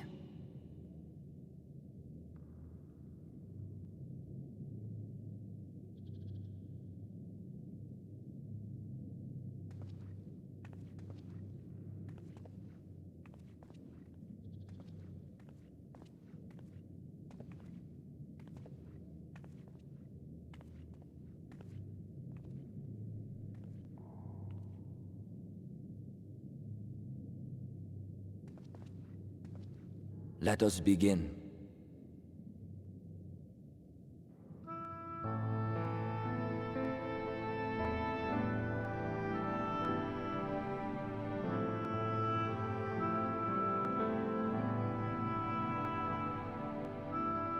I thank you all for coming to pay respects to our fallen daughter of the night. In the light, she was known as Todia, but in the dark, we shall remember her always as Menine. Let us each take a moment to offer her our prayers.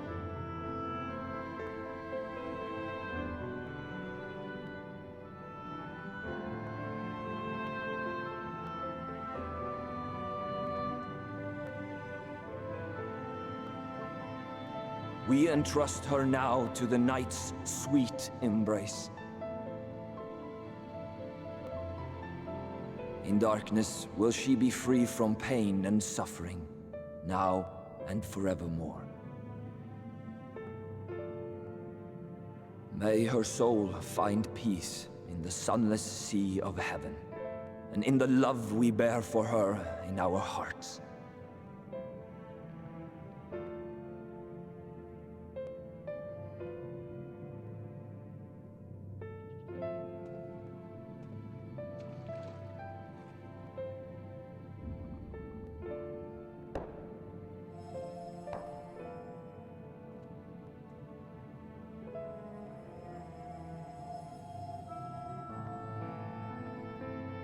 That vessel represents the night sky, the sunless sea of heaven.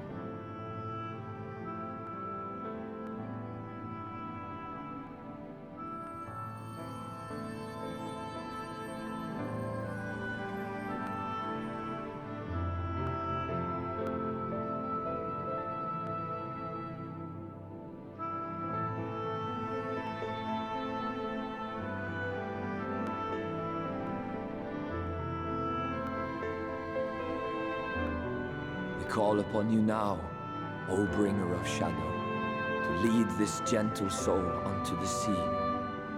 We call upon you, O warrior of darkness, to deliver her unto paradise everlasting.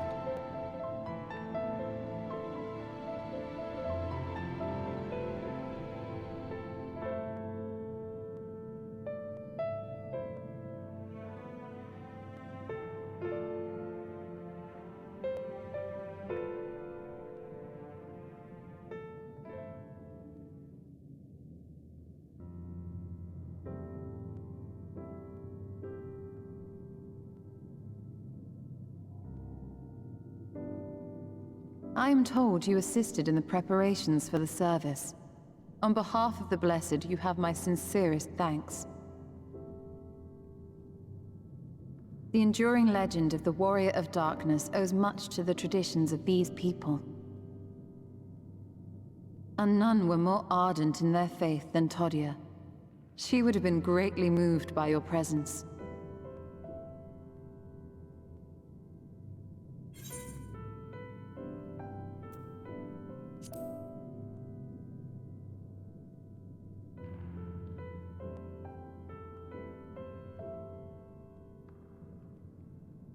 You might not deliver her to the heavens, but if you could deliver the night sky to her people, the real night sky, it would be the next best thing.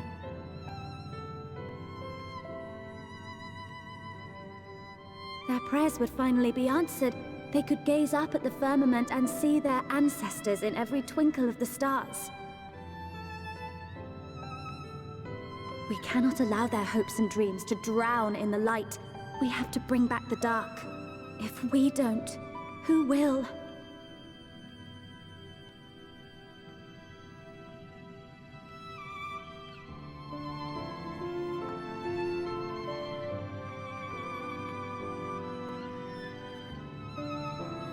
Forgive me, thinking of all those we have lost.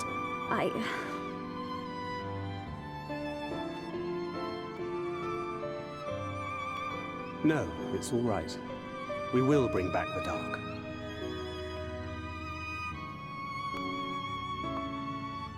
Mayhaps sooner than later, in fact.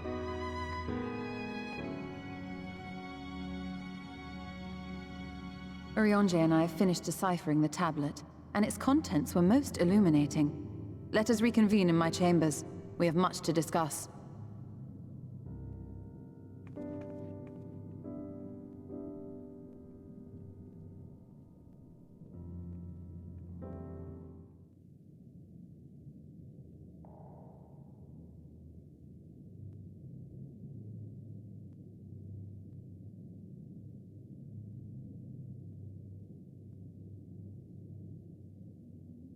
These paintings, they seem familiar.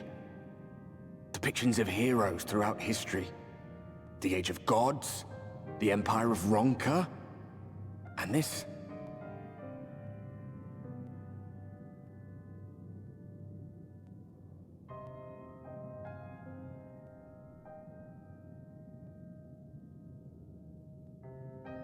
There was a man, a researcher who pored over these pieces.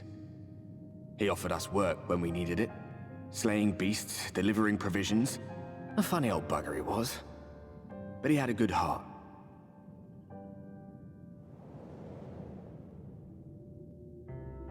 He believed this first painting dated back to a time of myth and legends. A tribute to the heroes of a long-forgotten era. The story went that it was rediscovered by an explorer from Ronka, who was so struck by its majesty that a second painting was commissioned, commemorating the heroes of their day. One day you will all be here too, he said. Heroes immortalized forever. Maybe I'll paint you myself? I had a good laugh at that. We were only trying to make our way after all. Being heroes couldn't have been further from our minds.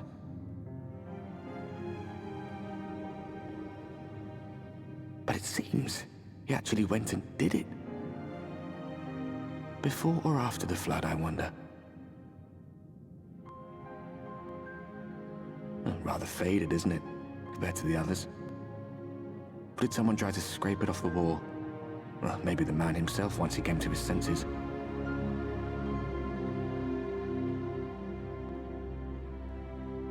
Do you suppose your deeds will warrant an addition to this collection?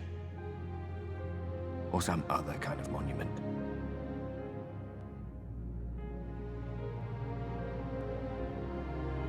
There you are. I have everything I need. Let us quit this place.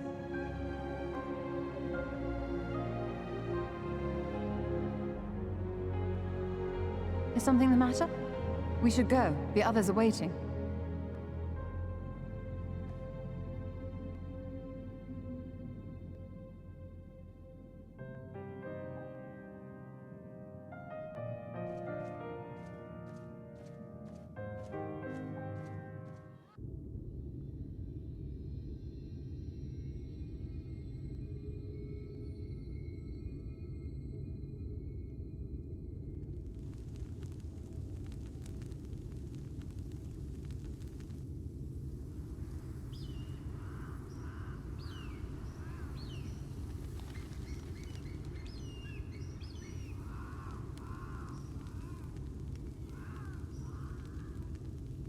Strange.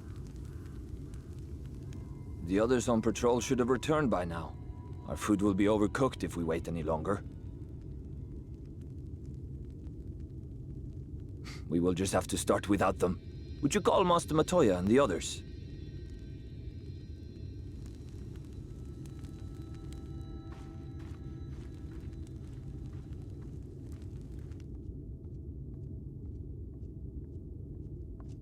I tire of these games, Urianger. Why do you pretend you cannot see it?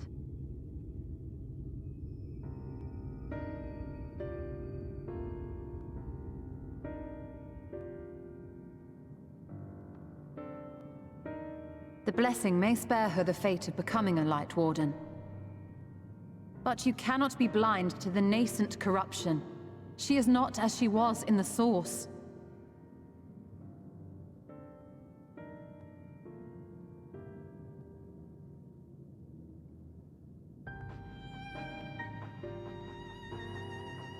Though I have no proof, I fear that the light which poured forth from the Wardens was not negated at all. I fear it was absorbed, that she has been suffused with their light.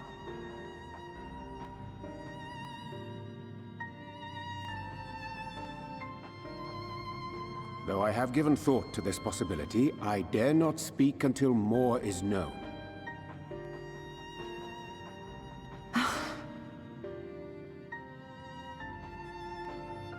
By the time you deign to enlighten us, it may be too late, if it is not already. Urianger, I know full well, after all these years, that you have only the best of intentions. But that does not make it any easier to put my faith in a man so infatuated with secrecy. I have had my suspicions ever since the Exarch bade you speak that day. But now I must ask. The 8th Umbral Calamity and all that followed. Everything you claim to have seen. Did you?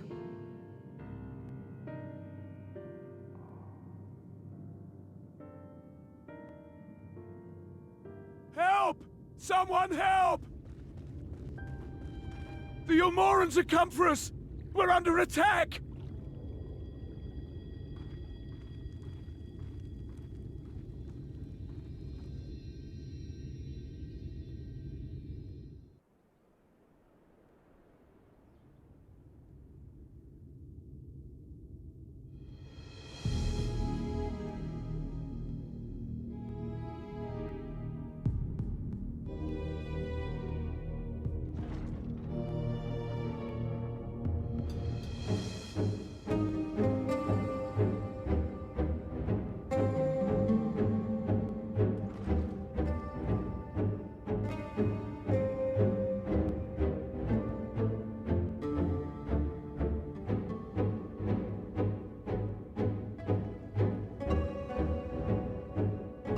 Lord Vorthry, how good it is to see you.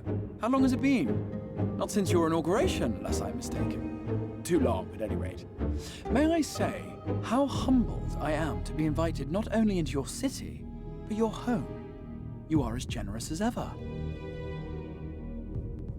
And you as disingenuous. Let us dispense with the pleasantries. This merry band of dissidents people are calling Warriors of Darkness. They have slain Sin-Eaters, and by all accounts the Crystarium is complicit in their villainy. And now I hear reports of your people obstructing my soldiers. So I must ask, what exactly do you think you are doing? I might ask you the same thing. It should be clear, even to you, that defeating the Light Wardens represents the world's only hope of survival. Even now, the people of Lakeland and Ilmeg rejoice in the return of night. For 100 years, they yearned for a means to fight back against the Sin-Eaters, and at last they have found one. Yet you choose to stand idly by and do nothing. Why? Why? Because this hope you cling to is nothing more than a fever dream, an exercise in futility. Even should you slay the Sin Eaters, the world as we know it is beyond salvation. With what little land and resources remain, the people would be free only to starve. Before long, they would turn to violence, then to war, and ultimately usher themselves unto oblivion. They require a firm hand to shepherd them from the edge. The hand of a king, nay, a god. I will see their dreams fulfilled, their wishes granted. I will give them peace, order, and they shall never want for bliss.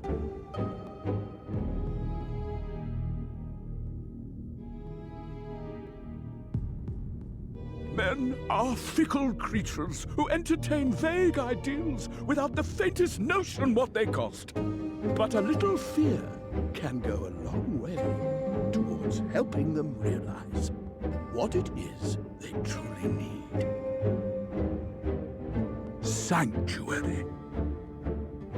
And they shall find none in this world save that which I afford them. That is why the Sin Eaters exist. To unite the world under my dominion. A paradise fit to grace the 8th Umbral era. What was that? A minor epiphany, nothing more.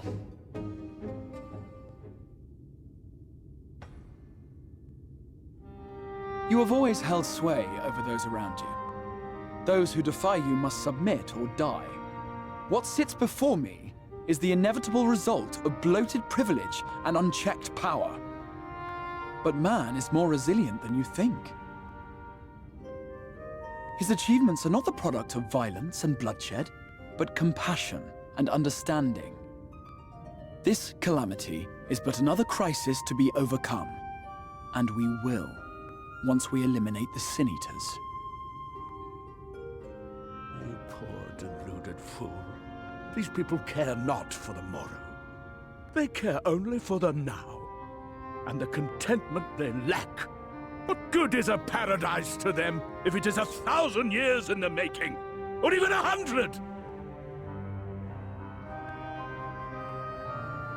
You underestimate them, Lord Vorthri. They see further than you think.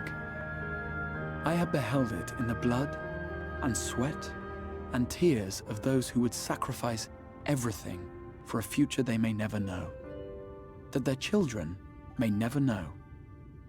I have beheld it in the hopes and dreams of those who came before, which we bequeath to those who come after, that they might in turn build upon the foundations laid by our forebears. These are the bonds which hold man and his world together, not your gilded chains, and I will resist your every effort to shackle him. In summary, you will continue to support the villains hunting my Sin Eaters? With tremendous enthusiasm, for I have faith in the future they would build.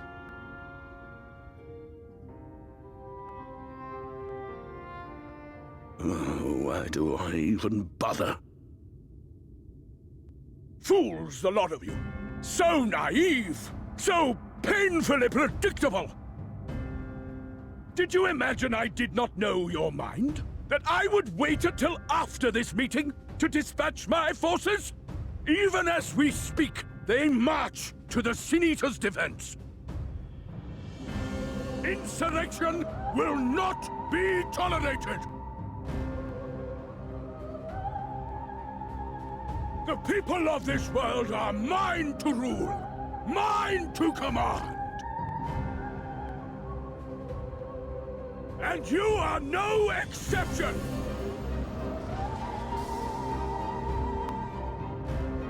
What? How did he...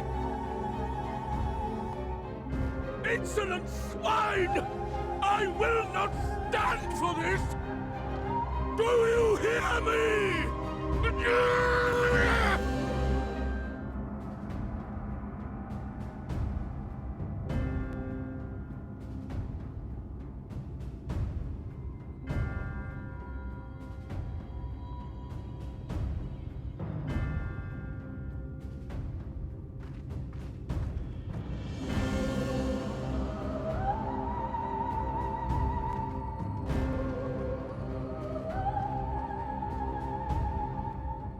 You speak for the Knights Blessed? I do. I presume that is your doing. If you have come to parley, I must insist that you first return him to us. You're in no position to make demands.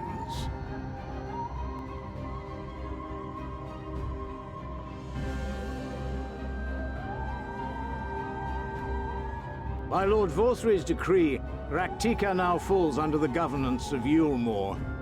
You will henceforth answer to us.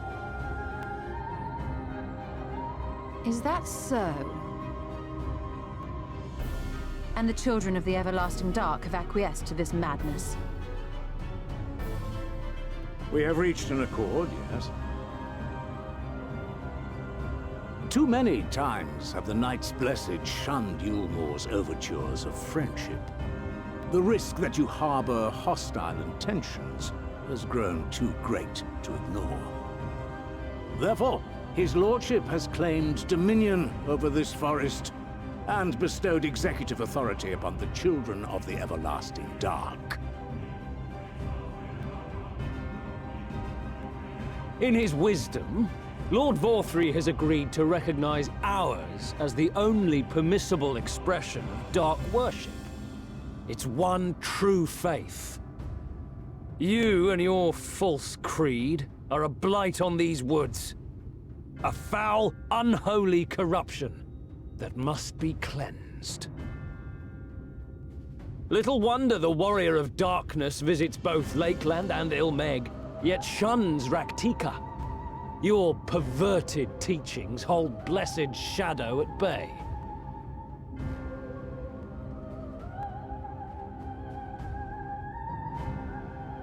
You have accepted the yoke of Yulmore to spite us, then? Fools. Darkness will never return to these skies while they hold sway. Those of you minded to obey his lordship are to make for Woven Oath with all haste. We will leave you, but you may have time to prepare. Woven Oath? Are you suggesting we abandon our faith to join those zealots? What has your faith afforded you thus far? Nothing! We will guide you along the righteous path.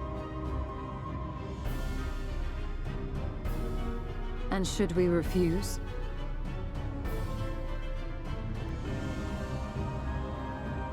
Anyone found here upon our return will be considered a traitor to Yulmore, and dealt with as such.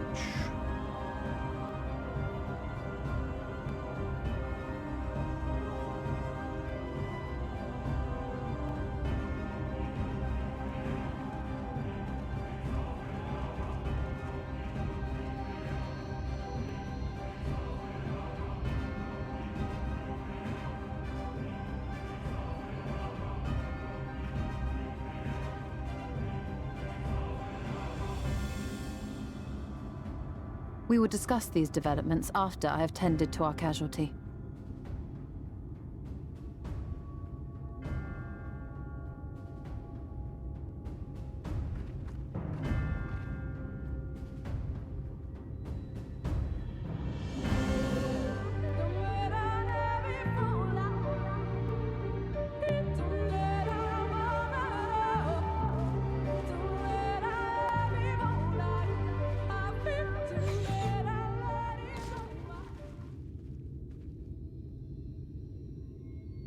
It would seem we have found them.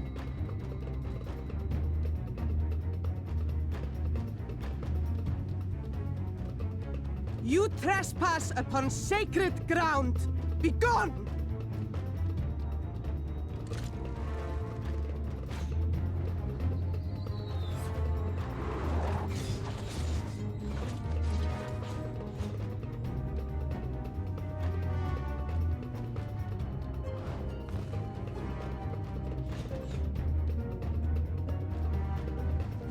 Wait! We did not come to!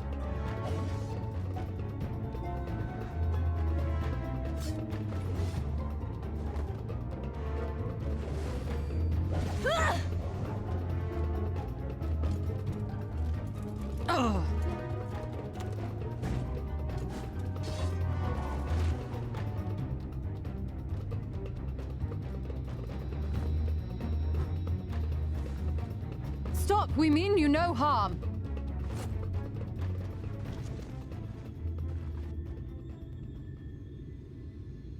Sister, is that...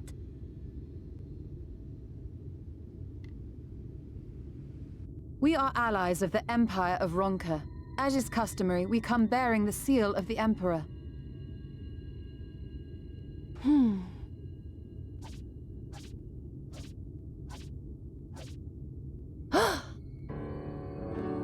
It appears to be genuine.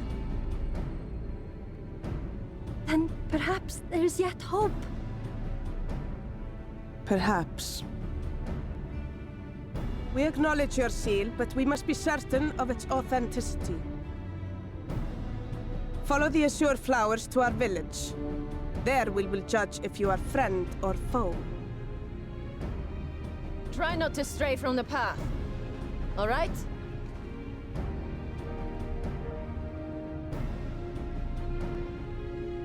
Follow the flowers. Would it kill them to escort us? But if it affords us an opportunity to investigate Ixmaya, fine.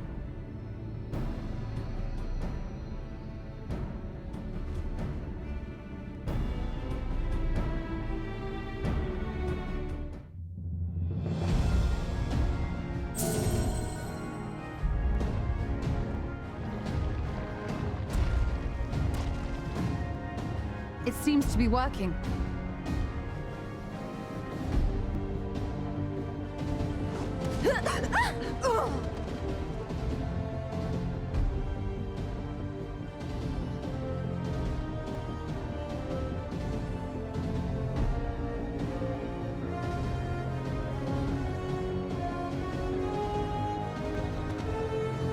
I think not.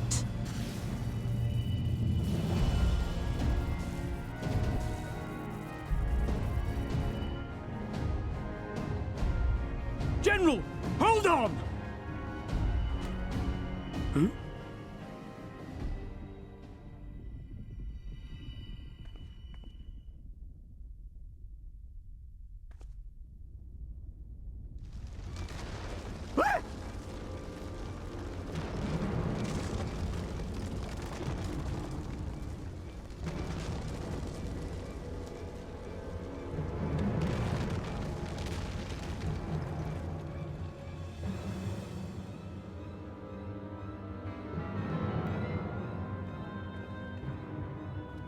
Expertly done.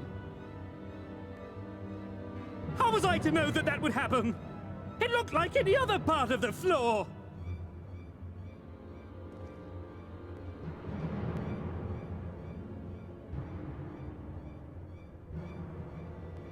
Might now be an opportune time to strike a bargain? We poisoned a number of villages in Slitherbough with a toxin brewed for us by the children.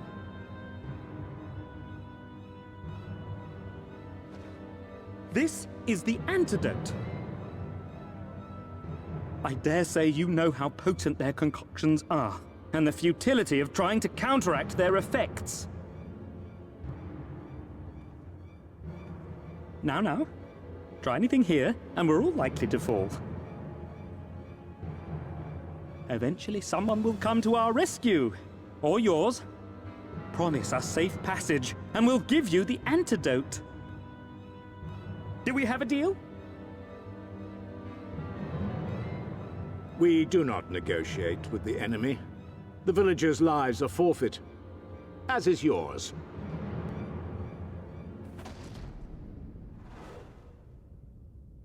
General?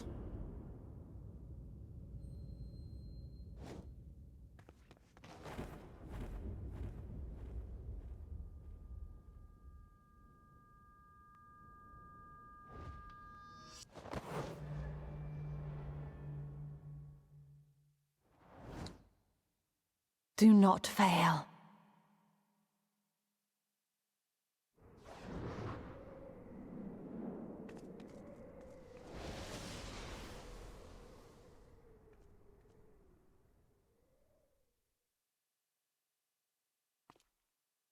How noble and pointless.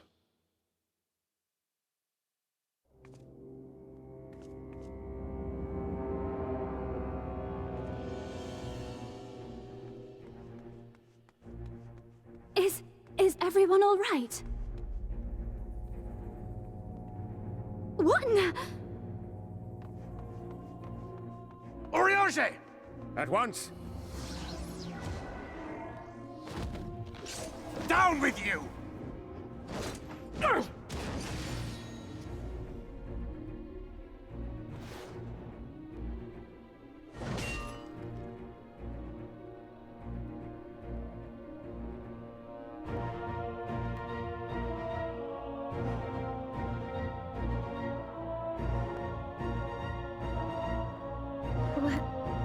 Where is Y'shtola?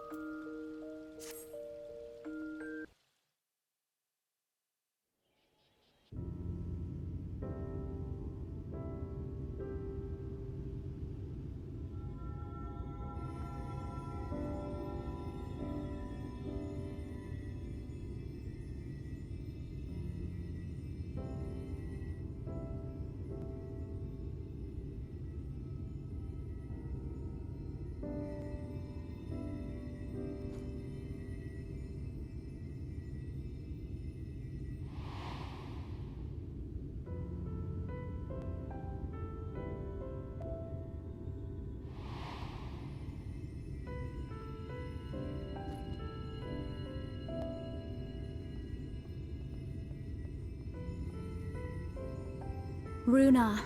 Thank goodness. We delivered the antidote to Slitherbow, and from what we could gather on the way here, the Ulmorans have had the good manners to withdraw. Thank the gods they did, or we would never have made it here in time. I'm told we have Runar and his comrades to thank for keeping the soldiers occupied prior to their retreat. They were preparing to come for you and Y'shtola, it seems, when Runar rallied the villagers and pursued them out of Slitherbow.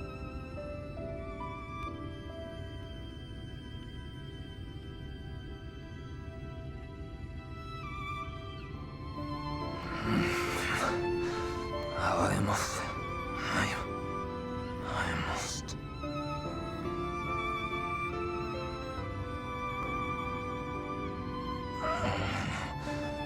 Where am I? Ixmaya, in the care of the Vis. Thou art safe now, friend. Pray, rest thee a while longer. No. No, I am all right. Somewhat heavy of limb, perhaps, but otherwise well, I assure you. I am glad to see you are all safe. When we realized where the soldiers were headed, we knew something had to be done.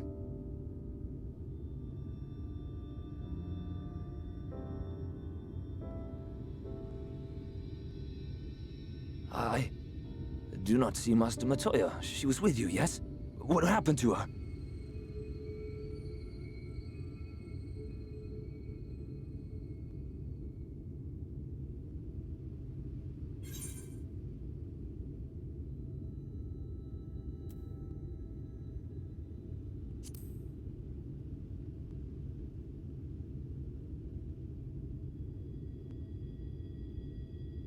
Spare me your riddles and speak plain. Where is Master Matoya?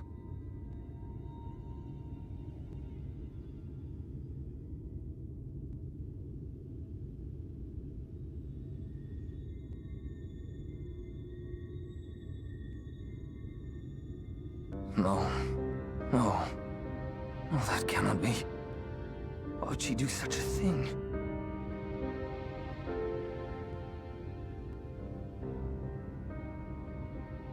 Was there no other way? I cannot believe that she... We must begin the search immediately. I will come with you.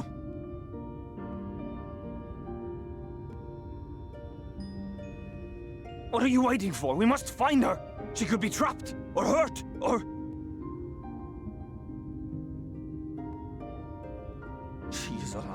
She is alive, damn you!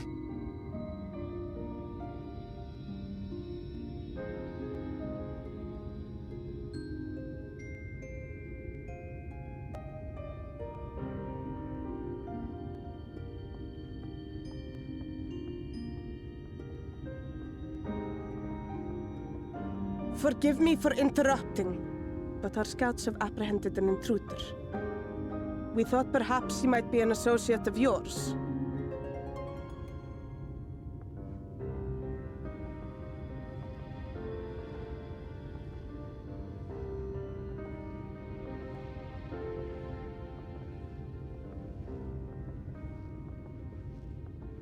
Oh, look who it is. Well, this is embarrassing. In my defense, they are surprisingly tenacious.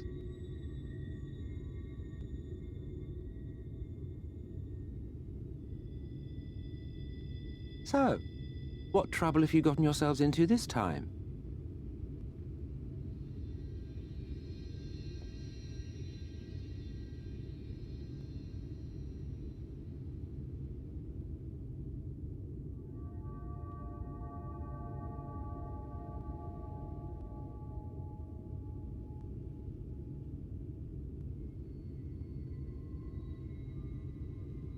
Well, well. What an intriguing turn of events. My condolences, by the way. It is never easy to lose the ones we love.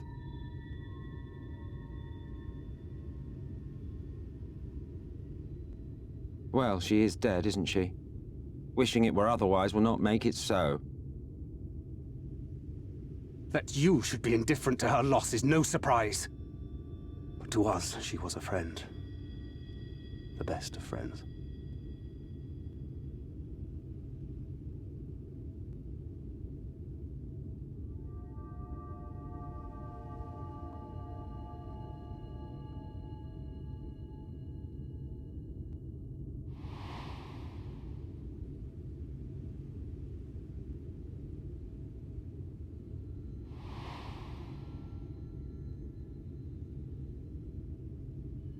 You have something on your mind. What is it?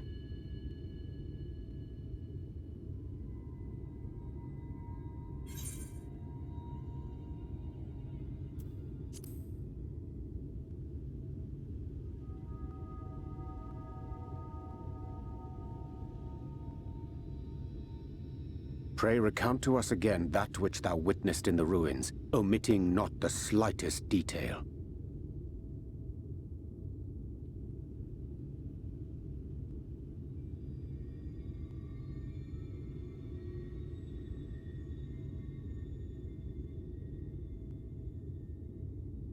Flow. The teleportation magic she used to spirit us away from Uldar after the bloody banquet. I recall a similar gale in the tunnel before it took effect. Interesting. I thought I sensed a brief disturbance in the live stream. How reassuring to know it was not my imagination.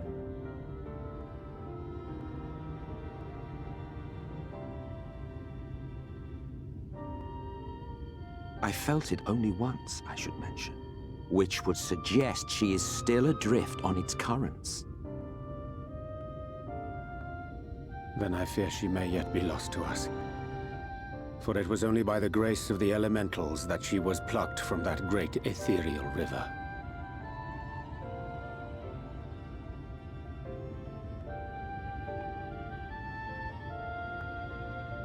Ah, very well. I'll go and fetch her.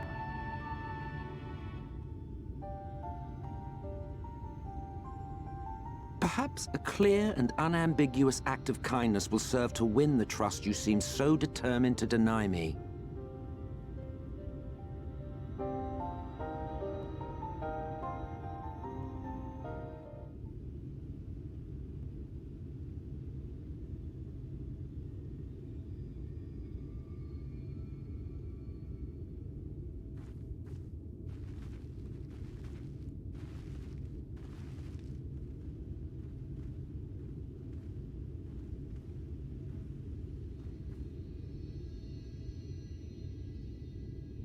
Yes, this place should serve well enough. Might I have a little space? I need to concentrate.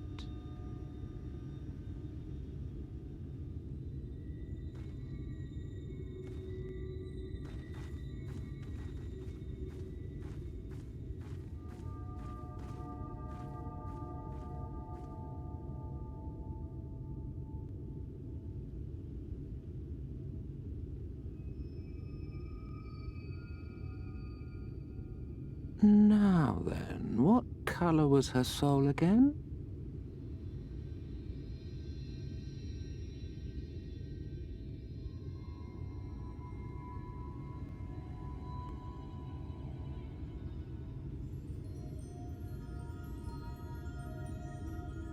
Ah, there you are.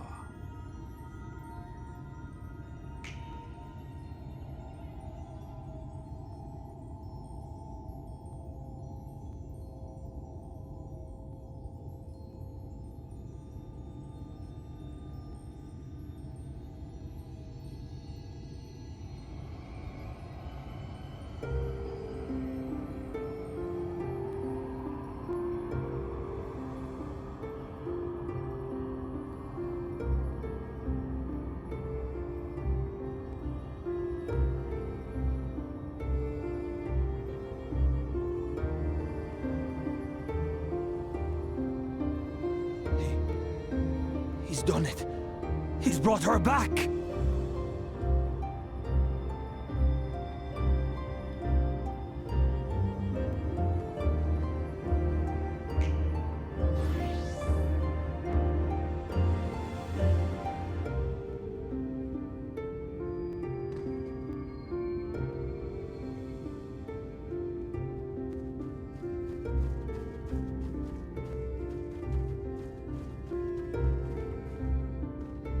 Y'shtola, are you all right?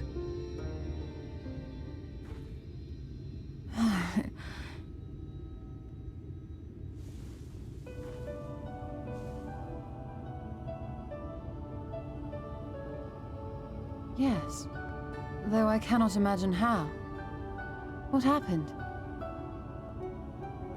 Thou didst invoke the power of flow, which thence did usher thy soul unto the life stream.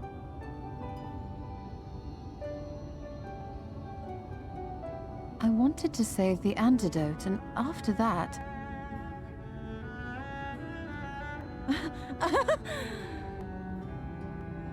I did something exceedingly reckless, for which you will just have to forgive me.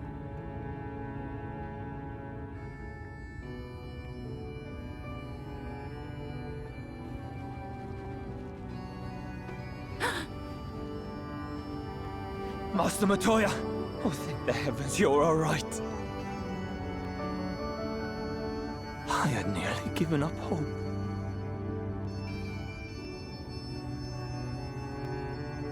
Please, Renard, dry your tears.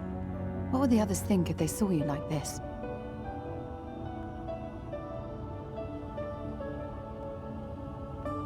Come now. Did you really think I would go gently into that dark night with so much left undone? So many mysteries left unsolved?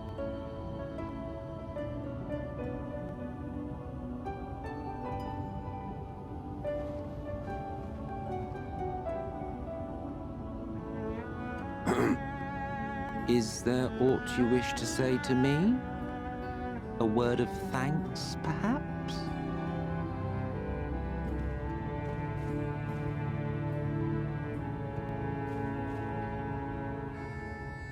Emmet Selk, the Ascian of whom I spoke. 'Twas he who plucked thee from the life stream.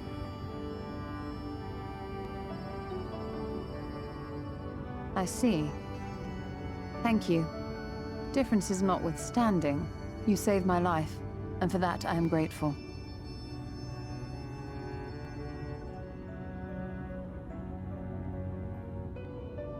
But let us turn our attention to more important matters, such as the Katana Ravel. You had better not have explored its depths without me.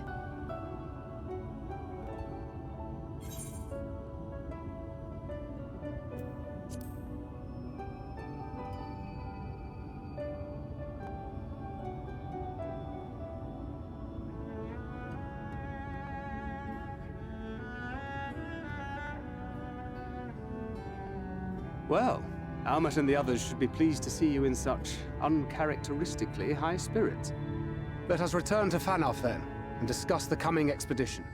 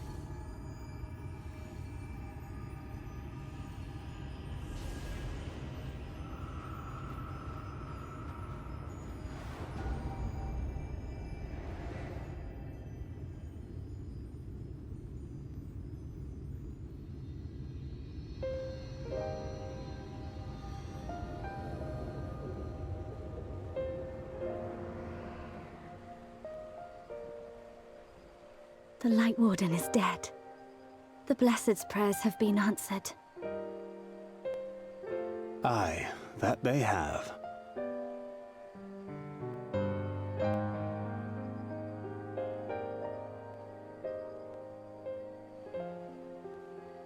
Her condition yet troubleth thee? It does. Though she shows no immediate signs of corruption, the danger remains. She must be told.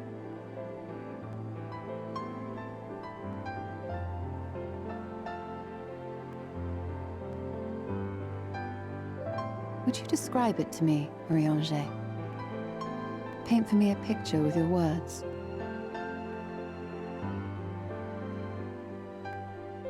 A sea of shimmering stars. Diamonds strewn across a raven gown. Boundless and beautiful. 'Tis an exquisite sight, not unlike that of the source. Calm and gentle and forgiving. I can see it. For however deep the void, or wide the expanse, there is no shore so distant as to be beyond the reach of light. Ominous though that may sound, given our present travails.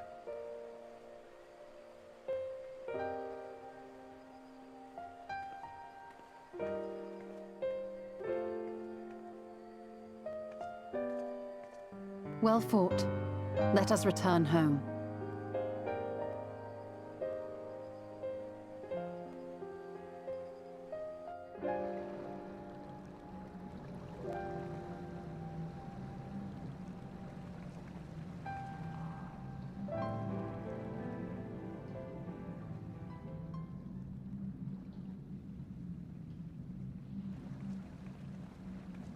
The murals.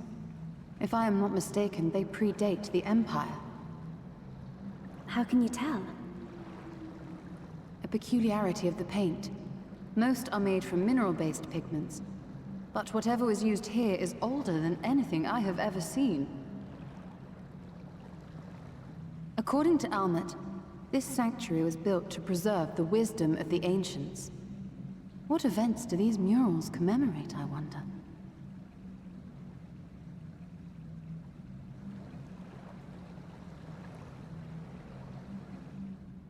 Must you always linger after defeating your enemies? Navigating these halls on foot is exhausting. Come to lead us to safety, have you? I was bored. But how is the hero of the hour?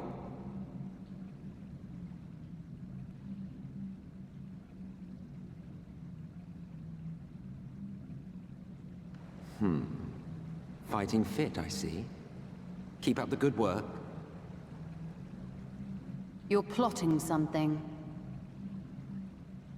Every hour of every day. But never you mind about that. As I have told you 1,000 times before, I like to watch. Nothing more. Well, I would quit this place, and I suggest you do the same. There is yet work to be done.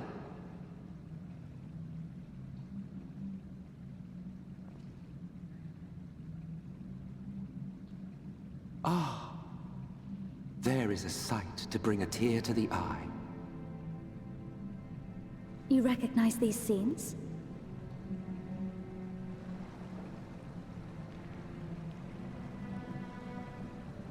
That I do. Indeed, there was a time when anyone and everyone would. Until one calamitous day when the world was divided across 10 and 3 reflections, sundering the land and all who dwelled upon it.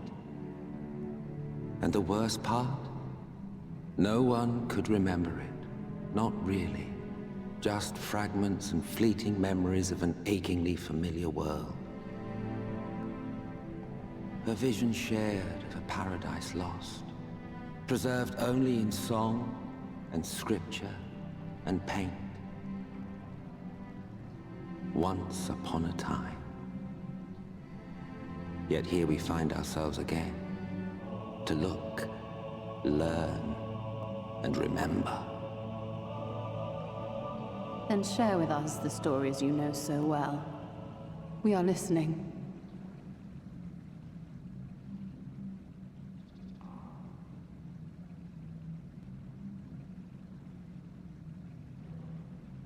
Before the Great Sundering, there was one world. A world that knew naught but peace and prosperity. Until it was faced with a crisis. Unprecedented, terrifying. Civilization found itself perched upon a precipice, staring into oblivion. But through prayer and sacrifice, the will of the star was made manifest.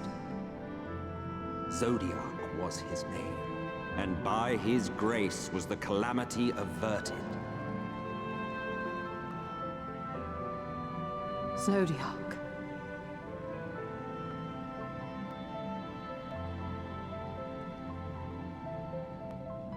A savior mighty and magnificent, deserving of reverence and gratitude. One would have thought, yet some thought otherwise. From the fears of these naysayers would rise Hydaelyn, she who was to serve as his shackles, to bind him and hold him in check. And so they fought, and they fought, and they fought, and in the end, Hydaelyn was victorious. With all her strength, she smote him, dealing a blow so devastating that it split the very fabric of reality. And thus was Zodiac banished and his being divided. That concludes today's lesson on long-forgotten history. Though I imagine your mother would offer a rather contradictory account, as is her wont.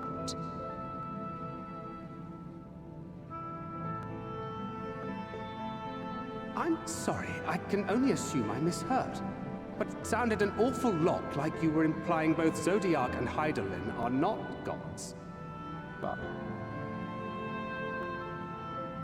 What? Not gods of the first? Is that what you thought these paintings depicted? Or... Oh.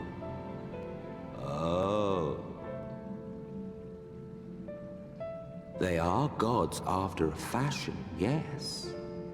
But no different from the kind with which you are so intimately acquainted. Formed of faith and prayer, of conviction and devotion. The eldest and most powerful of primals. You have spun quite a tale. Yet you have not explained the role of the Ascians in all of this. How is it you are privy to ancient secrets lost to time?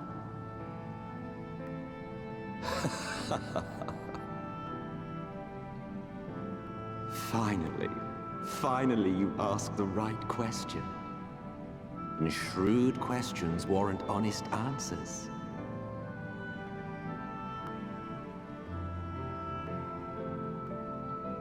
We Ascians know because it is our history, our story.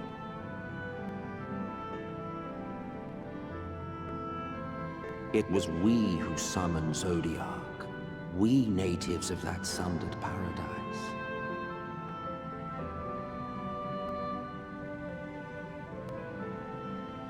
Now, do you see why we yearn for the great rejoining?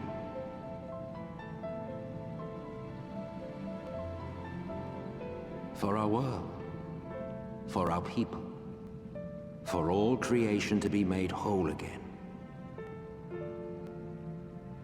Wouldn't you wish for the same?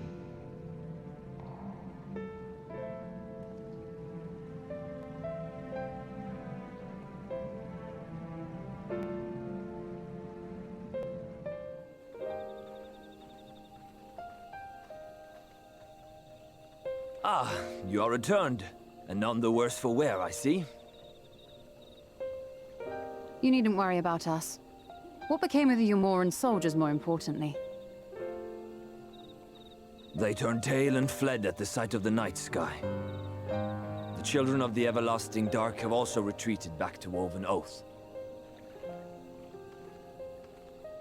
Try as they might, they could not deny the truth of their own eyes.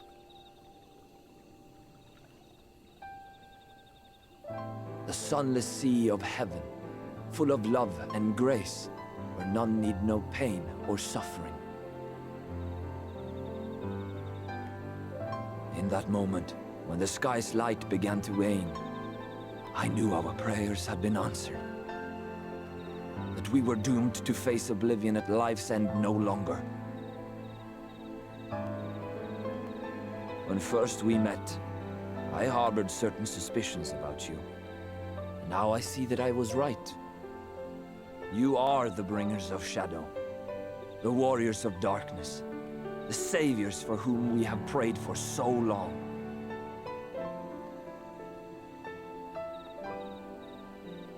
I suppose you're not entirely wrong. But we are not worthy of your reverence, nor have we any desire to be worshipped. If you would pray, pray for your children, that they may one day know a better world. I will do as you say, but please, let us at least hold a feast to celebrate your victory. You deserve that much.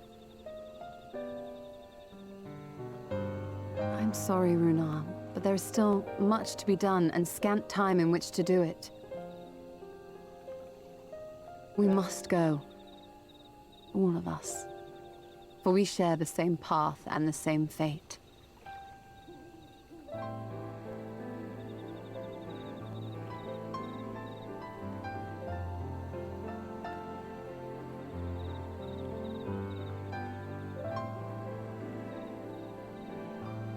So be it. I ask only that you hold us in your hearts, as we will hold you in ours. Now, and ever after.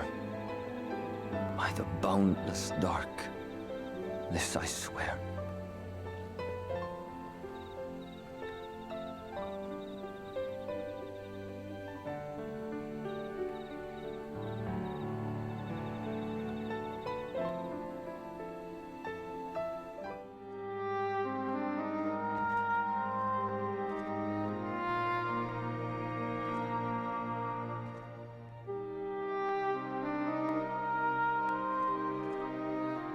So there's a light sealed inside you, is there? You wouldn't know it from the outside. You look the same as you ever did to me.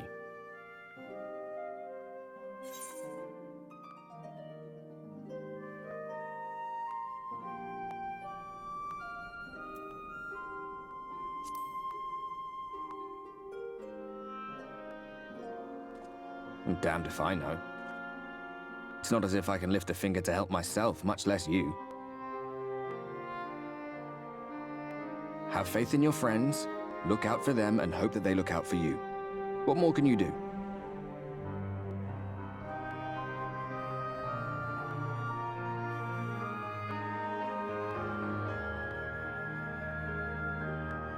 Think he was telling the truth? Emmett, I mean. All that rot about Hydaelyn being no different from any other primal. If so, what would that make her blessing? Are we just slaves to her will?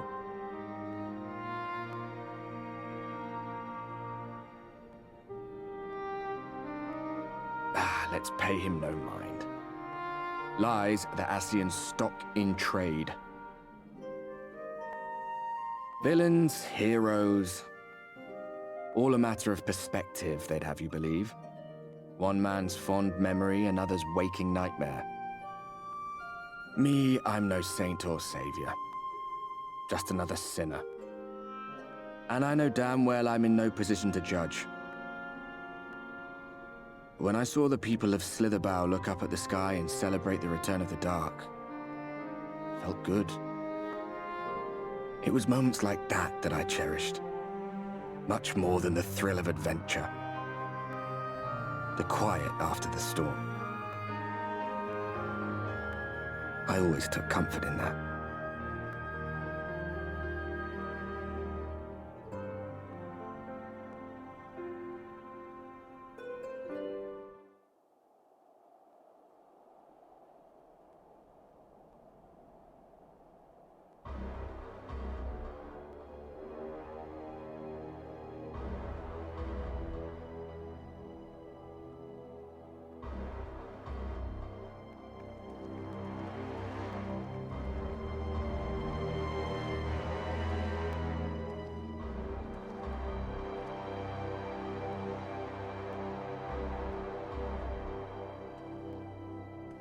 What did the scouts have to report? Several skirmishes, but nothing of consequence. The fighting seems to have taken its toll on both sides.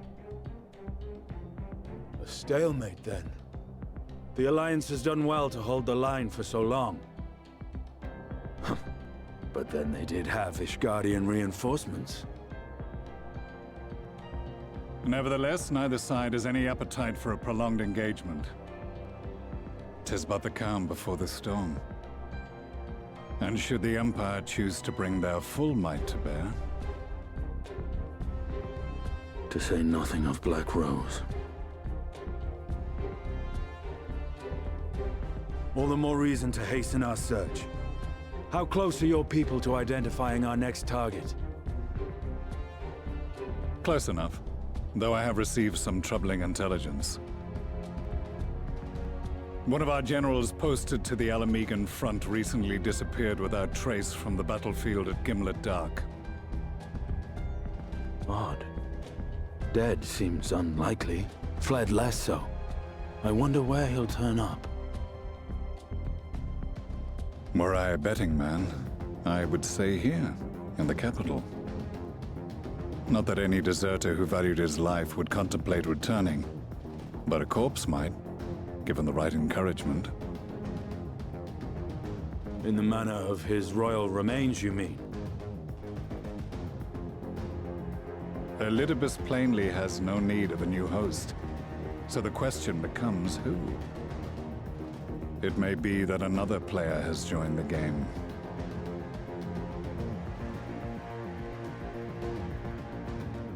Something to consider at any rate. But come, there is work to be done.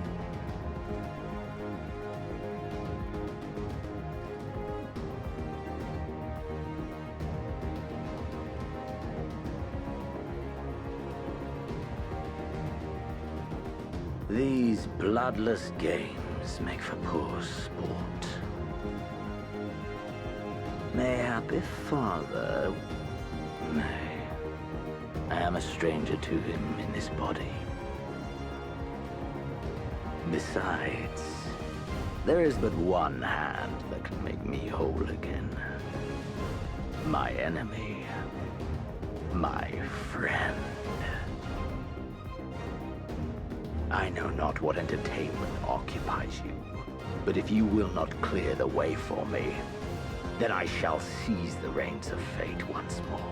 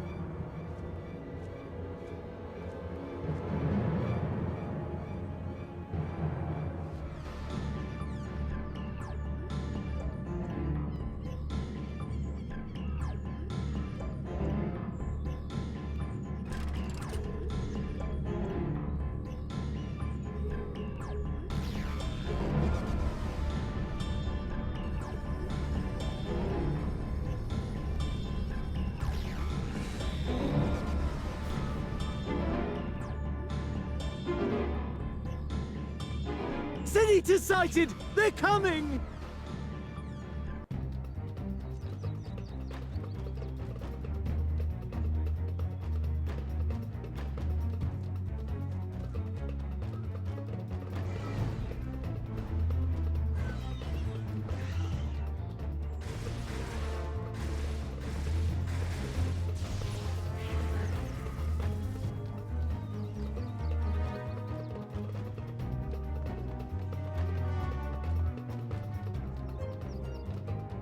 Excellent. The barrier is holding. That's good news for the Crystarium, but what of the rest of Lakeland? Lena and the City Guard have taken to the field. Thancred and the others have already joined them. Let us do the same.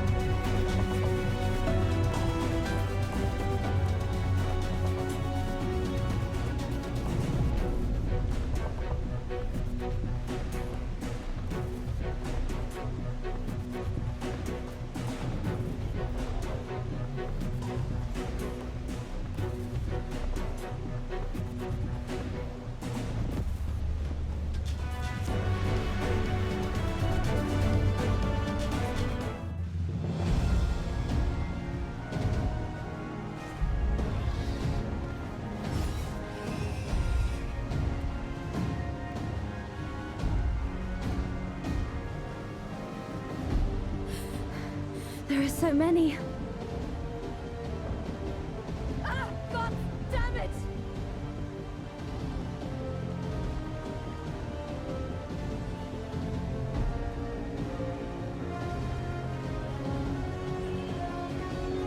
Lena! Yeah!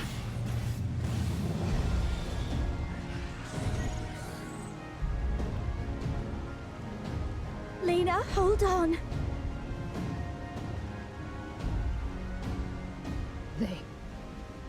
They turned on me.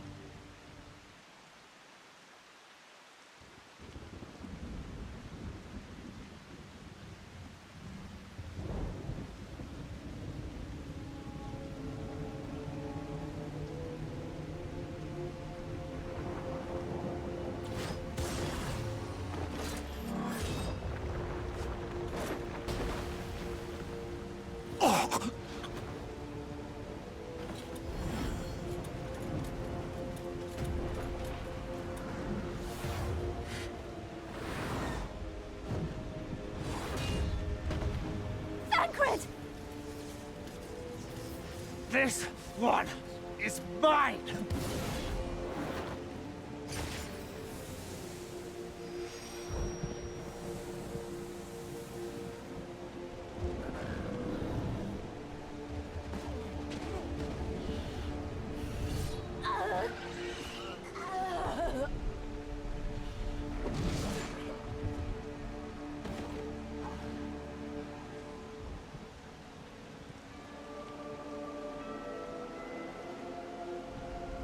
We need only hold out a little while longer.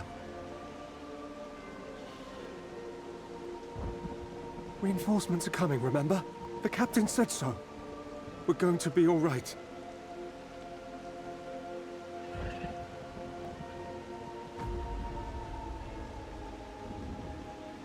Run! Run, damn you! The Warrior of Darkness has returned. The Bloody Knight has returned. So stay with me, eh? You can't go dying now. God damn it! Please let this work. Please let this work.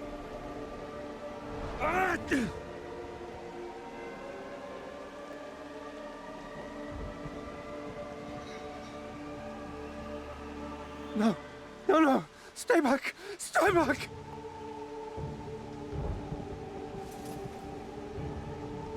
Help! Help! Anyone! Why did you spare me? Why? What have I done to deserve this mercy? Forward! Forward! If you can still hold a sword, follow me! Wounded to the rear! Weapons at the ready! Let's make this count! Fight and struggle. Seek salvation by your own hands. Though the losses be grave, endure them. Though the victories be hollow, claim them.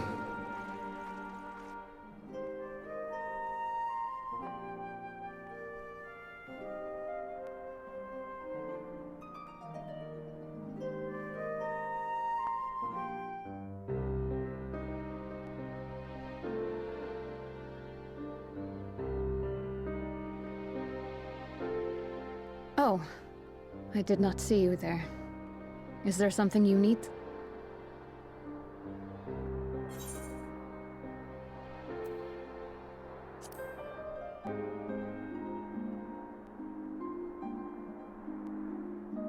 Appoint another. A captain's place is with her soldiers in the field.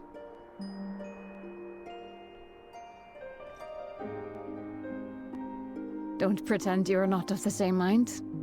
You fought well today. Saved a great many lives. Thank you. Unfortunately, this war is far from over. We must replenish our ranks and shore up our defenses before they attack again. Now, if you will excuse me.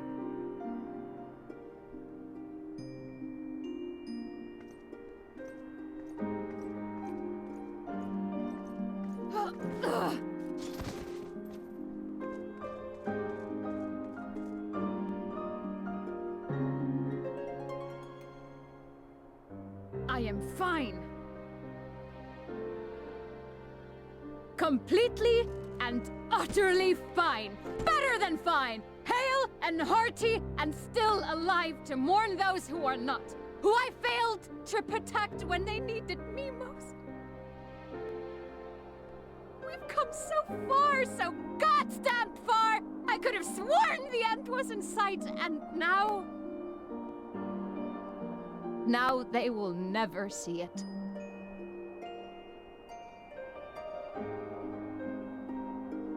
Impudent worms of the Crystarium!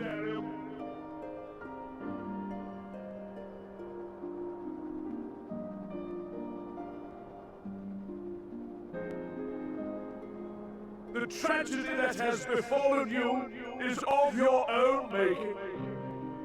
Divine retribution for your defiance.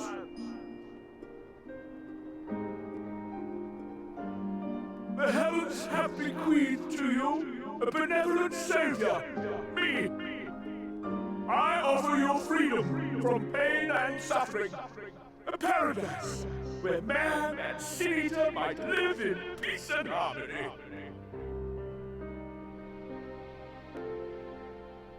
Why, already, our winged brothers and sisters regard me and mine as kin, alike to them in beauty and purity.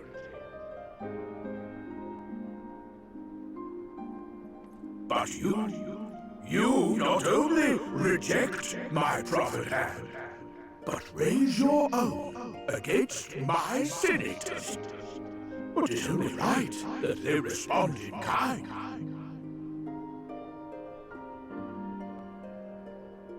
Let this be a lesson to all those who would walk the path of sin. The wicked shall not inherit this world!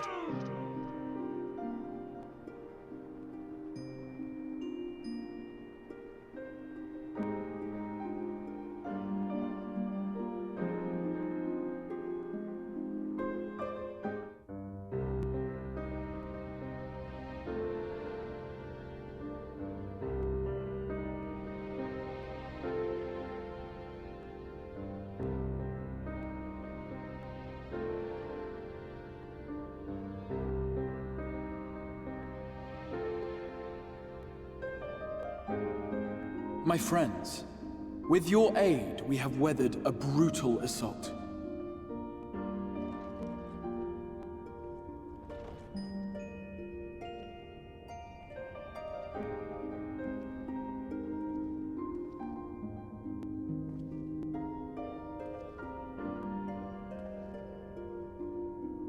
Sorry I'm late, though I would not have been had anyone thought to notify me in advance. As I was saying, it was only with your aid that we weathered this assault. Without it, the Crystarium and all who dwell here would now be gone. For each we saved, another perished. If there is anything else we can do to help, anything at all, you need only ask. This is our home too, and we want nothing more than to keep it safe. Thank you. We are blessed to have you with us. As for the attack itself, Vorthri may call it divine retribution, but Sin Eaters are creatures of instinct. A coordinated assault is unprecedented. Moreover, in the absence of a Light Warden, there should have been no compulsion for lesser Sin Eaters to congregate here en masse. All of which points to a single, unavoidable conclusion. That these minions of light answer to a higher power. He who did claim kinship with them, who did boast of control, not in idleness, 'twould seem, but in earnest. Lord Vorthri. Indeed. What I mistook for bluster was in fact the truth. The Sin Eaters are his to command. But if he imagines this show of force will convince us to bend the knee, he is sorely mistaken. I take it your meeting in Yulmore did not end well. You could say that, yes. But I am wiser for the experience nevertheless. It appears he has mastered a technique which allows him to enslave the minds of others. A fact I discovered when he attempted to use it on me. That would go some way towards explaining the peculiar reverence afforded him by his subjects. There may feasibly be a handful of true believers among them, I suppose, but it would not surprise me if the vast majority were in his thrall. Had I not anticipated his treachery, I might well have joined them. But seeing his invitation for what it was, I sent a glamour in my stead. I rather doubt such tricks will avail me a second time, however. Did you have any luck tracking down the Light Warden in Calusia? Sadly, I have nothing to report on that front. What of Arm'Arang? After a fruitless few days scouring ruins, I resorted to asking the locals. While no one I spoke to had seen any sign of the Warden, I did uncover a possible lead. An abandoned mine in western Arm'Arang. From what the Maud told me, it would be a perfect place to stay out of sight. Of course, I could never hope to explore such a labyrinth quickly or safely on my own, so I returned here. Even should we all join in the endeavor, an exhaustive search could take weeks, and with no guarantee of finding anything.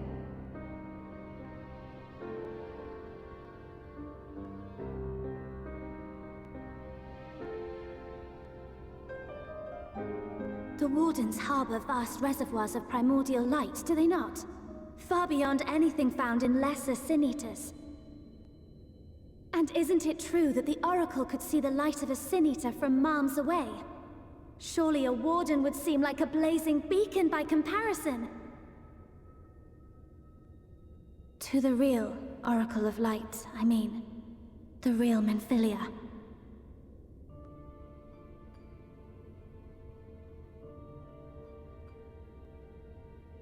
If we travel to Armoreng, to the south where she halted the flood, I could summon her back.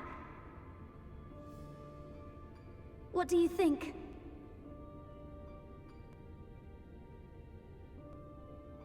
Don't. Don't what? Do what I can. What we both know is right. Do not presume to know my mind. You have no idea what you're proposing. But I do! I know why you never said anything. Because you thought you could keep me safe by keeping me in the dark. And maybe I thought so too. But I knew, Thancred. I always knew.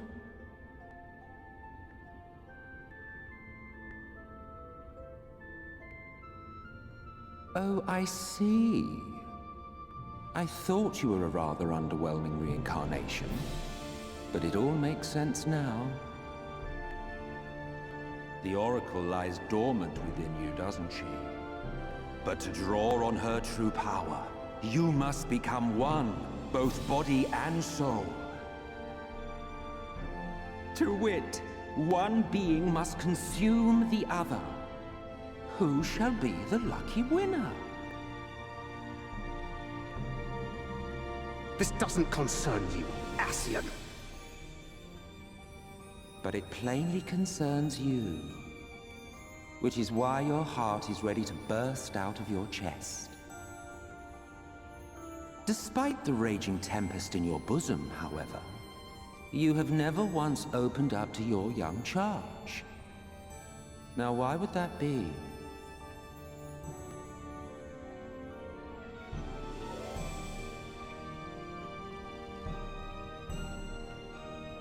Love. Well, I for one think it's a marvelous idea. Certainly more promising than any of your other suggestions. So, it's off to Armoreng we go.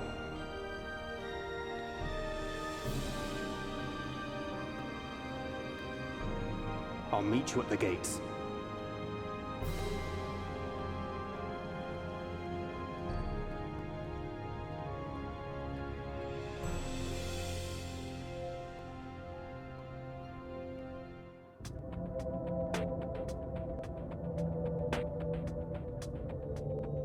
Take comfort in the bonds you share. Accept the pain when the time comes to part. Press on, for joy and sorrow walk hand in hand. Beyond Mount Garrick lie the hills of Amber, beneath which run hidden veins of mineral wealth. Or ran, at least. Mayhap they are spent. Or mayhap the ringing of hammers can yet be heard below.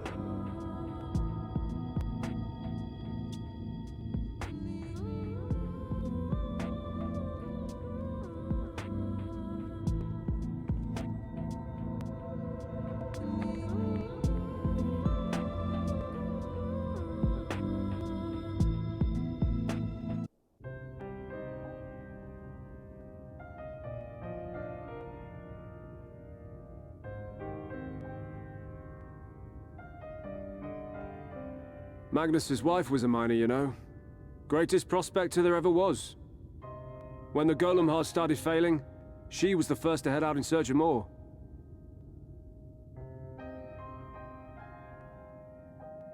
Problem was, most of the veins ran dry ages ago. And finding fresh ones to tap's only gotten harder. But she wasn't one to be deterred. She just kept digging deeper and deeper.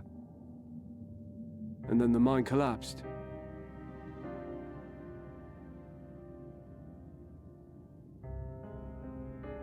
We labored day and night to clear away the rubble, but it took us 2 months to find her. To find her body.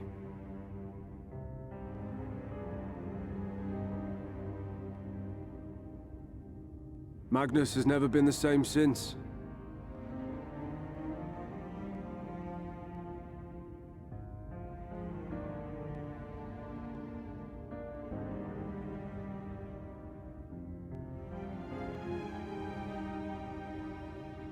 Where is he, if you don't mind my asking? Ah, yes, well, if he's not here, there's only one other place he'd be.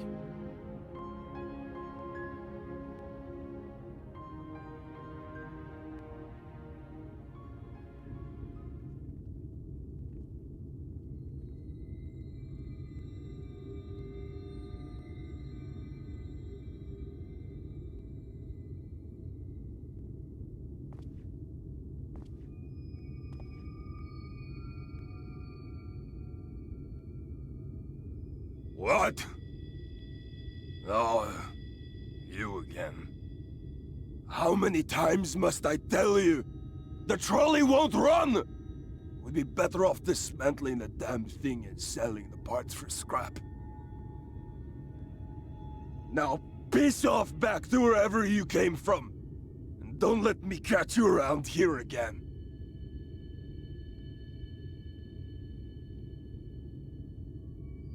What were their names?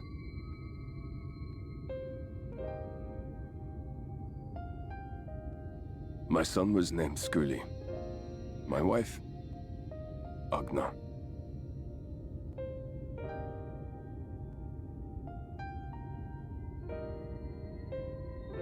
Being here with them, it beats going home. Home stopped being home when I lost them. I thought to try and drown my sorrows, but somehow, the bottle's never deep enough. No bottle is. Believe me, I know. You've lost someone too?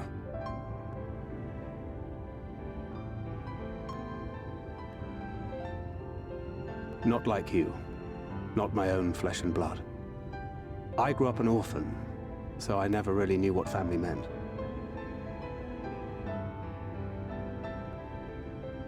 Not until I met a man who offered to take me in and make me his pupil. He was a kindly soul, always looking out for me, like a father. Not that I appreciated that at the time, or anything else for that matter.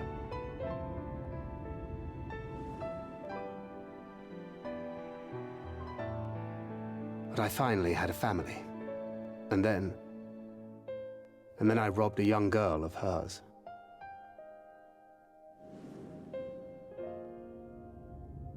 I did my best to make amends, to offer her comfort. But the more I look back on it, the more I realize just how inadequate my efforts were. I let her down. That is why I refuse to let her legacy die.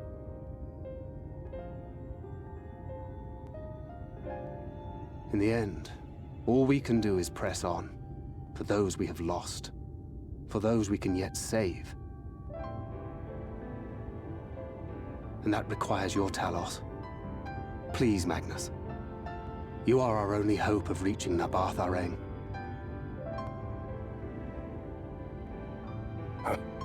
What rubbish.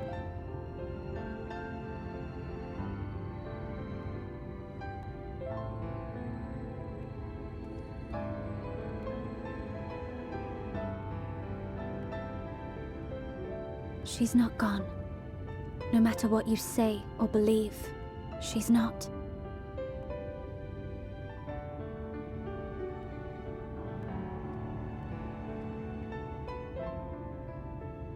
we can still bring her back.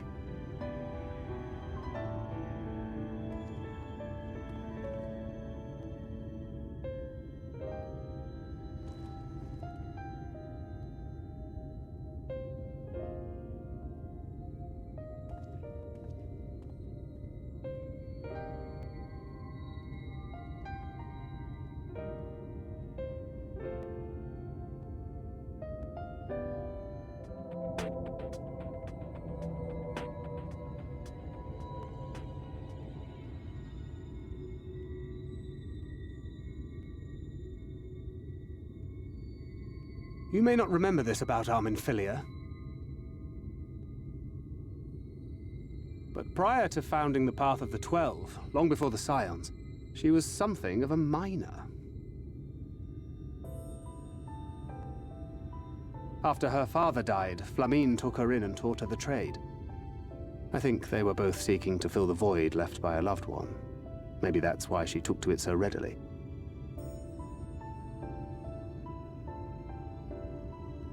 Back in those days, I spent most of my time in the Quicksand, or some other tavern, loosening tongues and gathering secrets. Occasionally, I'd catch a glimpse of her in the street, on her way home after another hard day's work. I always felt a wave of relief when I saw she'd come back safe, along with a pang of guilt at the fact I wasn't there to support her as I should have been. Simply speaking with her more than once in a blue moon would have been a good start, but I could never bring myself to do it. Instead, I threw myself into my work and became every drunkard's best friend.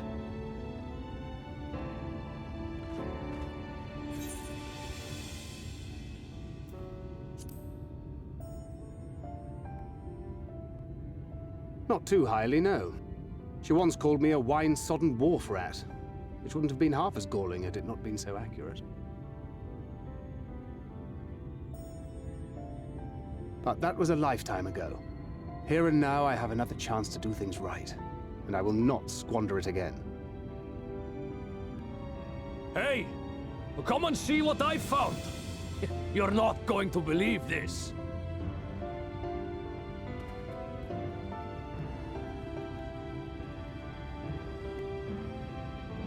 Tell me it's Leonine. It is at that. You lot were born lucky. It's mostly broken pieces. But look at this.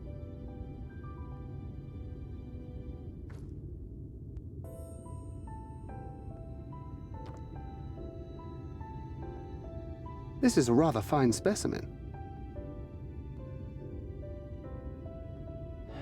It's been decades since we found anything approaching this big.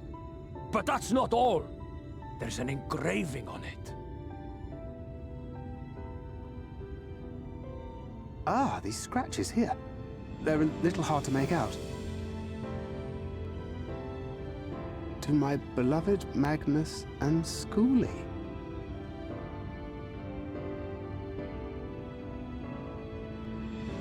Yes! Do you see? It was a gift to Magnus from his wife. She found it. She really found it. She must have spent her final hours carving this message into the stone, in the hope that he might see it one day. Those rock-backed bastards must have made off with it before we could clear a path to her.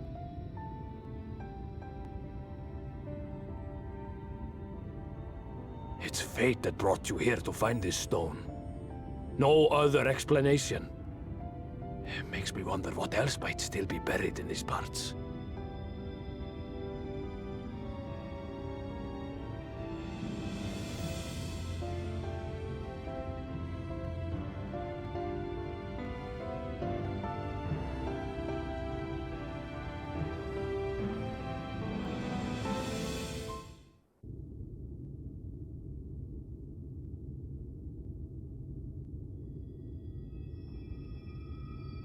Preparations for the enchantment are complete.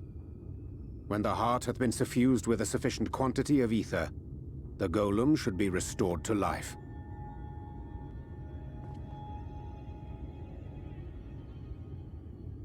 All right then. Whenever you're ready.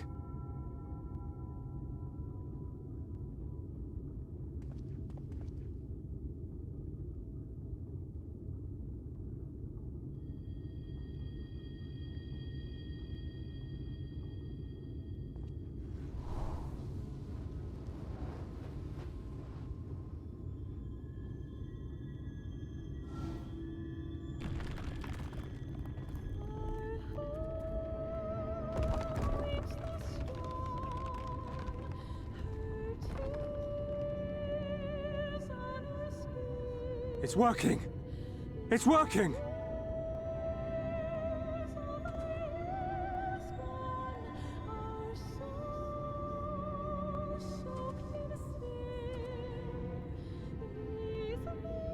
Magnus!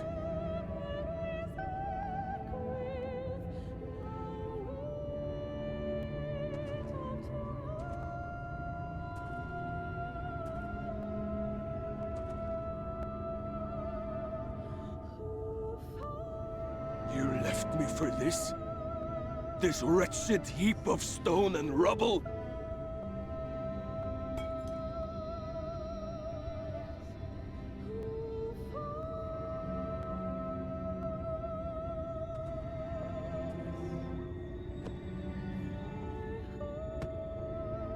This worthless pile of earth?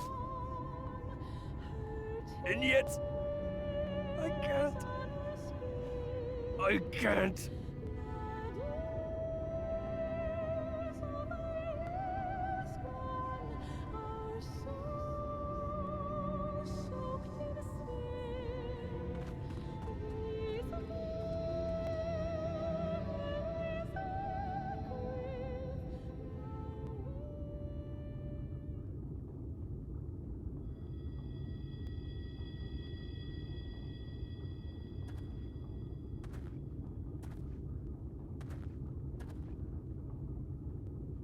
What troubleth thee, child? I shouldn't be here. I don't deserve to be. I don't deserve any of the things you've done for me. I'm just a burden, helpless and hopeless. If tomorrow came and I was gone, it would be better for everyone. Thancred most of all. He'll never admit it, but I can see it in his eyes. I wish he'd just say it. Just say that he hates me, that he wishes I was dead so that she could return.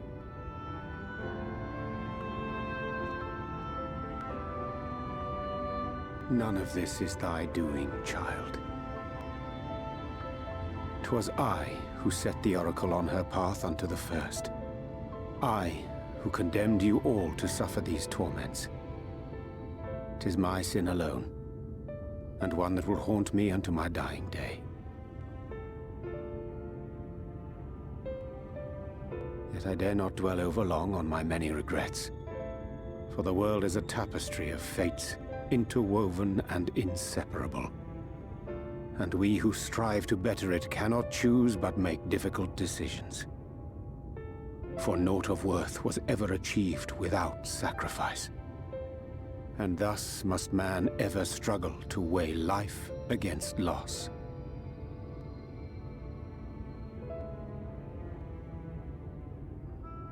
The one for whom thou mournest beareth no grudge. Were she here, she would not suffer thee to languish in sorrow. She would tell thee to seek thine own path, thine own purpose. It is a truth which I myself was slow to learn. Yet a truth it remaineth. Thou needst but have faith, and all will be well.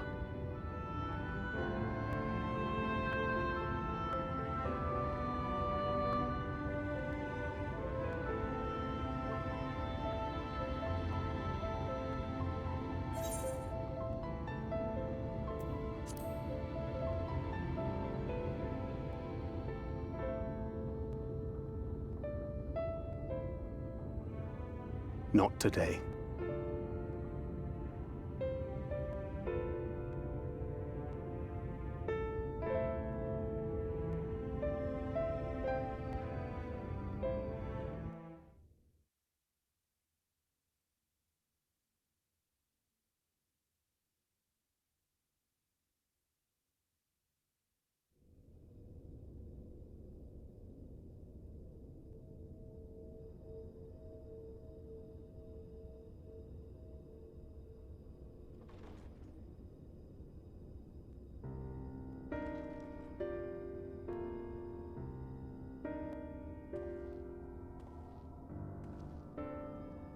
To what do I owe the pleasure that is your extended stay? Oh, to the tediousness of our hero's present endeavors. That and the insufferable abundance of light in Armorang. I should be glad to keep my distance. Oh, I'm rather fond of sleep, you know. It's a wonderful way to pass the time. Not that my compeers would agree, mind you. Always on the move, the lot of them. Like La Hebrea, constantly jumping from vessel to vessel. Such fire, such determination. So much passion fleeting and forgotten.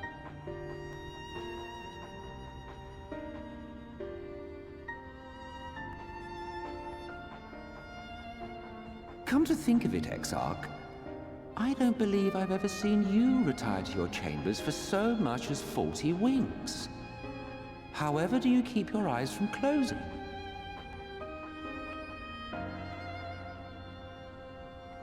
The cold shoulder. You wound me, sir. Always so guarded in our every interaction. Interactions you curiously refrain from sharing with the Scions and their champion.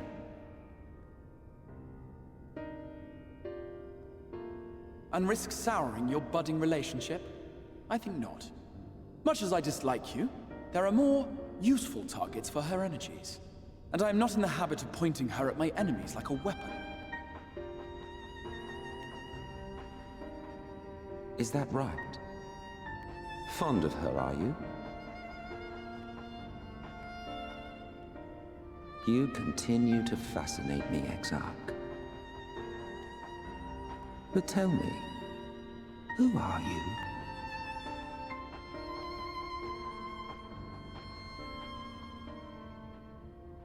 The once great nation whose ingenuity gave birth to this tower was shaped by my hand. As such, I know full well the wonders it can facilitate and those it cannot.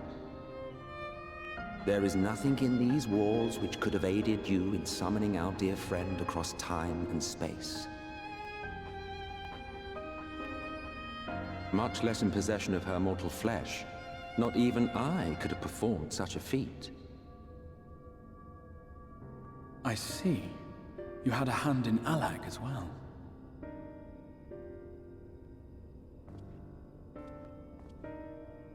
You would know what I am?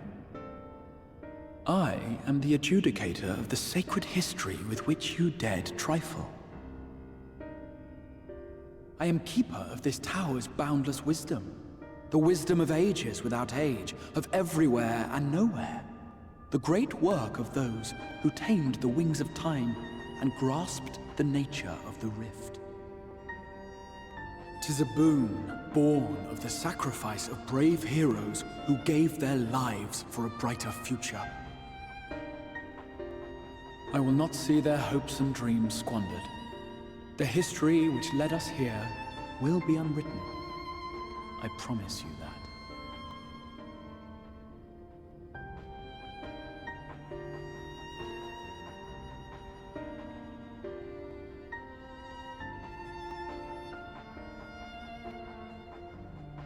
Well, it seems we're both eager to fulfill our duties then.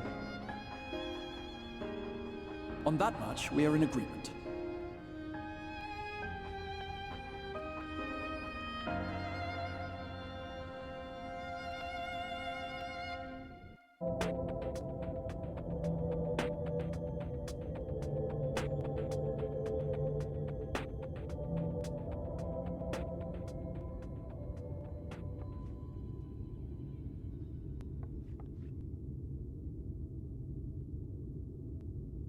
Urianger?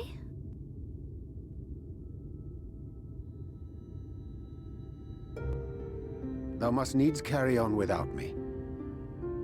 The path to Nabartha lieth open. Whilst thou travellest thither to the south, I would apprise Mistress Alize and the others of our progress.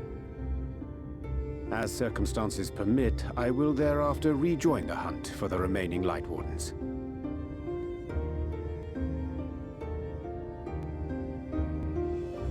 Magnus, will the gate close immediately after the trolley passes through? No, it will stay open until someone closes it manually.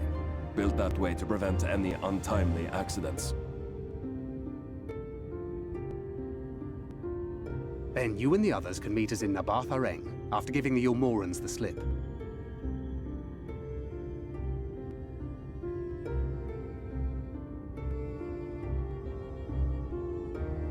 Urianger.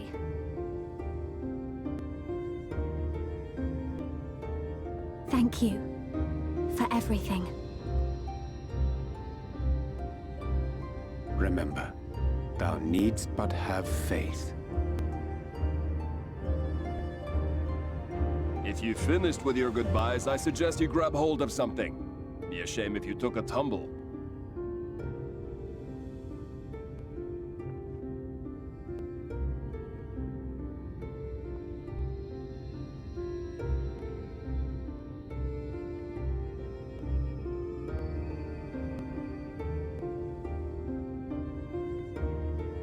The tracks beyond the gate aren't in the best of shape, so the trolley can only go as far as Malik. Godspeed!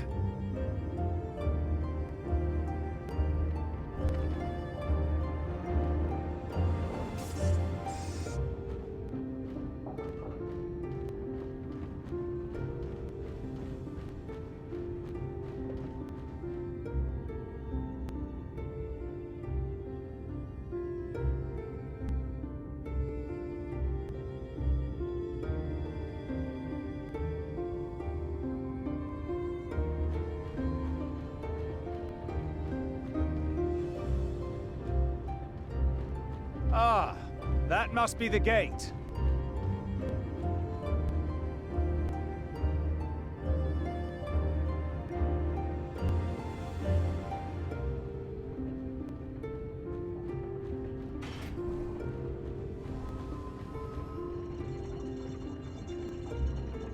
Well, so far so good.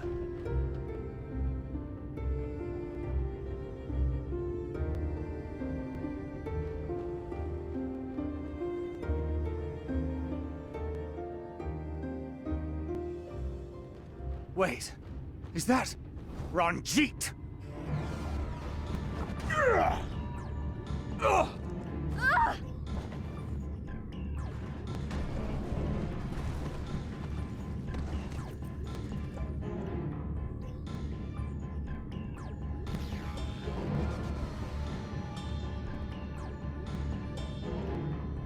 You're a stubborn old swine, aren't you?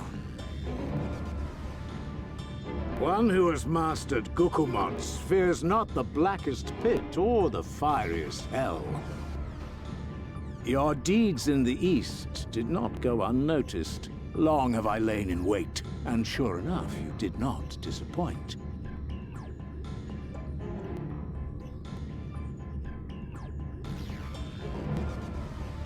Had you only sworn fealty to Lord Vorthri, you'd have no cause to skulk about like frightened animals.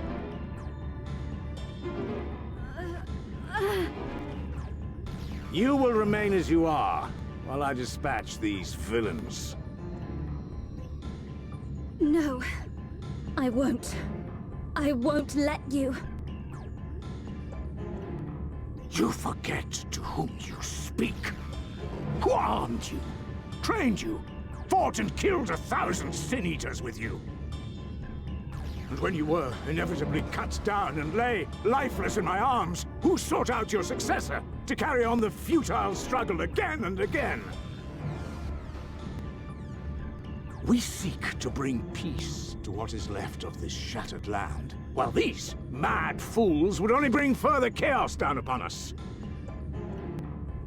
Do not be deceived, child. Only by Lord Vorthri's hand will this dying world know a sliver of salvation.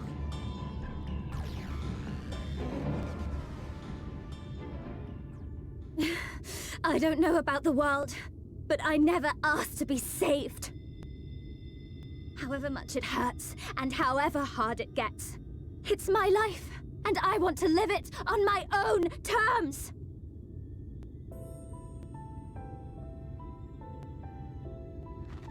And those mad fools you want me to abandon. The ones I've traveled with, fought with, and may one day die with. They feel the same. So no, I will not be deceived. No matter what you say, I refuse to believe it's all for nothing.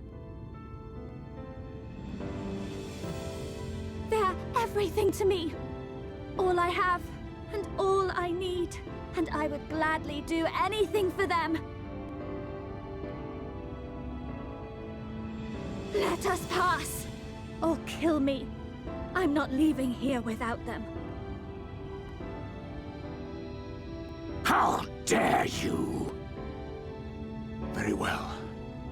If you would cast your lot with villains, then you shall share their fate.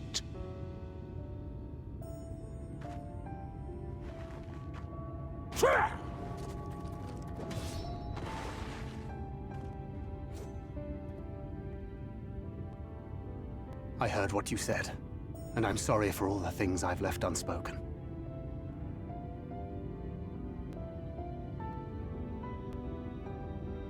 You have to go, now! Thancred, no! Go! Do what you came here to do. I'll not have you waste that newfound resolve on me.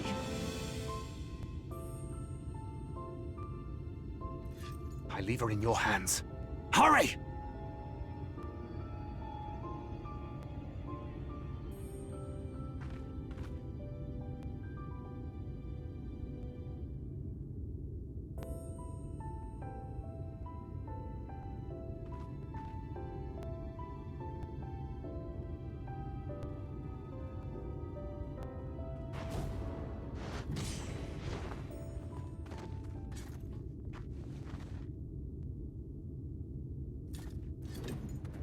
Not another step.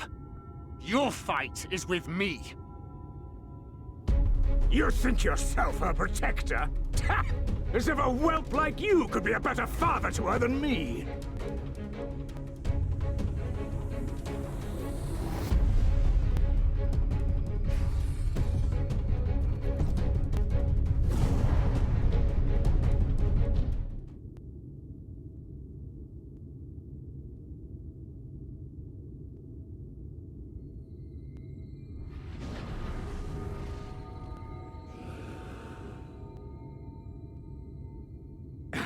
You would have her suffer and die. I would spare her that fate.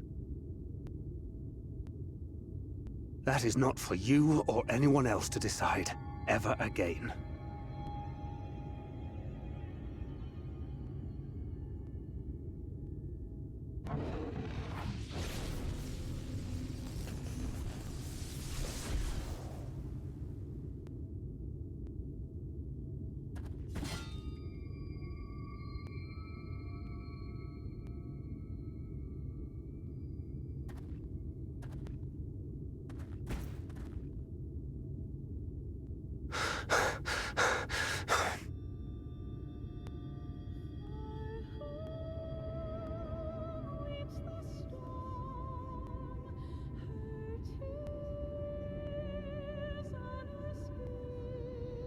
Not a single day goes by that I don't think about all that you have given me.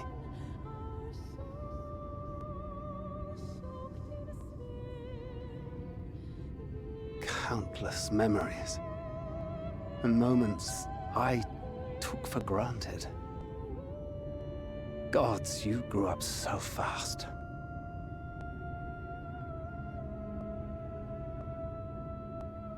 But you had to, didn't you? For those you had lost. For those you could yet save. A world teetering on the very brink of oblivion, for which you gave your everything, without hesitation. Your kindness, your compassion, your love. Then and now.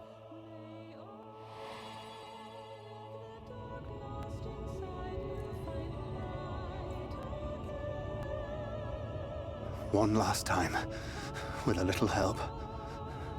I'm so proud to have been a part of your life.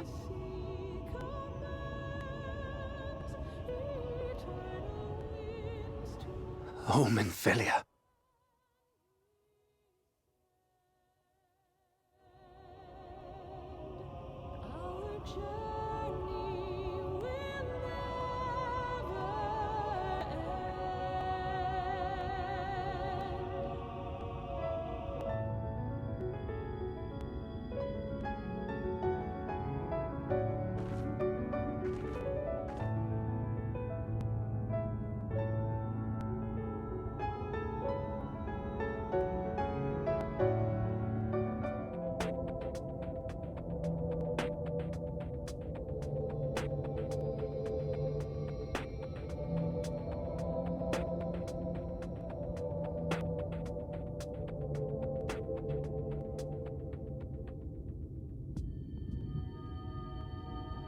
Is this...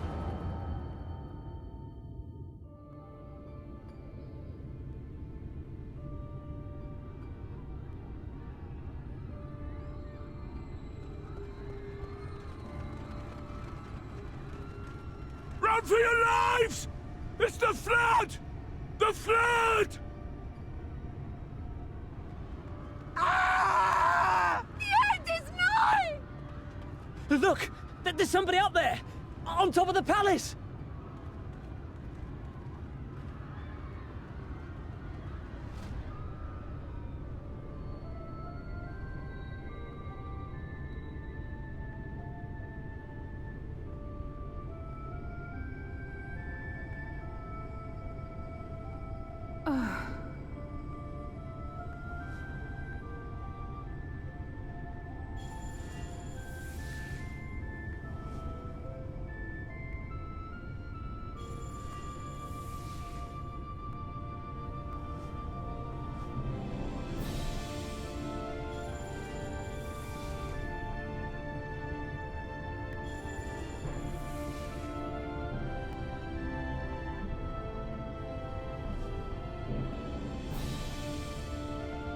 No!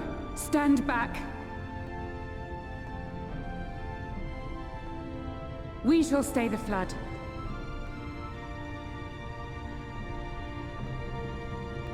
But this is what I want! It's my sacrifice to make!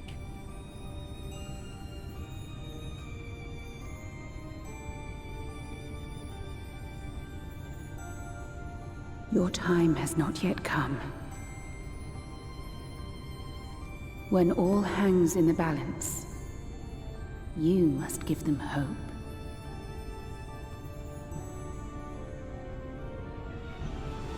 Minfilia!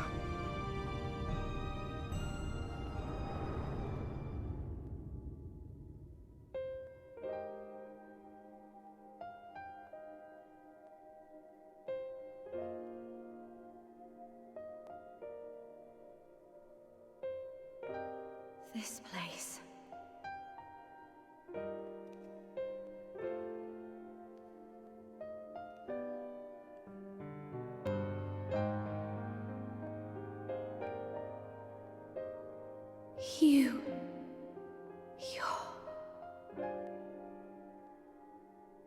Ours is a meeting long overdue. Full glad am I that we may finally speak.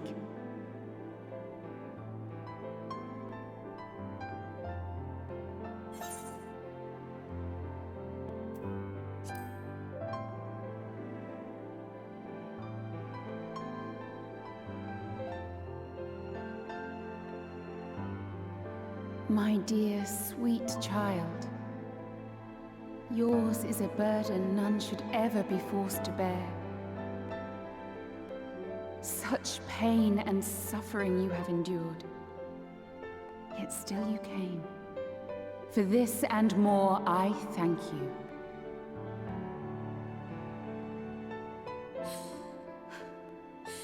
I've lost count of the times I've almost given up. If people hadn't helped me every step of the way, I never would have made it. Yet here you stand, resolved. Now, tell me your heart's desire.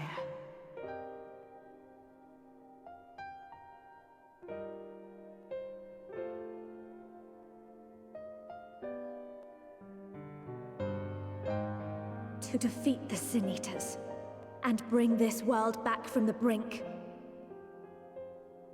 The remaining Wardens have hidden themselves from us. But with the power of the Oracle, I thought we might be able to find them. Indeed you could. Their radiance would be unmistakable. But know, my child, that the power you seek will come at a price. We stand now at the crossroads. A decision must be made.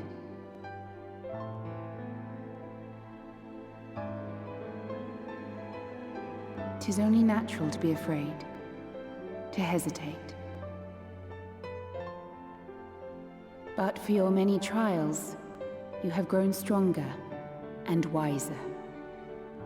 And with the love and support of those you hold dear, you have grown to love yourself.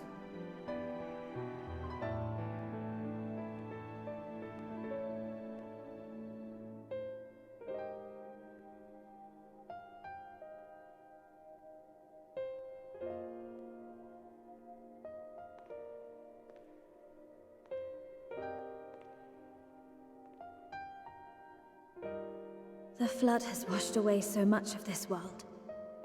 So many people and places and possibilities, and all the heroes who fought to protect them.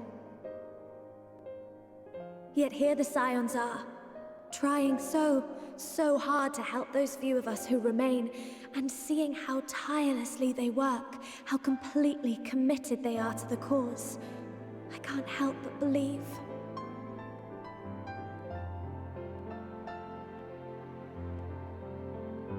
But I want to do more than just watch and cheer. I want to make a difference. I want to help them, like they helped me, and maybe even inspire others to do the same. Coming together, providing for one another. That's the only way forward I can see. Since all of our heroes are gone, we'll just have to make heroes of ourselves.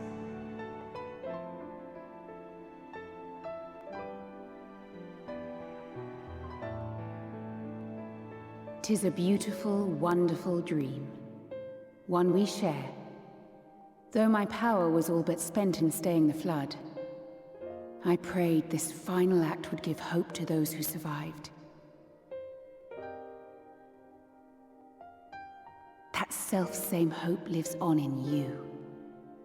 It gives me comfort to know that the future is in capable hands.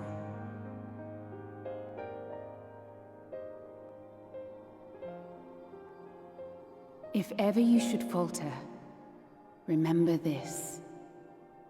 No one, however powerful, is immune to the whisperings of doubt and despair. Do not give in to them. But do not deny them either. Look instead to the light within, that you may continue to serve as a beacon to others. Thank you, Minfilia, for believing in us, for believing in me.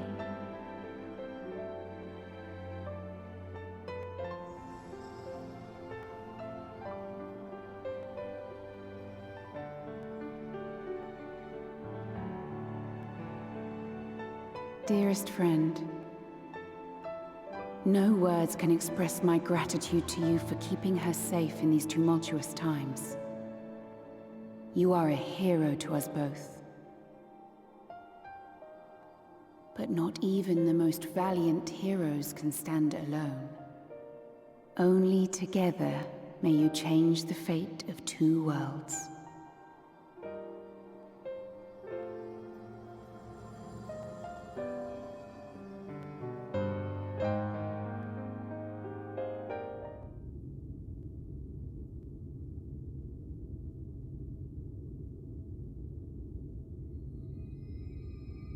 Ah, there you are. We were worried. Really? She wasn't the one that nearly got herself killed. It's a good thing Urianger called on us when he did. You were at death's door when we found you. But thanks to your timely ministrations, I was not obliged to walk through it.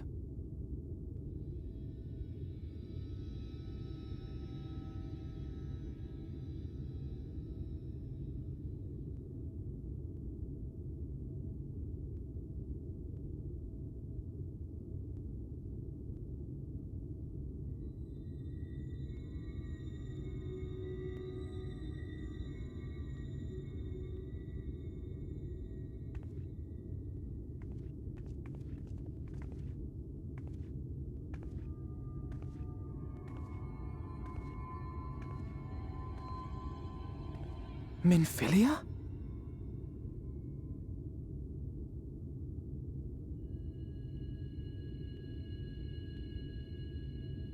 You saw her.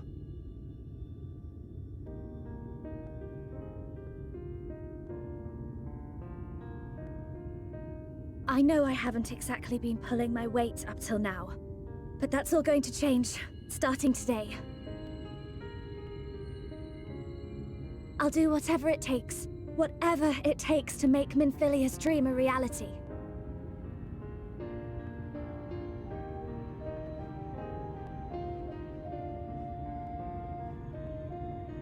I can track the Light Wardens now, maybe even help you fight them.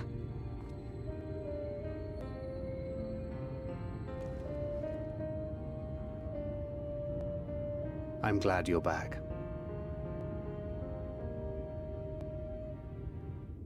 You don't have to say that, you know.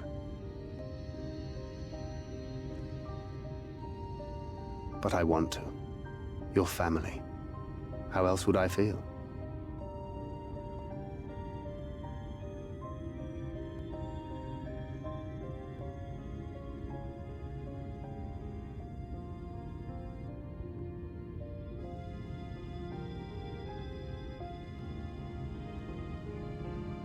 She will need a name. A name? A name of her own. I would not have her walk in the shadow of another any longer. And I think it a fitting tribute to our departed friend, too. At the mention of Minfilia, I would remember the woman who preserved our fellowship when all seemed lost.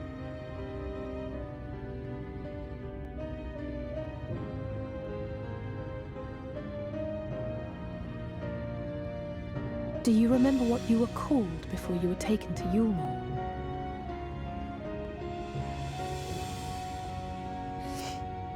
I'm sorry, I don't. I couldn't have been very old when it happened. Then we must think of a new name. Suggestions?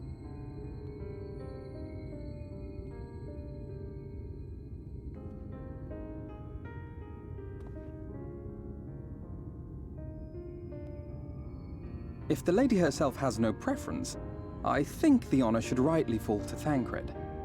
After all they have been through together, he's practically a father to her. Well spotted. I'm so glad you're here to explain these things. And what exactly is that supposed to mean? Oh, nothing.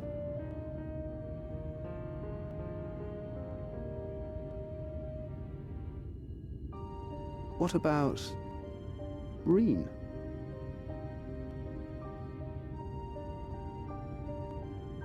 Ah, blessing in Fae. Wait, doth this mean thou wert listening when I delivered my lectures on the Pixies? Not exactly, but that one word made an impression.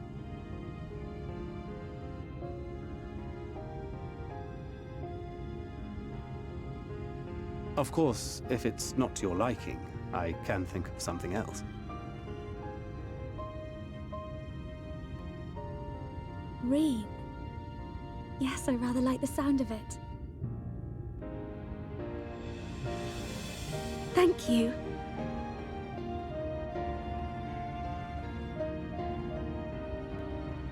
That settles it then. Welcome aboard, Reen. I won't let you down.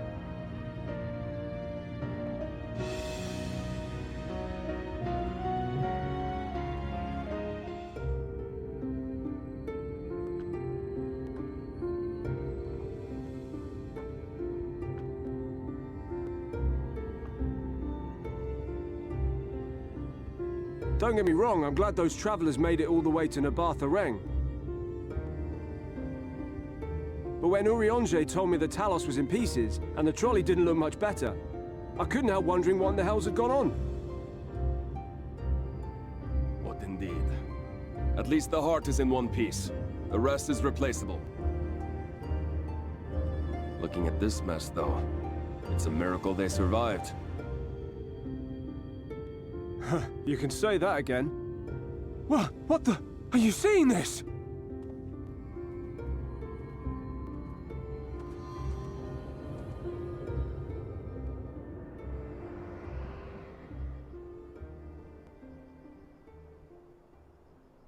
The sky. It...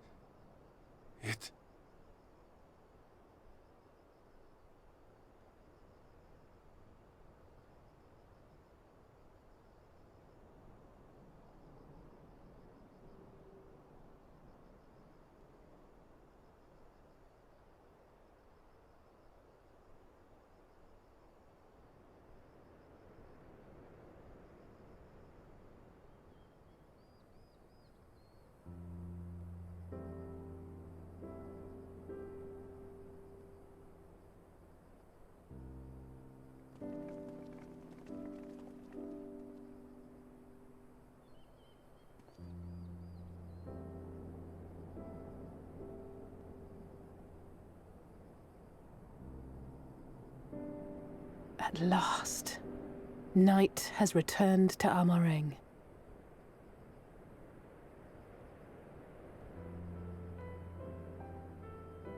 We'll save this broken world yet, Tesleen. You see if we don't.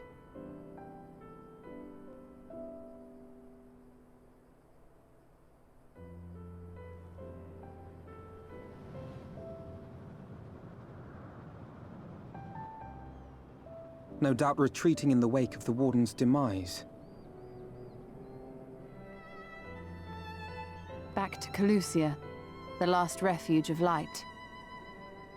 Home to our dear Lord Vorthri, who will no doubt do everything in his power to thwart us. As well he should, for defeat there would spell the end for both him and his heavenly host.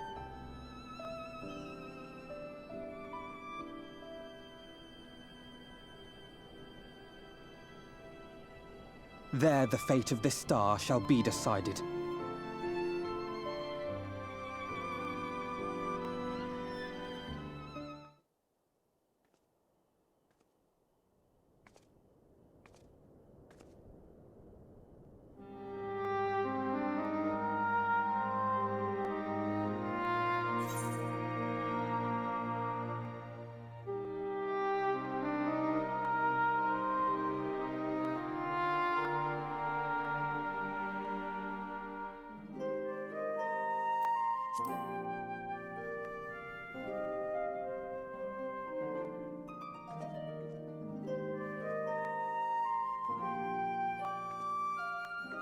And sometimes the dead would rather not be disturbed. But enough about me. What of Amareng?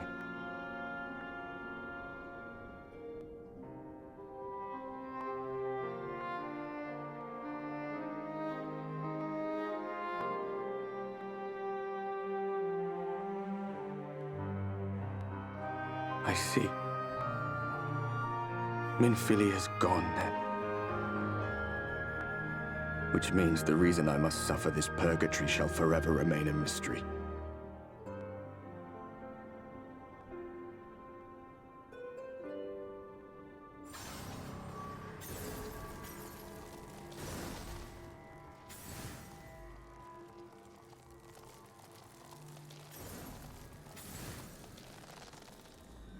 What's the matter? Are you all right?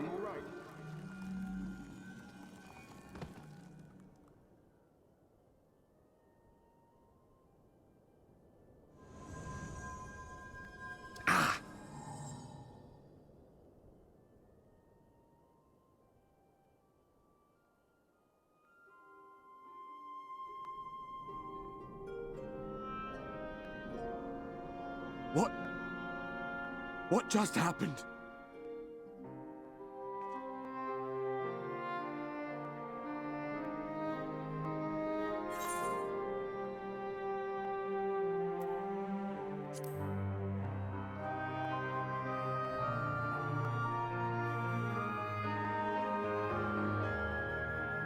Minfilia said my time had not yet come. That I still had a role to play. Not even the most valiant heroes can stand alone.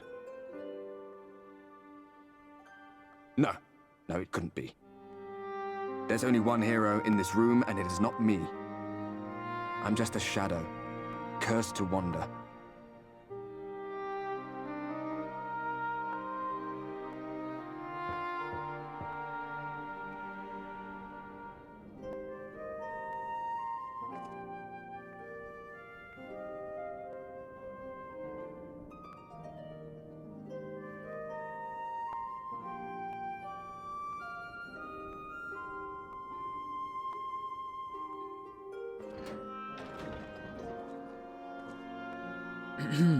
Forgive the intrusion, but Minfilia, that is, Reen, and the others were asking after you. Is everything all right?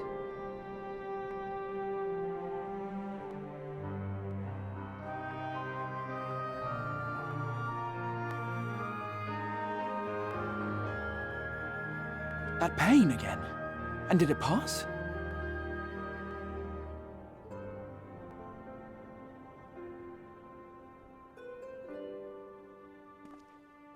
Thank goodness for that. I would not wish to see you suffer.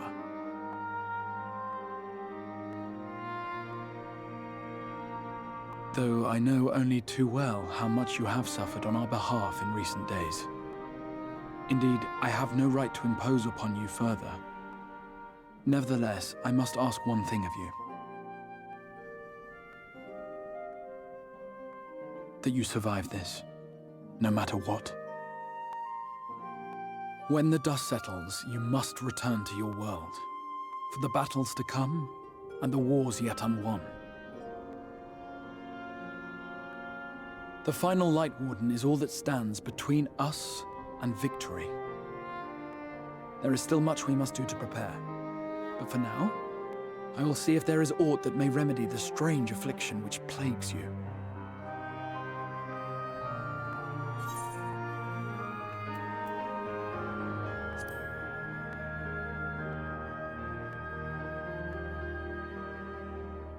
Indeed it is.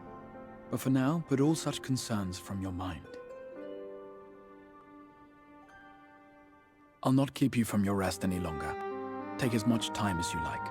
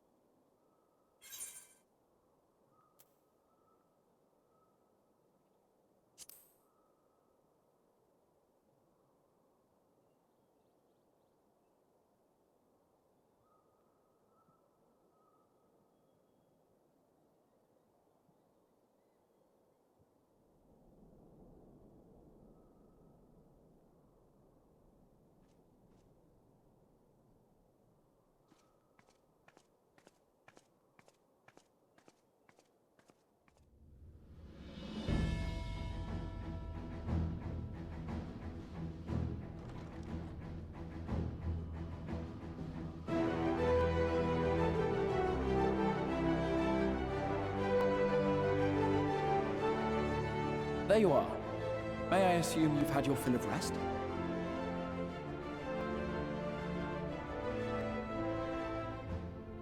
That is well.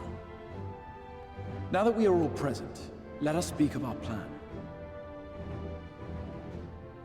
Thus far, we have vanquished 4 Light Wardens, restoring night to much of Norvrant. Only one remains, that of Calusia. And with Reen to guide us, I am certain we will find it.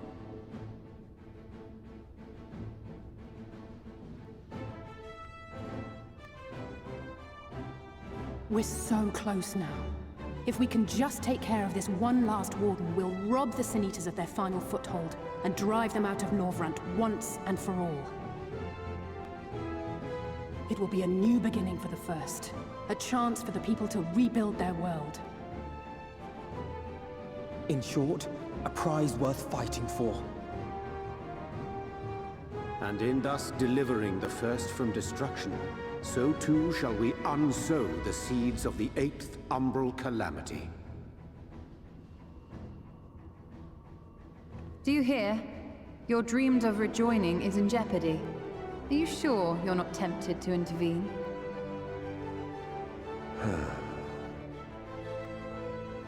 You labor under the misapprehension that vanquishing the Sin Eaters is tantamount to saving the world. It is not. In truth, you only delay the inevitable, lengthening your fleeting lives by the smallest of margins.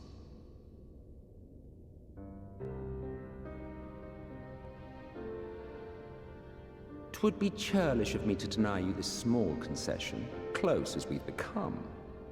Foolish and misguided though you are not without charm. Each and every one of you is possessed of a noble heart. When the weak want for succor, you do not hesitate to provide it. Alas, your nobility is short-sighted. You think only of the problem in front of your nose. A limitation of your ephemeral existence.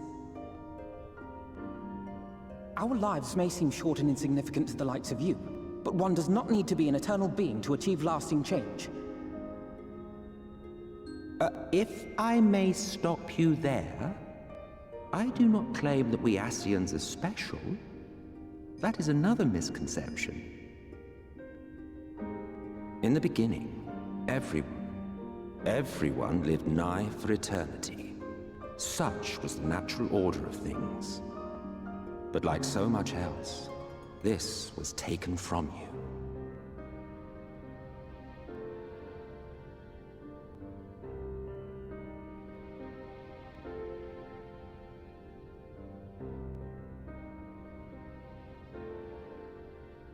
You won't object if I borrow your plaything?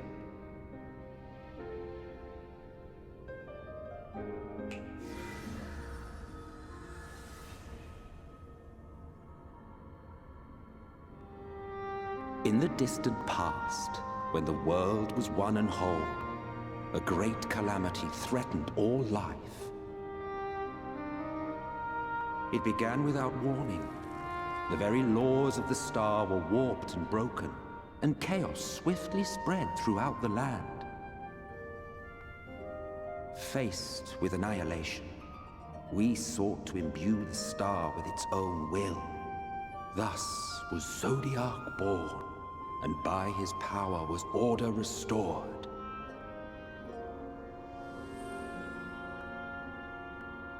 Ere long, however, thankless fools began to fear that Zodiac's might was too great, and so they conjured another to keep him in check.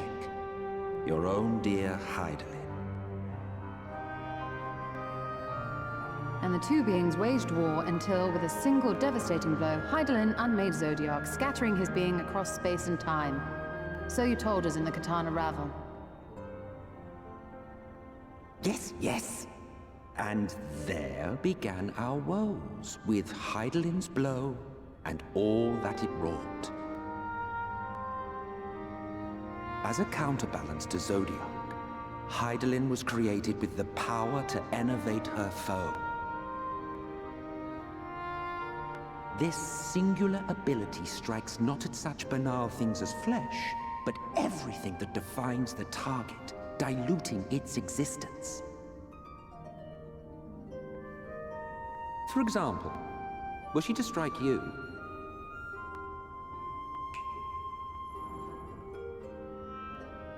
two individuals, identical in appearance yet reduced in all respects. Strength, intelligence, the soul itself, all is halved.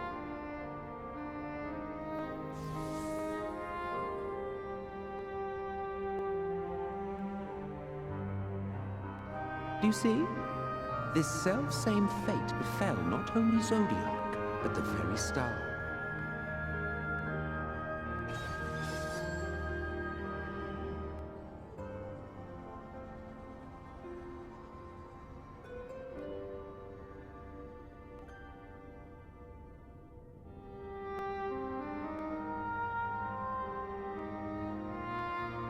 Only 3 were fortunate enough to escape the Sundering, me being one of them.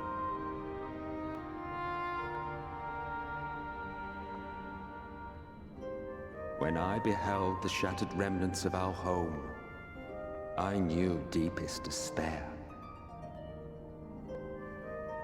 The inhabitants of these 14 fragments were feeble, frail and foolish, oblivious to their imperfection, ignorant of their past. Malformed creatures thrashing blindly about. Pitiful, disturbing, depressing. So, we took it upon ourselves to rejoin the worlds. But in our eagerness and, I confess, our ignorance, we erred and made a useless void of the 13th.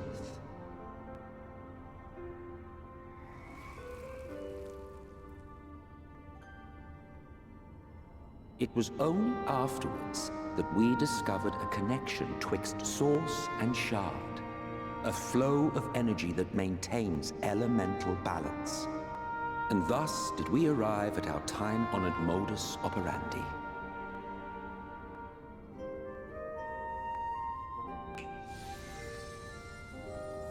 From a purely Ascian standpoint, it could be said that what you seek to do is only logical. But that would be to ignore the immeasurable destruction wrought with each rejoining. You have murdered millions, and this we cannot condone. By your fragmented existence, you continue to give rise to tragedies far crueler than any calamity. But yes, moral relativism and all that. Case in point, I do not consider you to be truly alive, ergo I will not be guilty of murder if I kill you.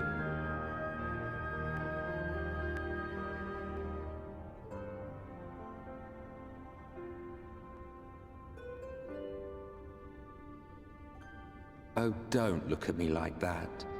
You for whom I have only the highest expectations. A vaunted hero of the Source, 7 times rejoined.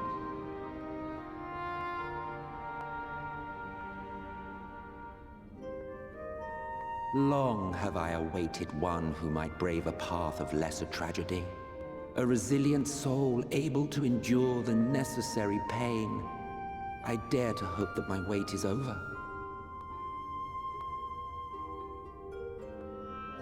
So, finish your task and slay the Light Warden.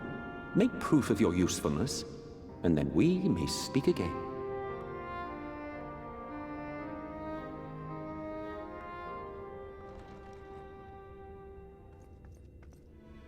Forgive me, my lord, but this could not wait. Speak freely, Captain. Our informant in Colusia sends word of unusual activity in Yulmore.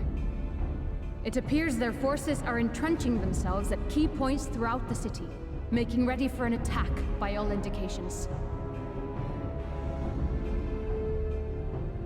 An intriguing use of resources. I rather doubt Lord VOR3 is concerned for the safety of his citizens. You think he's harboring the Light Warden inside the city walls? Even if he does have some means of controlling the Sin Eaters, wouldn't that be a little risky? Risky or not, if there is even a chance the Warden is hiding there, we will need to act fast. The longer we wait, the better prepared the Yulmorans will be.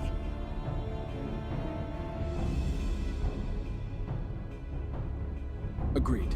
See to your preparations then and make for Calusia. God's willing, this hunt will be the last. Let us see it through to the end.